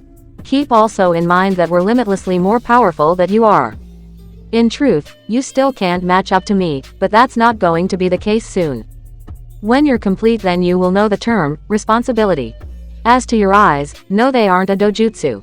A dojutsu, kekai genkei, or whatever, comes from some form of god. Even if the one you people call the Rakuto Sennin invented your style, who do you think instilled the power in him to do that? Shin asked, and Naruto widened his eyes. It was you guys. The blonde asked, and Shin nodded. That's right. You will get stronger and you will access more of your abilities. In fact, you've unlocked a new one now. You do know what happened to you yesterday, right? What happened was that your eyes are now able to recognize the life force within others. I, as the death god, have the same thing. I can see yours very clearly. Very bright and white indeed, Shin said, and Naruto raised an eyebrow. But what does that mean? Naruto asked, and Shin elaborated. The ability to know and discern the living from the almost dead to the completely dead is a skill that you will need to learn as my summoner. It will be hard, but you must do it to succeed, Shin said, and Naruto sighed. He really had to go, so he'd just deal with it for now. Alright, thanks, I guess. I'll ask some more questions later, Naruto said, and the death god vanished from his presence while Naruto scratched his cheek. I would sit to contemplate his word, but I don't have the time. Alright, I'll just deal with it for later, Naruto said, getting to his feet, and the blonde shot off to catch up to Sasuke as he left the room. Naruto was rather happy as Sasuke had waited for him at the entrance to their hotel. They quickly set out, with the moon slowly disappearing and the sun just about coming over the horizon. They both could see shinobi still around the place, but they seemed more like they were observing than anything else. It took a bit of doing, but Naruto and Sasuke made it to the outer wall of Suna's high, defensive walls and looked around. See anything, Sasuke? Naruto asked, staking a lookout from behind a spot while Sasuke's Sharingan looked around the entire field of his vision. He sighed and shook his head. I don't see anything. No movement, no chakra abnormalities or anything of the sort. It would be better if we knew what we were looking for, Sasuke said with a slight scowl, but Naruto could agree with him on that. Well, it's too dark for me to really see anything also. Hang on, Naruto said as he closed his eyes while Sasuke continued to stake out the place. The blonde opened his eyes and his word changed. He could see the fire surrounding Sasuke's heart and sighed in relief. He looked around for a second time and noticed some small flares of white fires, but nothing out of the usual. He groaned and looked to his left. Hey Sasuke, I think I saw something, Naruto said to him, and the Uchiha quickly moved his eyes to the position Naruto was looking at. They both saw a shadowy figure moving over the horizon and both narrowed their eyes. He hasn't seen us yet, Naruto said, and Sasuke nodded as he got to his feet. Naruto did the same, and both decided to jump down and confront him. He was a middle-aged man. Pale, white skin and the standard Suna flak jacket. Naruto and Sasuke glared at him before Naruto turned to Sasuke. Hey, haven't we seen his face before? Naruto asked, and Sasuke nodded. He was sure of it for a fact. He took out his bingo book and skimmed through the pages. He stopped at a particular face and glared. Yeah, right here. His name is Utara Senjin. He's a B-ranked rogue nin wanted in Konoha, Iwa and Kumo. What's he doing in Suna? Sasuke wondered before they heard the man speak. Yeah, that's right. I missed the target, but the explosion was beautiful. A shame I could take down that asshole of a cage. Even the dead get lucky once in a while. Well, I did my mission. I get paid, right? He asked over some mic that was around his neck. Sasuke and Naruto didn't hear the response, but they heard enough. Sasuke grabbed a kunai and placed an explosion tag on it. He smirked and quickly threw it at Utara. The man heightened his senses and dodged the strike before the kunai exploded, kicking up the dust. Utara covered his eyes and growled while Naruto and Sasuke shot down. Well, a snake in the sand, how ironic, right Sasuke? Naruto asked, and the Uchiha stepped forward. Your time is up. Surrender right now. Sasuke yelled, and Utara smiled as he took out a kunai. Era, it seems I'll get to have some fun after all, he said, and before long he closed the distance between himself and Sasuke. The Uchiha quickly took out his sword as he managed to dodge a lethal strike to the chest. Yutara narrowed his eyes at Sasuke before Naruto jumped into the air. The blonde did a quick slash of his own sword, but Yutara backflipped away from it. Sasuke and Naruto glared hard at him while Yutara smiled. "Don't get cocky brats. Here, play with these," he said, throwing 3 kunai with explosion tags into the air. Naruto and Sasuke looked up, and before long the kunai exploded into multiple fire shots that were aimed for Naruto and Sasuke. The two growled and jumped out of the way, making the field explode underneath them while Yutara licked his lips. "Yeah, come on Konoha and show me what you've got," Yutara yelled as he did a hand sign. "Fuden. Daika's no jutsu, wind release. Great wind technique," he yelled, sending a massive wind blowing towards Naruto and Sasuke, but the Uchiha smirked and so did Naruto. "You obviously have much to learn here. Kaden. Gokaku no jutsu," Sasuke yelled, sending the massive fireball to collide with the winds, causing them to burst. Naruto covered his eyes before Sasuke motioned for him to hurry. The blonde ran forward and jumped on Sasuke's shoulder, then was sent into the air. He looked over the explosion and smiled. "We'll end it now," Naruto yelled as he brought his sword back. "Ka-chan not only taught me her kenjutsu style, but also the kenjutsu style of the Uzumaki. She called it the Revenge of Whirlpool Kenjutsu. It really works well with me. Here, let me show you. Uzu no Fukusu. Denryu Shoha no Jutsu Whirlpool Revenge. Current tidal waves technique," Naruto yelled as he moved his hands sensually through the air, and before long Sasuke and Yutara watched as Naruto's arm swung his sword, sending multiple wind discs flying for the Suna traitor. Yutara quickly maneuvered out of the way only to be met with a kick from Sasuke. Naruto dropped to the ground and glared hard while Yutara smiled. "Weak, simply weak. Not worth my time," he said before he watched Sasuke take his sword and a lightning current run over his body. He narrowed his eyes while Naruto smiled. He quickly crossed his fingers and both glared at Yutara. "Then bring it on. I'll kill you both," Yutara yelled and did another hand sign. "Fuden, Keizuryu no Jutsu, wind release. Wind dragon technique," Yutara yelled, and the wind picked up before roaring violently at Naruto and Sasuke. The two Hinoken members looked at the dragon while Naruto smiled. "Kage Bunshin no Jutsu," Naruto yelled, and he immediately made a clone in the air. He grabbed its feet and sent it flying towards the dragon, making Yutara laugh. "You really think that a stupid clone can beat me?" he asked, and Naruto smiled with a nod. "Yes I do, with some help. Go Sasuke," Naruto yelled, and Sasuke stretched out his sword in the direction of the clone. "Chidori Senbon," Sasuke yelled, sending dozens of lightning-like Senbon at the clone, sticking its body full of lightning while the dragon neared it, and Naruto raised a single hand sign. "I say again, I never get tired of this Datbeo. Kai," Naruto yelled, and the blonde exploded in the face of the dragon, knocking it was while Yutara cursed. Sasuke and Naruto smirked at him while Yutara chuckled. He then laughed manically at them both. "You think you can beat me? I'm death itself. I can kill you both and send you to the Shinigami just as easy," Yutara yelled, and Naruto closed his eyes. He smirked before turning to Sasuke. He was never too old for a good old prank. "Death itself, huh? That's not you. Sasuke, tell the others I won't be back," Naruto said to him, and Sasuke wondered what he was about to do while Naruto was mentally smirking, and Kyuubi did the same, knowing what the blonde was going to do. Naruto did some unnecessary hand signs and quickly bit his thumb and traced it over his seal. "Kuchio's no Jutsu," Naruto yelled, and his seal glowed while Yutara took the opportunity to take out a small sword. He grinned, but that grin fell short when he started at what was behind Naruto. Sasuke widened his eyes, and Naruto smirked as he stepped forward. He pointed back. "This is the true death god. Say hello to the Shinigami," Naruto said, and Shin's eyes glared hard on the mortal in front of him. The blade in his mouth came off while Naruto cracked his knuckles. "And Naruto, what are you?" Sasuke asked, and Naruto smiled. "Humans who dare call themselves death. You take my name and don't know the responsibility of that title. I'll make you pay for your insolence. Boy, you will be my instrument as of right now," Shin said, and Naruto smiled while Yutara growled. "I won't fall for this fucking trick," he yelled, and Naruto smiled as his eyes grew cold. "No trick. I'm just simply going to take your soul right now, courtesy of this guy," Naruto smirked, and Sasuke watched as the blonde quickly vanished along with Shin. He looked around fast, and so did Yutara before the two looked up. "It's all over for you," Naruto yelled as his sword shined, and Shin stuck his hand through Naruto's stomach. The blonde winced, but watched as Shin's arm stretched towards Utara and grabbed him.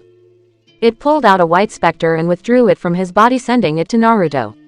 The blonde quickly slashed it apart in two while his sword absorbed the essence. Utara gasped, and so did Sasuke as the blonde dropped to the ground. He sheathed his sword and sighed while Utara dropped to the ground. Naruto shook his head at the dead Suna traitor before he noticed Sasuke's stare and scratched his cheek. It was just your imagination. Chapter 18. KG, I'm back baby. Naruto's mindscape. Kyuubi face-palmed himself with one of his tails as he heard Naruto's response. Real smooth brat. Let's hope this doesn't bite you in the ass, Kyuubi said in his thoughts as he noticed the action outside. With Naruto and Sasuke. Sasuke stared blankly at the sweating blonde who mentally cursed.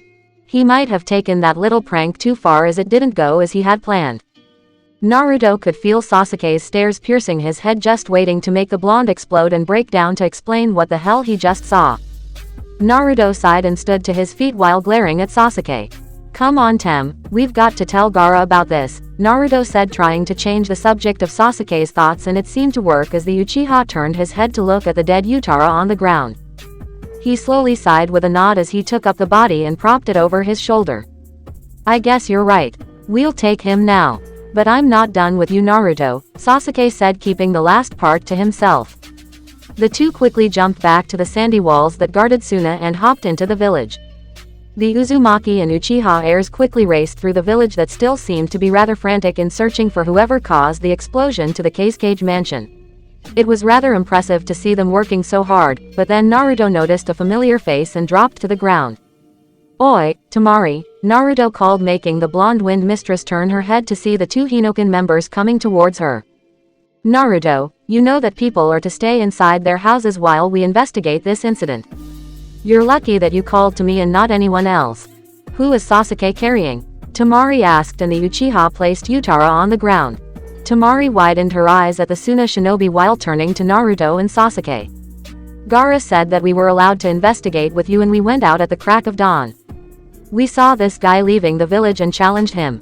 He was the one who blew up the Cage mansion, but we could hear him talking to someone, so he must have been the traitor, but not the one who wanted Gaara gone, Naruto said, and Temari touched his throat. You killed him? She asked, and both nodded while Temari sighed. She would have told them that they would have wanted the guy alive, but seeing as how without them he would have gotten away, so she decided against it. Well, alright then. I'll go inform Gaara about this. He might want to talk with you later, but for now just head back to your rooms and stay there this time, Temari said, glaring at the two of them, making Naruto sheepishly chuckled with a nod while Sasuke merely folded his arms and let out a small huff for a response. You got it Temari. We'll see you later, Naruto said, jumping off the rooftops, and Sasuke followed. Temari watched the two Kenjutsu shinobi leave and sighed as she quickly picked up Utara's body and ran away with it towards Gaara's location. Konoha Gates. Izumo and Kotetsu were currently playing cards with each other since the boredom of guard duty was taking its toll on them both. That's 3. Ha! I win, Kotetsu shouted, jumping from his chair while he did a small dance. He was about to collect the money on the table before he saw his partner's little smile that spooked him a little. Not so fast Kotetsu, see this. Royal straight flush. I win, Izumo said while Kotetsu gaped like a fish out of water while Izumo took his winnings and placed them in his pocket with a satisfied smirk. I really hate you right now, Kotetsu said, slumping in his chair, and Izumo chuckled at his friend while propping his legs on the table in front of them. Yeah, well, you need to take lessons in poke, dude. You're too easy to read sometimes, Izumo stated, and Kotetsu merely grumbled before they spotted a figure in the distance. He looked in awe like he had never been to Konoha before, but that wasn't what it was. He was just happy. Truly, truly happy. Mistaking the man for someone else, they knew Izumo spoke.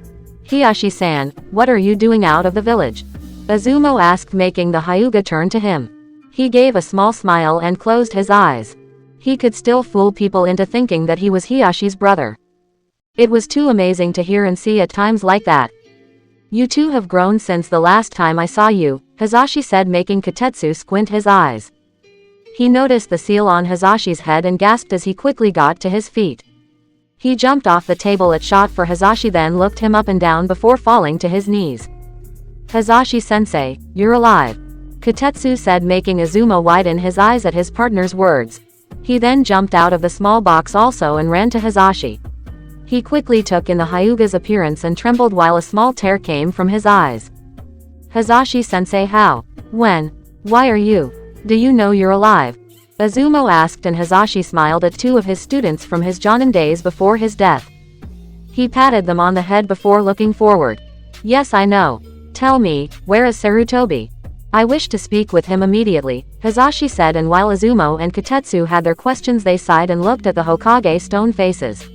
Hisashi followed their gazes and looked up at the mountain before receiving the hidden message. I see. Who is the next Hokage in succession? Hisashi asked while Azumo and Kotetsu glanced at each other. Tsunade Senju Hisashi-sensei. She has been our Hokage for 2 years now, Azumo said, and Hisashi placed a finger to his chin and closed his eyes while he thought over those words. So Tsunade's back in the village and she's the Hokage. How much have I missed since my death? I can't wait to see just how Neji looks now, Hisashi thought before he opened his eyes and nodded. Very well. Please take me to Tsunade immediately.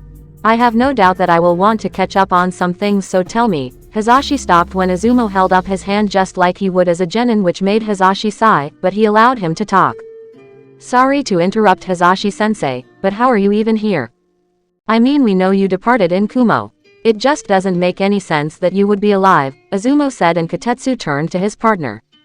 Yeah, but it's just like Hanako-san, Kushina-san, and Makoto-san. They said that they had their missions to go on, so Sarutobi-sama covered up their missions with their deaths. Rather cold if you ask me, Kotetsu said, and Hisashi narrowed his eyes. I promised Naruto-san my word of silence. It seems he's been rather busy with that contract. To think that my Imouto is back also is just amazing. I guess I'll have to cover him also, Hisashi thought to himself before turning to the Chunin in front of him. I'll tell you this, but you must know that this was a mission given to me as well. My death was to be a cover-up for information from Kumo, and I've been sending messages via messenger bird. I had stopped receiving reports, so I came back to see what was going on in the village. I'm sorry to have left you too. By the way, where's Anko? Hisashi asked, not really wanting to know the answer to that question, while Kotetsu and Azumo snickered. Probably laying drunk somewhere like usual, Azumo said, and Hisashi rolled his eyes while rubbing his temples. It seems that girl still doesn't listen to me, Hisashi thought to himself before Azumo and Kotetsu walked him towards the Hokage mansion while telling their sensei about their times that he was gone. Back with Naruto and Sasuke. The two Hinokan members made it to their rooms while they waited for Gaara. As soon as Naruto passed through the door, Sasuke slammed it shut and locked it, making the blonde cursed.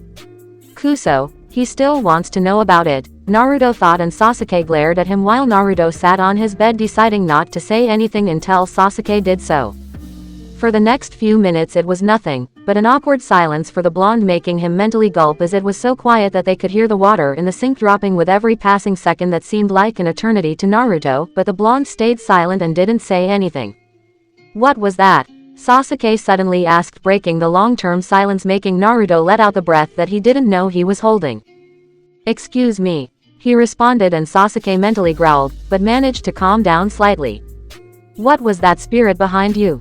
You called it the shinigami. Despite being an idiot, I know you're not stupid. So tell me what that was, Sasuke said, and Naruto slowly sighed. He was calm on the outside, but the inside was another story. Damn it, what do I say to him? Maybe I should just tell him the truth and be done with it. You know you could help me out here, Naruto said mentally, and Kyuubi chuckled. True, but watching you squirm is a lot more amusing to me, so I'll let you figure it out, Kyuubi said, and Naruto sucked his teeth, but didn't say anything else. He then widened his eyes as he slowly got a small grin. It was a genjutsu. Something I learned over the break with Ero Sennin. It doesn't need to be seen to be activated. You know my chakra control sucks when I have to do genjutsu, but this one is special. By using some of the chakra I have stored up, then I can make it real for about 20 seconds before it dispels.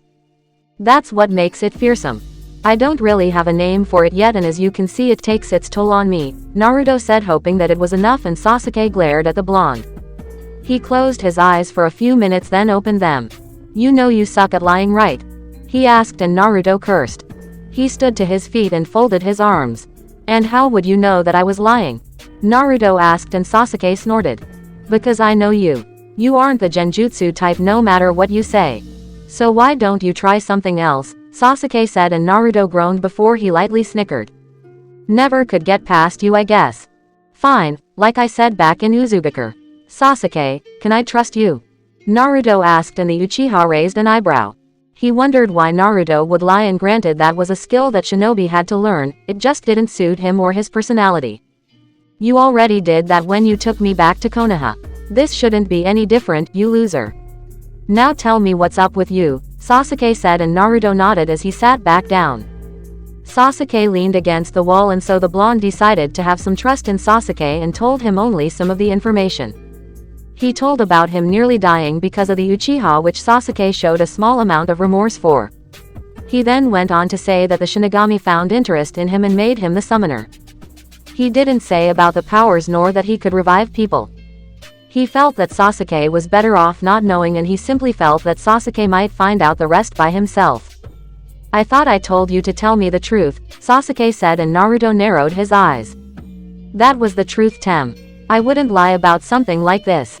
That last one doesn't count, the blonde said immediately, and Sasuke glared at him, hard. You expect me to believe that the deity over the dead was interested in you and allowed you to live? I don't know where you got such a crack story, Sasuke said before he was slammed to the wall by Naruto, and he suddenly felt all the ki directed at him, with Naruto using the first technique the Shin ever taught him, which was the Shi no Gyoshi death stare. Sasuke could see his death in Naruto's eyes while the blonde growled. Don't think I don't know the time to be serious, Tem. I've changed over the 2 years, so you'd better remember that, Naruto said before he dropped Sasuke, making the Uchiha wince while Naruto turned around. He could feel Shin's presence around him and just knew that he was being influenced, but it felt good to be rather cold like that to Sasuke of all people. The Uchiha coughed and rubbed his throat while Naruto sat back down on his bed. He glared at Sasuke before closing his eyes and folding his arms. He propped one leg over the other and sighed before the two heard a knock on the door.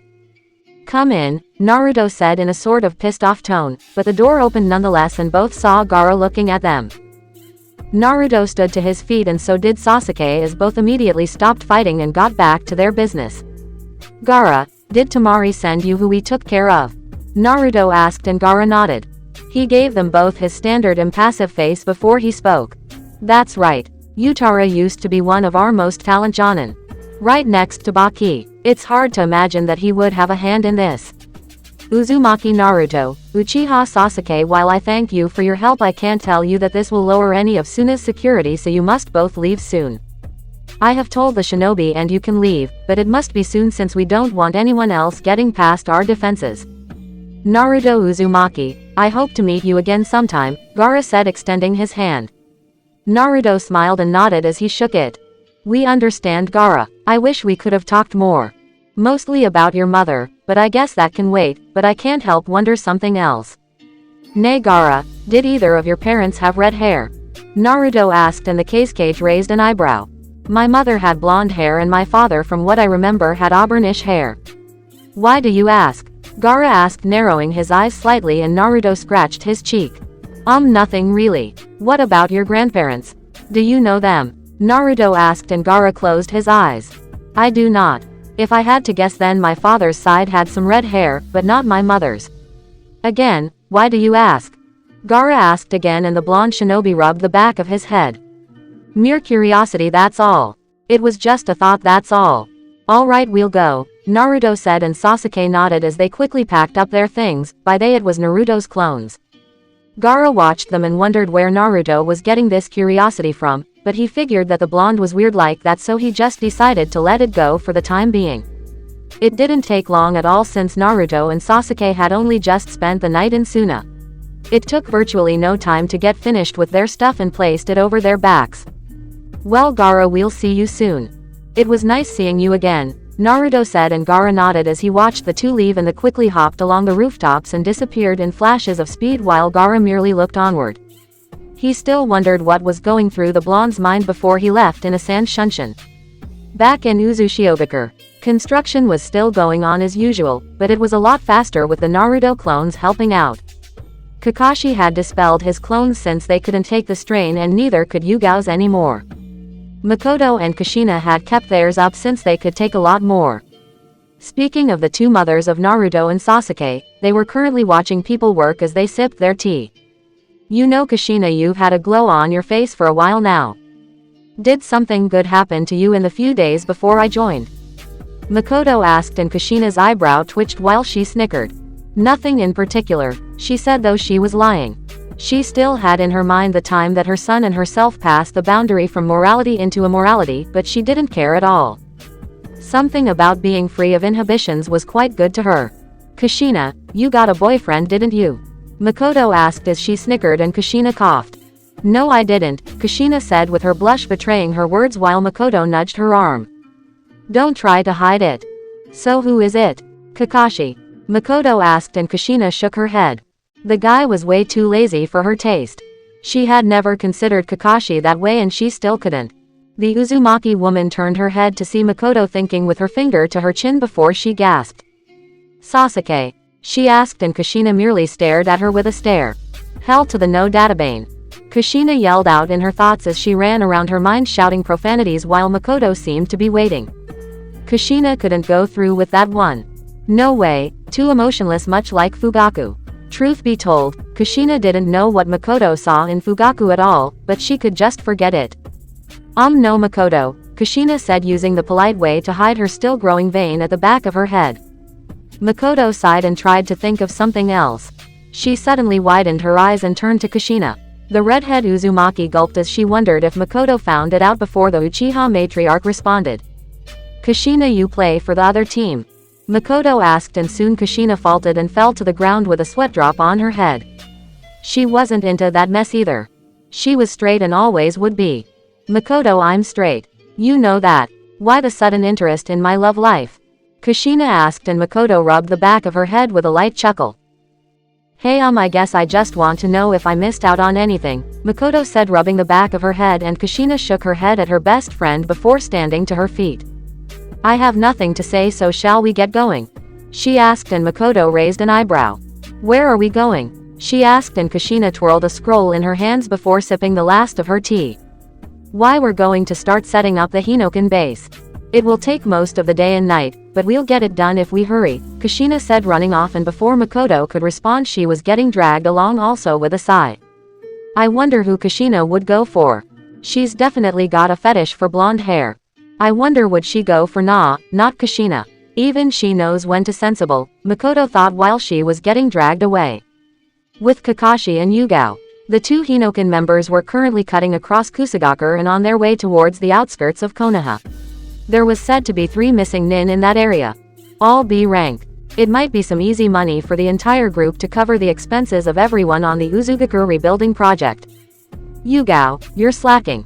Pick up the pace, Kakashi said, and Yugao lightly smiled before she picked up the pace and passed Kakashi, making the Hinokan shinobi sweat drop. That better, Kakashi-senpai? She asked, and the white-haired man simply sighed as he wondered if Yugao ever liked to play around, but he found it inviting in a way. I suppose it is, but keep your wits about you, Kakashi told her, and Yugao nodded, but then she stopped at a tree branch and turned around. I know you're hiding, so come out. Yugao called out and drew her sword while Kakashi closed his visible eye. He could feel a presence behind him and turned around to see Kabuto looking at the both. Oya, this is quite the unexpected turn of events. Love the new robes, Kakashi. You look even weaker than before, Kabuto said with a smile, and Kakashi narrowed his eyes while Yugao did the same. And you're still in that same get-up, Kabuto. You must have no fashion sense at all, Yugao shot back to him, making Kabuto lightly chuckle. So what brings you both to Kusa? You don't seem like the type to just waltz in here, Kabuto told them both, and Kakashi sighed as he grabbed a piece of his scarf that was covering his eye and grabbed it before Kabuto put his hands up. Oi, I'm not here to fight. Didn't expect to run into you, so I'd rather not get my hands dirty. So what do you say that I just walk away and you both walk away? Kabuto asked before he felt a blade to his throat and closed his eyes while Yugao appeared behind him with a cold glare. If I remember, then you're an A- rank missing nin from Konoha. The bounty on you is more than enough to finish the repairs, Yugao said, and Kabuto snickered. While I'm glad I have such a high attention rating, mind telling me what you're repairing? He asked, and soon he heard cackling as Kakashi drew his father's sword from his sheath. It's nothing that need be concerned with you, as you will die here today, Kakashi said, and Kabuto adjusted his glasses. Well, Orochimaru-sama did say that I should get some exercise, Kabuto said before his arm glowed in blue chakra. Yugao widened her eyes before jumping away while Kabuto swung his arm attempting to cut her, but she was too fast and backflipped to a tree while Kabuto snickered. He soon jumped in the air to dodge Kakashi's blade that would have cut him in half before he landed. All you can do is dodge. Don't get cocky, Yugao yelled and charged at Kabuto. The medic quickly took out a kunai and both clashed with each other as Yugao growled at him and Kabuto smiled. I'd prefer that I call it confidence, he said, and immediately he got kicked across the face by Kakashi, who sent him into a tree only for him to dispel into a log. Damn, Yugao muttered to herself, and while Kakashi landed on a branch adjacent to Yugao's.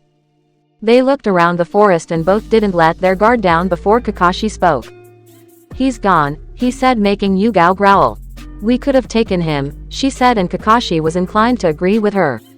He knew that Kabuto had run away since he couldn't take them both, but what was this feeling of uncertainty that was clouding his thoughts? Yugao, let's return to our meeting point, Kakashi said, deciding not to use the name of their location for fear of being heard. Ah, come on, senpai. We should at least keep going. Don't worry about him. I'll make sure to keep my guard up. I was in the Anbu after all, Yugao said, and Kakashi narrowed his eye at her before he merely made a smile out of it and nodded. If you insist, he said, and the two quickly vanished out of sight to return to their previous destinations. Not long after they left, a figure came from the distance in a time warp and slowly eyed the trail of chakra left by the three shinobi. It seems that something interesting is going on. Looks like I'll be rather busy, but in this time I must start my plans. First I must get Deidara and find the Sanbi Jinchuriki. Still, it ruins my plans that Sasuke is back with Konoha, but I'm sure a little introduction will be just what he needs only after he kills Itachi. However, I don't need him interfering anymore, Tobi said as he quickly turned around to see Kabuto smirking. I had a feeling I would run into you sooner or later, Kabuto said, and Tobi immediately changed his persona and wrapped his hand around his head. Hiya, I'm Tobi. Do you like to fight? Tobi does, because Tobi is a very good boy, he said, making Kabuto sigh with a small sweat drop. Look here, I know who you are, so just stop the antics, Kabuto said, and Tobi immediately glared at him. Is that so? Well, fine then. What do you want? He asked, and Kabuto moved his finger back and forth. Oh, it's not what I want. It's what you want and what I can offer you, Kabuto spoke to him, making Tobi narrow his eyes as he wondered what someone like Kabuto could have for him. Back in Konoha, Neji was rushing through the streets trying to make his way towards the Hokage mansion. Hiashi and Hanako had just told him the most amazing news, and he just had to see it for himself or he would never be able to live it down. Neji, why are you rushing? Tenten asked, but Neji didn't register her question and kept going as he entered the Hokage mansion. The Hyuga genius quickly walked up the stairs with his teammates following him, wondering what was up. Kami, please don't play with me if this is real, Neji said in his thoughts before he appeared behind the door of the Hokage office and raised his hand before he heard someone yell. Come on, Hizashi-senpai, I said I was sorry. It was on the spur of the moment, a feminine voice yelled from behind the door, and Neji widened his eyes as he knocked. Come in, came the tired, shocked, and slightly frustrated voice of the Slug Princess. Neji opened the door and widened his eyes as he saw his father, Hizashi Hyuga, glaring down at the proctor for the second exam, Enko Mitarashi, with Tsunade pouring more of her sake out of the window while Shizune watched it happen. Hizashi rubbed his temples before he turned his head and immediately noticed a younger version of himself. He noticed Neji's surprised face and quickly maintained his posture as he walked forward. Neji nearly trembled with each step before Hizashi was right in front of him. Hello Neji, you've really grown, Hizashi said, and Neji's hair shadowed his eyes as he looked at the ground. Everyone could see the faintest of tears fall down his face while Hizashi patted his son on the shoulder. Not going to say anything? Hizashi asked, and Neji merely grabbed his father's clothes and pressed his head to his chest. Hizashi seemed confused by the act while Neji sighed. You, talk, now, he said, and Hizashi could feel his son's ki soaring while he mentally gulped. He was in some deep shit this time. I was just about to explain to Hokage-sama, but let me finish a small matter, Hizashi said, and Neji reluctantly let him go as Hizashi turned around and faced Enko, who was putting up the V sign with her fingers before he approached her. What did I tell you, Enko?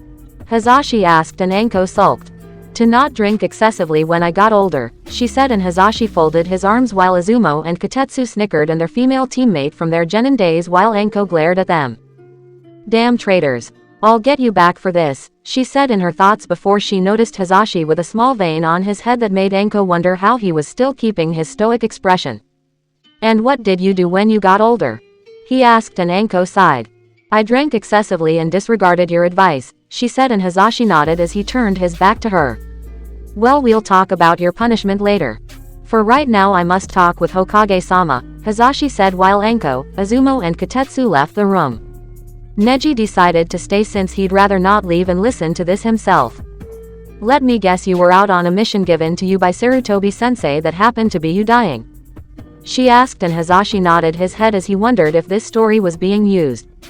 Neji activated his Byakugan in case of a lie, but his father's chakra was calm and collected, the perfect sign of someone who wasn't lying. That's right. Kumo didn't kill me as I expected, but they tried to take my eyes. I managed an escape, but stayed in the village to give them a reason not to go to war with you. I felt that if I went back then Neji would have a harder time, and so would Konoha, Hazashi said, and Tsunade groaned. How am I supposed to believe this? She asked, and Hazashi narrowed his eyes at her. He really had no proof that he was telling the truth. He closed his eyes and thought with a groan. If only Makoto was alive, then she could vouch for me, Hazashi said, and Tsunade raised an eyebrow at his words. She is alive. Are you telling me that she knew about the mission that Sarutobi-sensei gave you and she can vouch for it? She asked, and Hazashi sighed. Well, I believe so. I met her only once on the way through Kusagakure, Hazashi said, and Tsunade nodded. Very well, then I'll bring Makoto and the rest of the squad here as well. If you're lying, then I'll kick your ass. If not, then I'll just let you go. For now you may go back home. I'll figure out what to do with you later, Tsunade said in a tired tone as she just wanted her day to be finished, but sadly that still seemed to be a ways off. Thank you, Tsunade-sama, Hazashi said before he walked out with Neji following him. Tsunade glared hard and sighed. Shizune, bring me all the mission files from the archive room. Something is wrong here and I don't like it, Tsunade said, and Shizune bowed before leaving her master alone while Tsunade tried to wrap her mind around everything going on. With Sasuke and Naruto, 3 days later, Nami no Kuni. Sasuke, have you been able to find a boat yet? Naruto asked his Uchiha partner, but the brunette only shook his head, making Naruto groan slightly as they appeared in front of Tsunami's house. Naruto knocked on the door and Tsunami opened it, then smiled at the two. I didn't expect to see you so soon. Is there something that I can help you with? She asked, and Naruto rubbed the back of his head. No, not really. We just needed a place for a little rest, that's all. Mind us coming inside? Naruto asked, and Tsunami smiled as she shook her head. Not at all. Please come in, she said, and the two boys came in. Since Tazuna and Inari weren't in the house, then she was alone. Tsunami smiled at them before taking out a kunai. Sasuke tensed while Naruto raised an eyebrow as Tsunami smiled rather embarrassingly. I've seen Inari try to throw one of these and it interested me a little. Would you mind watching me throw one? She asked, making Naruto snicker. Sasuke raised an eyebrow at her words as he wondered if she would be training for anything. That's fine, but why? Naruto asked while Tsunami smiled. It might just be a fleeting obsession, but I've tried it multiple times, Tsunami said, and Naruto shrugged his shoulders. I don't mind watching. How about you, Sasuke? Naruto asked. Whatever, he said as Naruto sweat dropped at the Uchiha's words, but decided not to do anything as they walked outside. The three came to the trees where Naruto and Sasuke did their tree climbing exercise with Sakura. It was very nice to reminisce a little. Brings back memories, right, Sasuke? Naruto asked, and the Uchiha snorted, but nodded as he could still see the multiple slash marks from his tree and Naruto. Yeah, it took a while, but we got it and we both knocked that Haku girl down a peg, Sasuke said, and Naruto snickered before he heard a voice. You did nothing. I was in control the whole time, well, mostly, the voice said, and Naruto widened his eyes before turning around, but he saw nothing. Kyuubi, did you hear that? Naruto asked, making his biju stir as he gave a loud yawn. Hear what, brat? Kyuubi asked, and Naruto narrowed his eyes. He rubbed the back of his head and shook it. Nah, never mind. You can go back to sleep, Naruto said, and Kyuubi closed his eyes, letting the sleep claim his being again. Meanwhile, Naruto and Sasuke watched as Tsunami stood in front of the tree. She sighed and quickly threw the shuriken, and the two watched the kunai embed into the tree on the exact mark. Sasuke widened his eyes, and so did Naruto at the action. Not bad, Tsunami-san. That was perfect. Here, trying doing it with two, Naruto said, handing her the two, and Tsunami shook her head. She took the kunai embedded into the tree and grabbed it as she put the three kunai together. I'll try it with three. Here I go, Tsunami said, and threw the kunai, each lining a foot above the other in a straight line. Naruto whistled and Sasuke smirked. Good, but you extend your arm too much. More practice and it's golden, Sasuke said, and Tsunami nodded. Thank you. I'm glad that I could do that, she said, and before both noticed it, Naruto was gone as he decided to go somewhere. The blonde was walking up a steady forest edge, and suddenly he came to the gravesite of Zabuza Momochi and Haku Momochi. He looked at them both and sighed as he rubbed the back of his head. What I wouldn't give to talk with you guys again. Zabuza, you were kind of an ass, but I respect you. Look, I have a sword. Ka-chan brought it for me, Naruto said, holding up the sword and let it glimmer in the light before he heard a voice. I know that much, brat. I'm not deaf. Also, don't think I didn't see you trying to get it on that woman. I don't know whether to be impressed or jealous, something said before Naruto heard another voice. Zabuza-sama, don't tease Naruto-kun like that. He's strong. Not to mention, more manly, it said while Naruto widened his eyes. He quickly held up a hand sign and channeled his new source of power, the Honsho, to his eyes. They lost their color and turned a sparkly silver as he looked around and gasped. He saw Zabuza next to him looking down at him, and Haku, who was sitting next to Naruto. Holy fucking shit, of all things that are wrong in the fucking world. Naruto yelled, making Haku and Zabuza jump at his tone. What's wrong with this brat Haku? I swear he's bipolar, Zabuza said, and Haku shrugged her shoulders while Naruto stood to his feet and turned around. I see you. I really see you. Zabuza, Haku-chan. I see you. Naruto yelled, making the two widen their eyes.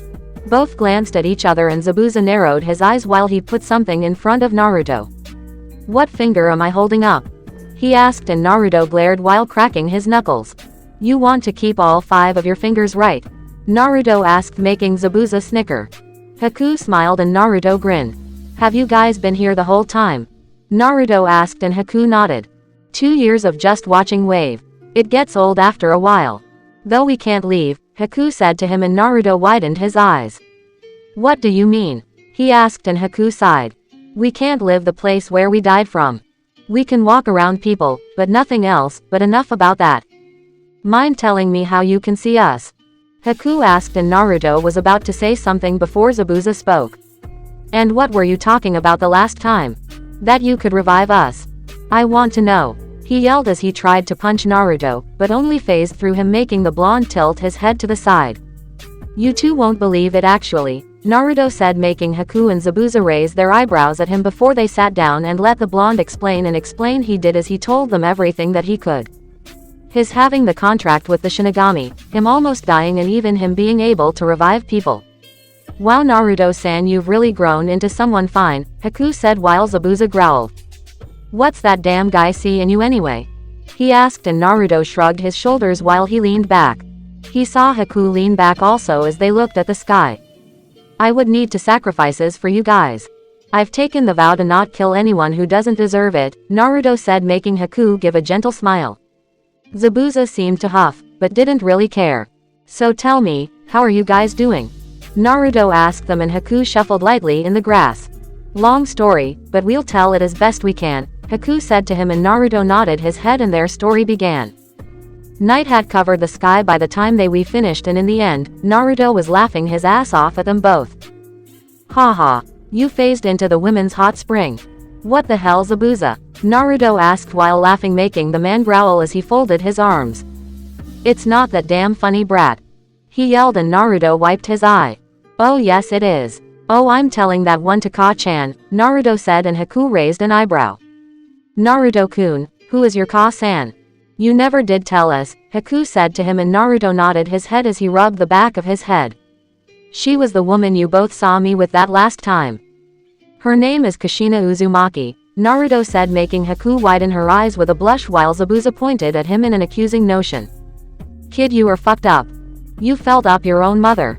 Zabuza asked and Naruto rolled his eyes at him. Yep, and no regrets about it, he said with a cheeky smile. Haku stuttered and so did Zabuza, but the smile from Naruto made it quickly dissolve. It was like when he smiled then you couldn't find a way against it. Many people could attest to that. Still Kushina Uzumaki. Nay, Zabuza-sama, isn't she that one that the woman talks about? I think her name was Materumi-sama. We met her once before becoming missing nin, Haku said and Naruto raised an eyebrow. That's right. She told about her cousin Kushina, but I had no idea who she was talking about at all, Zabuza said and Naruto looked at them both. Who are you guys talking about? Naruto asked and Haku smiled. Materumi, she was one of Zabuza-sama's friends that he didn't kill in the exam, Haku said and Zabuza shook his head. More like one of the people I couldn't kill at the exam. Ah damn bitch, Zabuza said with a shudder. Naruto suddenly smiled as he heard that minus the bitch part. He had more family that he didn't know about. First was the likelihood of Tayuya, then Gaara and now this Materumi woman. Kushina had told Naruto that Tsunade was his cousin while teaching him the history of the Uchiha, Senju and Uzumaki. It made Naruto wonder if he and Sasuke were cousins, but he thought about it later. Well, I'll have to look into that. I would be nice to meet her, not to mention revive you guys. We never got to talk like this, Naruto said making Zabuza sigh and Haku smile with a nod. Well, it's late, you'd better get some rest Naruto-san before you what's that?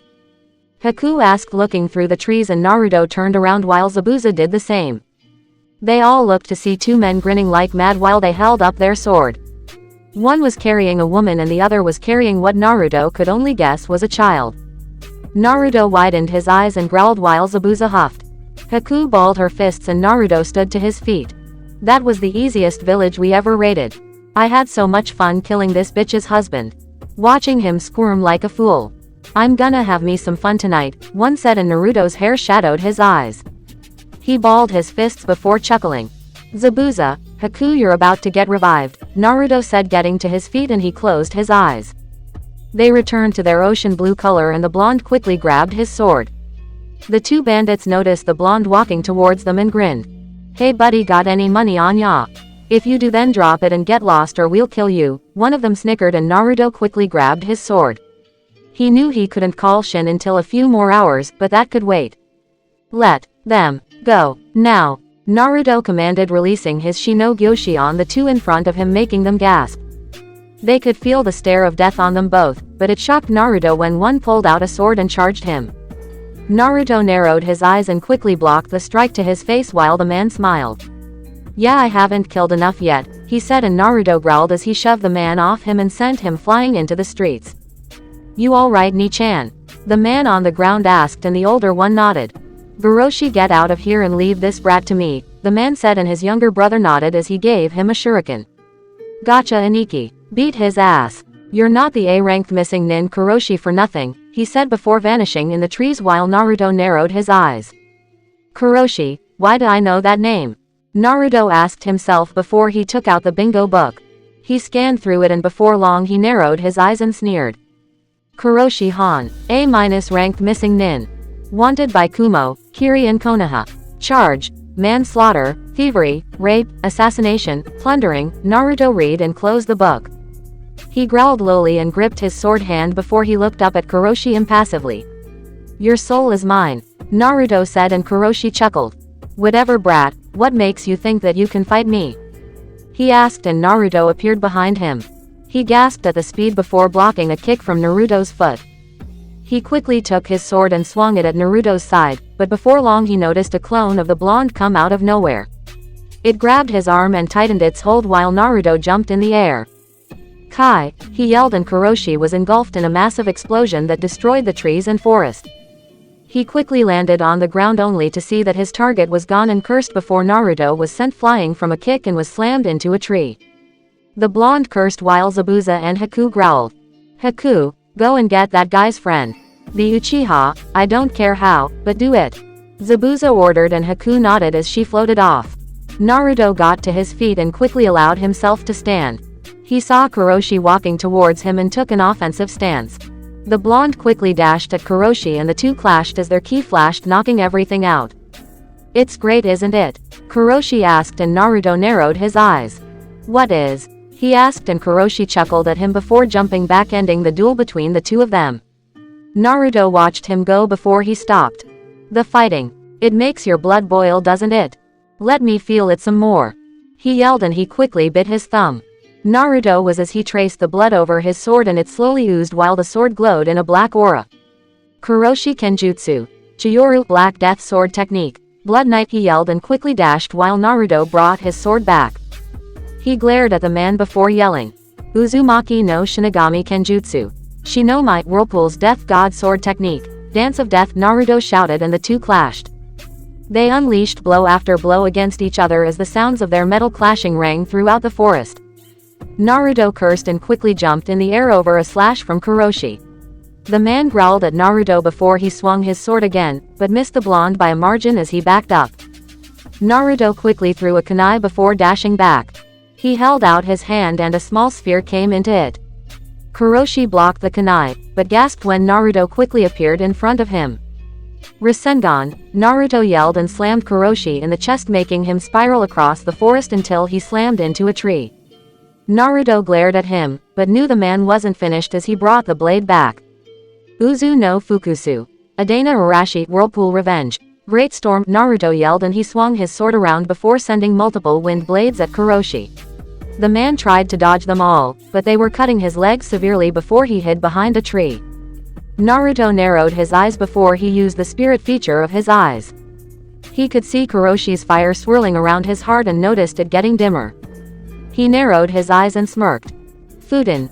Daitapa Wind Release. Great Breakthrough, Naruto yelled, sending the winds rushing towards Kuroshi as the forested area erupted. Naruto grinned before he noticed Kuroshi smirking. He opened his hands and put them forward at Naruto. Here, brat, take this. It's my best technique. Daiden Shikorin Fallen Angel Descent, the man said as Naruto watched the winds gather into a Kuroshi's hands. The man smiled evilly as the winds lashed out and turned into a dark gray color. Die, brat. He yelled as he sent the fierce attack at Naruto. The blonde widened his eyes before bringing his sword back. He closed his eyes and sighed. Everything dies at some point, Naruto said and swung his sword in front of him. He watched as it tore through Kuroshi's attack and slashed directly at the man's chest. Naruto glared and Kuroshi gasped. But how? That was my best, he said, and Naruto snorted. Simple, my blade is leaked with power from the Death God. A technique like yours is nothing compared to it, Naruto said before Kuroshi dropped to the ground. I won't do it. I won't go alone. I'm taking you with me. Kuroshi yelled, and Naruto widened his eyes before he grabbed the unconscious woman next to him and quickly shot off while Kuroshi exploded. Naruto covered his eyes and escaped. He dropped to the ground and sighed in relief. He sighed and scratched the back of his head. He turned his eyes back to their spirit form and noticed Kuroshi's soul. It was different. It wasn't pure white, but pure black, and Naruto stood to his feet. By the Death God's judgment, I'm going to end you, Naruto said, charging at Kuroshi. Hey kid, wait, let's talk this out. No, he shouted as Naruto cut through his soul and watched it absorb into his sword. Naruto growled as he stood to his feet and bit his thumb. He quickly drew it over the seal and sighed. Kuchio's no jutsu, the blonde said, and watched his seal glow. It seemed that Naruto had made the mark, and it was the next day even though the moon was out. Naruto sighed in relief and watched as Shin appeared in front of him. Shin, I want to revive some people, but make sure that this guy receives the worst punishment you can offer, Naruto said, handing out his sword, and Shin nodded. I see. Very well then. Who would you like to revive? Shin asked, and Naruto smiled. Haku Momochi and Zabuza Momochi, Naruto said, and Shin nodded. Zabuza widened his eyes at what Naruto said, but even more at the fact that he was staring at death itself. He gulped and watched as Naruto's blade glowed. Strike that human, Shin commanded, and Naruto turned to Zabuza. He quickly took his sword, and before Zabuza could retort he got pierced and gasped, but Naruto watched his the life return to him and the fire surrounding his heart came in full bloom to a pure white color. Naruto smiled, and soon enough, like on cue, Naruto turned to her. Haku-chan, stand still, Naruto said, and he drove his blade through her also. Haku widened her eyes, but felt filled up completely before exhaling a breath. Soon enough, Haku dropped onto solid ground while Shin took one soul that Naruto had slain or indirectly slain. I still need one more soul, Shin said, and Naruto cursed before he heard someone. Hey loser, what's with all the racket and who is this guy? Sasuke asked, dropping a beaten-up Goroshi front of Naruto while the blonde turned around. I can explain, Naruto said, and the Uchiha raised an eyebrow. What are you talking about? Explain what? Sasuke asked, and Naruto widened his eyes before turning around. He can't see you, Naruto asked, and Shin folded his arms. I can become invisible to people if I want to. It's my choice, Shin said, and Naruto nodded before his eyebrow twitched as he walked up to Goroshi. I would have liked to have known that sooner, Kuso, he said as he drew his sword while the man panicked. Don't kill me, he said, and Naruto narrowed his eyes. Try saying that to the man you kill. I think you just might be able to, Naruto said, and slashed through Goroshi. It wasn't externally, but Naruto drew his soul out and walked towards the Shinigami. All this in Sasuke's eyes was nonsense since he couldn't see what the hell was going on for the life of himself. Second soul. Here you go, Naruto said, and Shin nodded. Contract agreement, he said, and took the soul of the bandit while Naruto smirked. Soon Haku and Zabuza materialized and completely dropped to the ground. Welcome back, Naruto said, and Sasuke widened his eyes as Zabuza and Haku clearly appeared out of nowhere. What the? He spoke while Haku touched her body. Zabuza did the same and both turned. They didn't something that Naruto didn't expect and bowed. Thank you, Shinigami-sama, they said, and Naruto widened his eyes. Say wa? Naruto asked, and soon he looked at his body, which was glowing in white fire. The same spiritual fire that he had been trying to use in his training as the Shinigami's summoner. Sasuke watched it all go down before the flames stopped and were channeled into Naruto's body. The blonde felt good, better than good. He felt incredible. What is this? Naruto wondered to himself before the Shinigami spoke. Naruto Uzumaki, your title has just increased.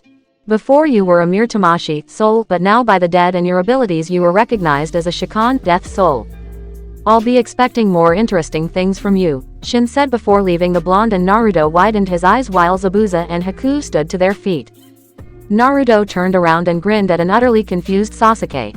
Now do you believe me? He asked with his eyes showing their exquisite design. It was hard to believe that it wasn't a dojutsu, but Naruto's own spiritual powers as a new soul. Zabuza, Haku, go get the woman and child. We'll take them back to the house, Naruto said, making the two nod in utter obedience as they collected the two and shot off for the nearest house that they knew about while Naruto walked past Sasuke. The Uchiha grabbed his shoulder, making him turn around. What the hell are you?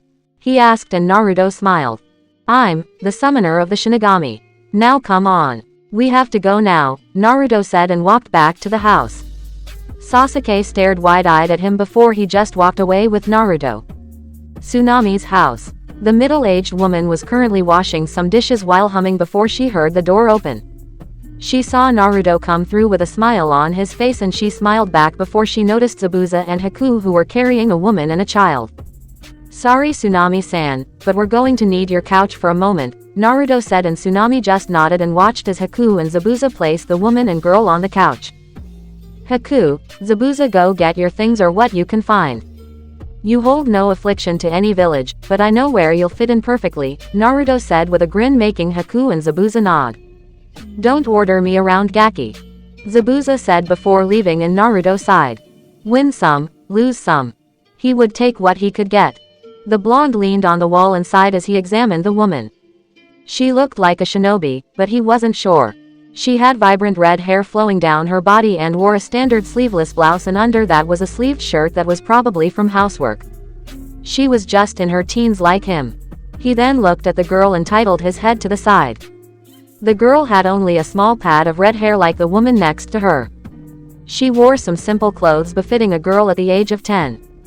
Naruto turned around to see Sasuke looking at them also, and the blonde sighed. I don't know when they will wake up, but we'll get some rest. Sasuke, you got to bed, Naruto said, and the Uchiha narrowed his eyes, but a glare from Naruto stopped him from pursuing the issue anymore.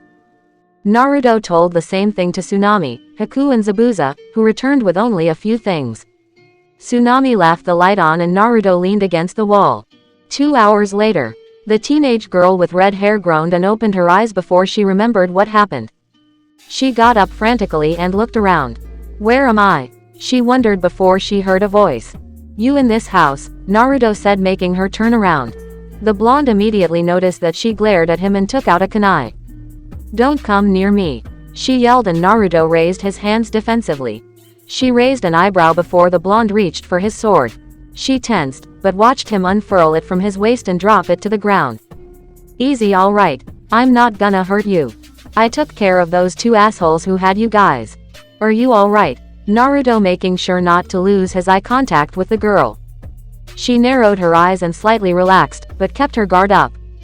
She lowered the kunai and Naruto sighed. Where am I? She asked, and Naruto raised an eyebrow. You're in a house in Nami no Kuni. Where are you from? Naruto asked her, and the woman sighed as she rubbed her head. I'm from no Kuni, Hot Springs country. How many days has it been since I've been knocked out? She asked, and Naruto shook his head. I wouldn't know. I just found you 4 or 5 hours ago, Naruto said, and she sighed while the blonde rested his body on the wall again. Alright, I won't hurt you, so tell me your name. What happened to you and who that is? Naruto, pointing to the sleeping girl next to her. She glared, but nodded and sighed. My name is Yura Uzumaki. This next to me is my sister Yuri Uzumaki, she said, and Naruto widened his eyes as he backed up. Yura raised an eyebrow while the blonde backed away. He fell to the ground and gasped. Why, you're who now? He asked, and she raised an eyebrow. I'm Yura Uzumaki and this is Yuri Uzumaki, she said while the blonde gasped. He pointed his finger at her while shaking slightly. Name. What is your parents' name? He asked, and she sighed. Toru Uzumaki and Kira Fukun, she said, making the blonde sigh and stand to his feet while Yura raised an eyebrow. Is there a problem? She asked, and Naruto smiled as he erased the distance and grabbed her hands. Family. I've got more family. Hey, I'm Naruto Uzumaki, the blonde said, and Yura widened her eyes at his word. Another Uzumaki. What were the chances of this? You're lying, she said, and Naruto shook his head while she stood to his feet. She examined him up and down before pointing to his hair. Where's the red hair? She asked, and Naruto rubbed the back of his head. Father had blonde hair, so that's it for me, he said to her, and Yura widened her eyes. They both heard Yuri yawn slightly, and the blonde sighed. Well, you must be tired. I'll let you sleep, Naruto said, and Yura sighed as she was very tired. Thank you, I guess. I'll be expecting information tomorrow, Nisan, she said, falling asleep, and Naruto grinned as he turned out the lights. He so couldn't wait to tell his mother about this. She would be ecstatic. Chapter 19. Ah, doesn't it feel good to be alive, Zabuza-sama? Haku asked, stretching from the bed she was sleeping on while Zabuza was putting his clothes on. He turned a glare to his daughter and merely snorted. I thought I'd finally be free of this damn world, and the brat revives me and he's the summoner to one of the most powerful gods in the world. Oh yeah, it feels real good to be alive, Zabuza said with a roll of his eyes, and Haku chuckled as she patted her surrogate father's back, consoling him. The two mist shinobi quickly got to their feet and left their rooms and walked down the stairs, having smelled the wonderful breakfast that Tsunami was making for everyone. Good morning, Haku said with a small smile as everyone turned around. Naruto waved a good morning and Sasuke snorted, but he did say hello. Yura gave her a good morning while Yuri was still sleeping soundly on her lap. Well, it seems that everyone is awake right now. Well, mostly everyone, Naruto said, glancing at Yuri, and Yura chuckled with a nod while she stroked her little sister's red hair. That is true, she responded before Yura saw Yuri open her eyes. She glanced up at her sister and smiled before looking at the blonde who was smiling at her. Yuri widened her eyes and sat up before looking around at the number of people. Why, Yura Nichan, where are we? Yuri asked, and Yura smiled as she patted Yuri's head softly. Easy, Yuri, we're safe. We were saved by him, Yura said, pointing towards Naruto, who was scratching his cheek. Yuri looked at Naruto up and down, eyeing his attire before she gave a small blush and bowed. Thank you, Yuri paused since she didn't know his name, and Naruto chuckled. Naruto Uzumaki, and no need for thanks. What's family for, right? He asked, and Yuri raised an eyebrow while Yura snickered, making her little sister turn to her. What's he mean, Yura Nichan? I've never seen him before, Yuri said, and Yura sighed. Apparently you and I aren't the only Uzumaki Yuri. Didn't you hear his last name? He's an Uzumaki just like us, Yura said, and Yuri gasped before turning back to Naruto, who was chuckling sheepishly. Yura wondered how Yuri would feel about such information as the young redhead stood to her feet and walked in front of Naruto. Everyone tensed before Yuri rushed Naruto and hugged him. He's so cute, Oni-chan. I've always wanted an older brother. Can I call you Ni-san? She asked him, and Naruto chuckled as he rubbed the back of his head. Sure Datbeo, he said, and Yuri looked at Naruto like he was the best person right now while Yura seemed shocked. I told you, Oni-chan. I told you I wasn't the only one with that verbal tick, Yuri said as she rubbed Naruto's cheek sensually while the blonde blushed. Yura sighed and pulled Yuri away from Naruto while giving the blonde an apology for her actions and motioned for him to follow her towards the woods. Naruto nodded and told Haku and Sasuke to watch Yuri for the moment as the two walked away. So your name is Sasuke? Yuri asked, and the Uchiha snorted. Yeah, what of it? He asked, and Yuri scratched her cheek. Are you, homo? Yuri asked, and Sasuke growled while Haku lightly snickered and Zabuza laughed. Tsunami fumbled with some of the food while Sasuke jumped to his feet, surprising the teenage girl. I'm straight, he yelled, and Yuri pulled out a book from her pouch called Flowers of Romance. Really? Because there is a Sasuke in this book and he's in love with a younger man named Yun. It's a good book. This isn't you? She asked, and Zabuza was clutching his stomach while Haku blushed at the thought of a 14-year-old girl reading such things. It's not. Sasuke yelled, and Yuri rubbed the back of her head. Oh, sorry then. My mistake, Datbayan, she said, and Sasuke growled as he laid his elbow on the table and his head in his head as he looked out the window. With Naruto and Yura. The two Uzumaki were currently a bit of distance from the house, and Yura stopped Naruto before turning around and sitting on the ground. Naruto followed her lead, and Yura coughed. First off, I'd like to thank you for saving us. I'd rather not think about what would have happened to us if you didn't show up, Yura said, and Naruto waved her off. Think nothing of it. Like I said, what is family for, right? Naruto asked, and Yura smiled with a nod while she brushed a hand through her vibrant red hair and let it flap through the wind. I suppose that's right, but moving on. You said that you're an Uzumaki. Who are your parents? She asked curiously, and Naruto smiled while pointing to himself. My parents are Kushina Uzumaki and Minato Namikaze, Naruto said, and Yura widened her eyes. The Yondaime of Konoha. You're his son. Wait, if you're his son, then why haven't you had the last name Namikaze? Yura asked, and Naruto sighed as he looked at the sky. I'd rather not tell this whole story, but I'll say that conditions of my birth made it so that I was called Uzumaki for all my life. I have nothing against taking my father's name, but I find it meaningless now. It would be weird to be called Namikaze now, so I've stuck with Uzumaki.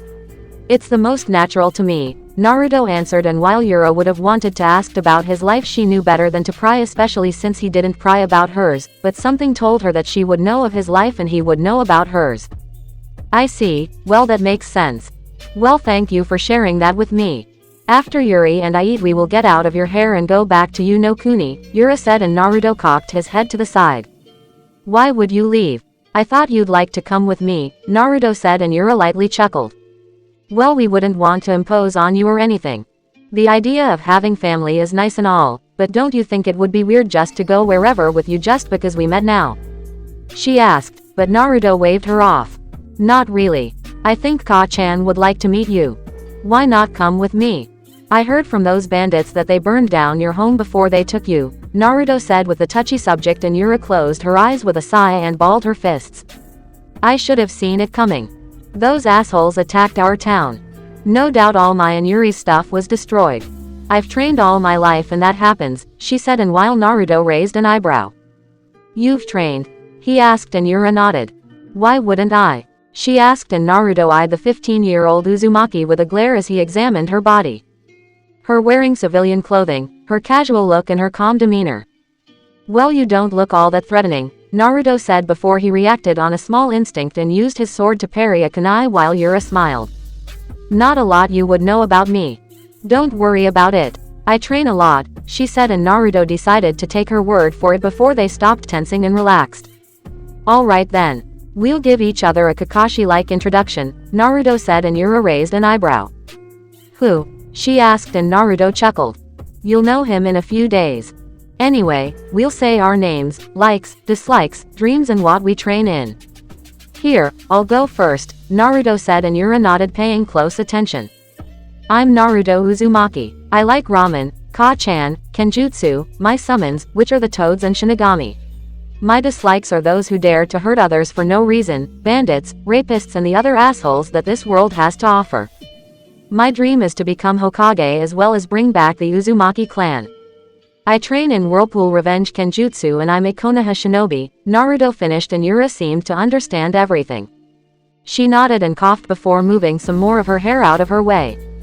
I see. I'm Yura Uzumaki. I like vegetables, training, Yuri, and protecting what's important to me. My dislikes are all the same and those who dare to look down on me.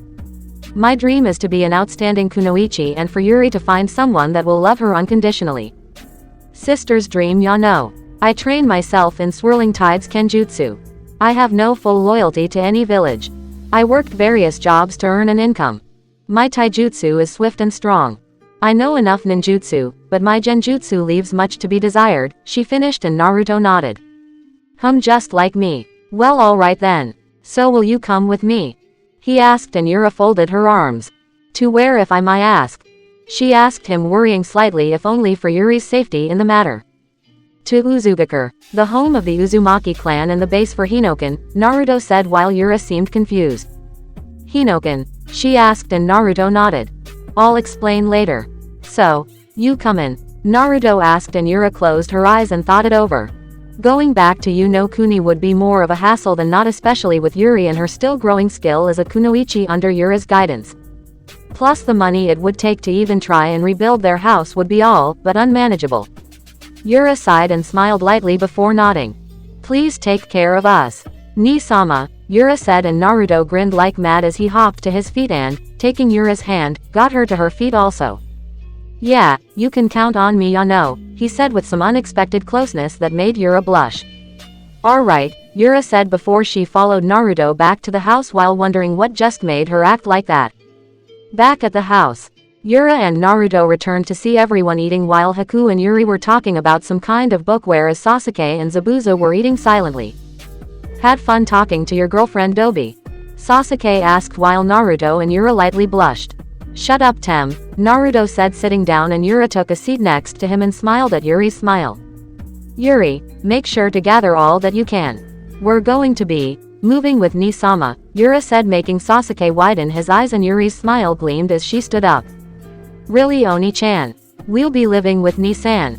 Yuri asked and Yura nodded, taking a sip of some tea while Yuri hugged Naruto, making the two Uzumaki smile at each other while Tsunami seemed happy for them. And what about us? Zabuza asked while Naruto glanced at them. Yura and Yuri turned to them and Yuri gave Naruto a pleading look. Please, Ni-san. Let them come with us. I really like Haku-chan, Yuri said and Naruto raised an eyebrow. You two should be able to do whatever. Right? Naruto asked and Haku shook her head. Well, even though I want to. Live continue to serve Zabuza-sama, but my entire being is telling me that I need your approval, Haku said and Naruto raised an eyebrow. I hate to say it, but mine too. I feel like I need to serve you, Zabuza said with a low growl and Naruto looked at his arm. Is it the seal? Naruto wondered before he closed his eyes. He knew he couldn't avoid it anymore. He'd have to tell his team. He'd like to keep all tabs on Zabuza and Haku, plus it was obvious now. Kakashi had seen Zabuza and Haku die. He wouldn't be able to explain that other than telling everyone. He could only be happy that only Yugao and Kakashi didn't know.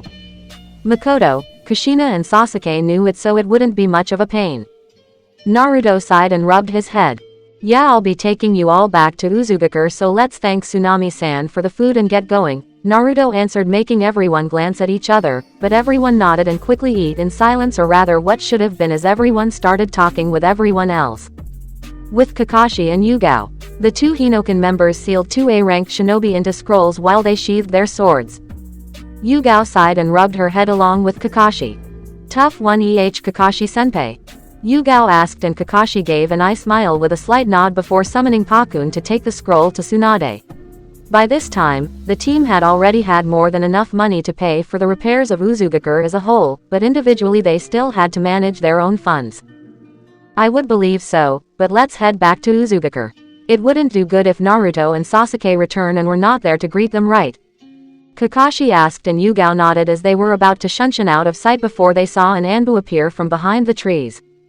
Kakashi Hatake, Yugao Izuki, he said, coming to them, making Kakashi and Yugao narrow their eyes, but they greeted the Anbu.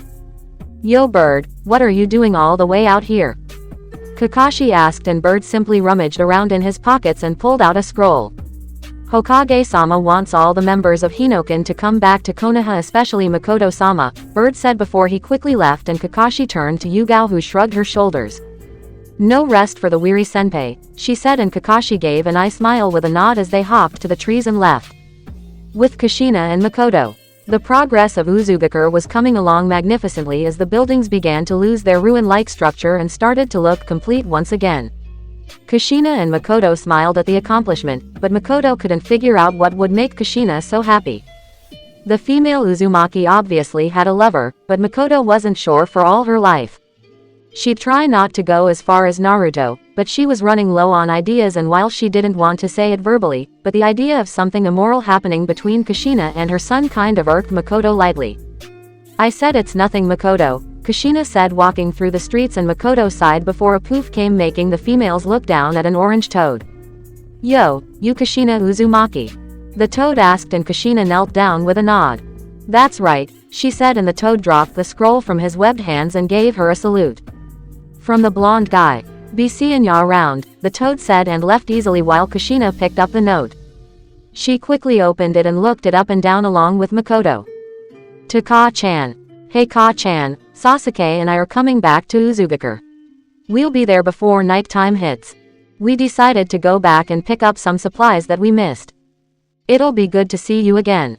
Also be prepared for the shock of a lifetime with who I'm bringing with me. Also please gather the others, I think I'm gonna tell them tonight.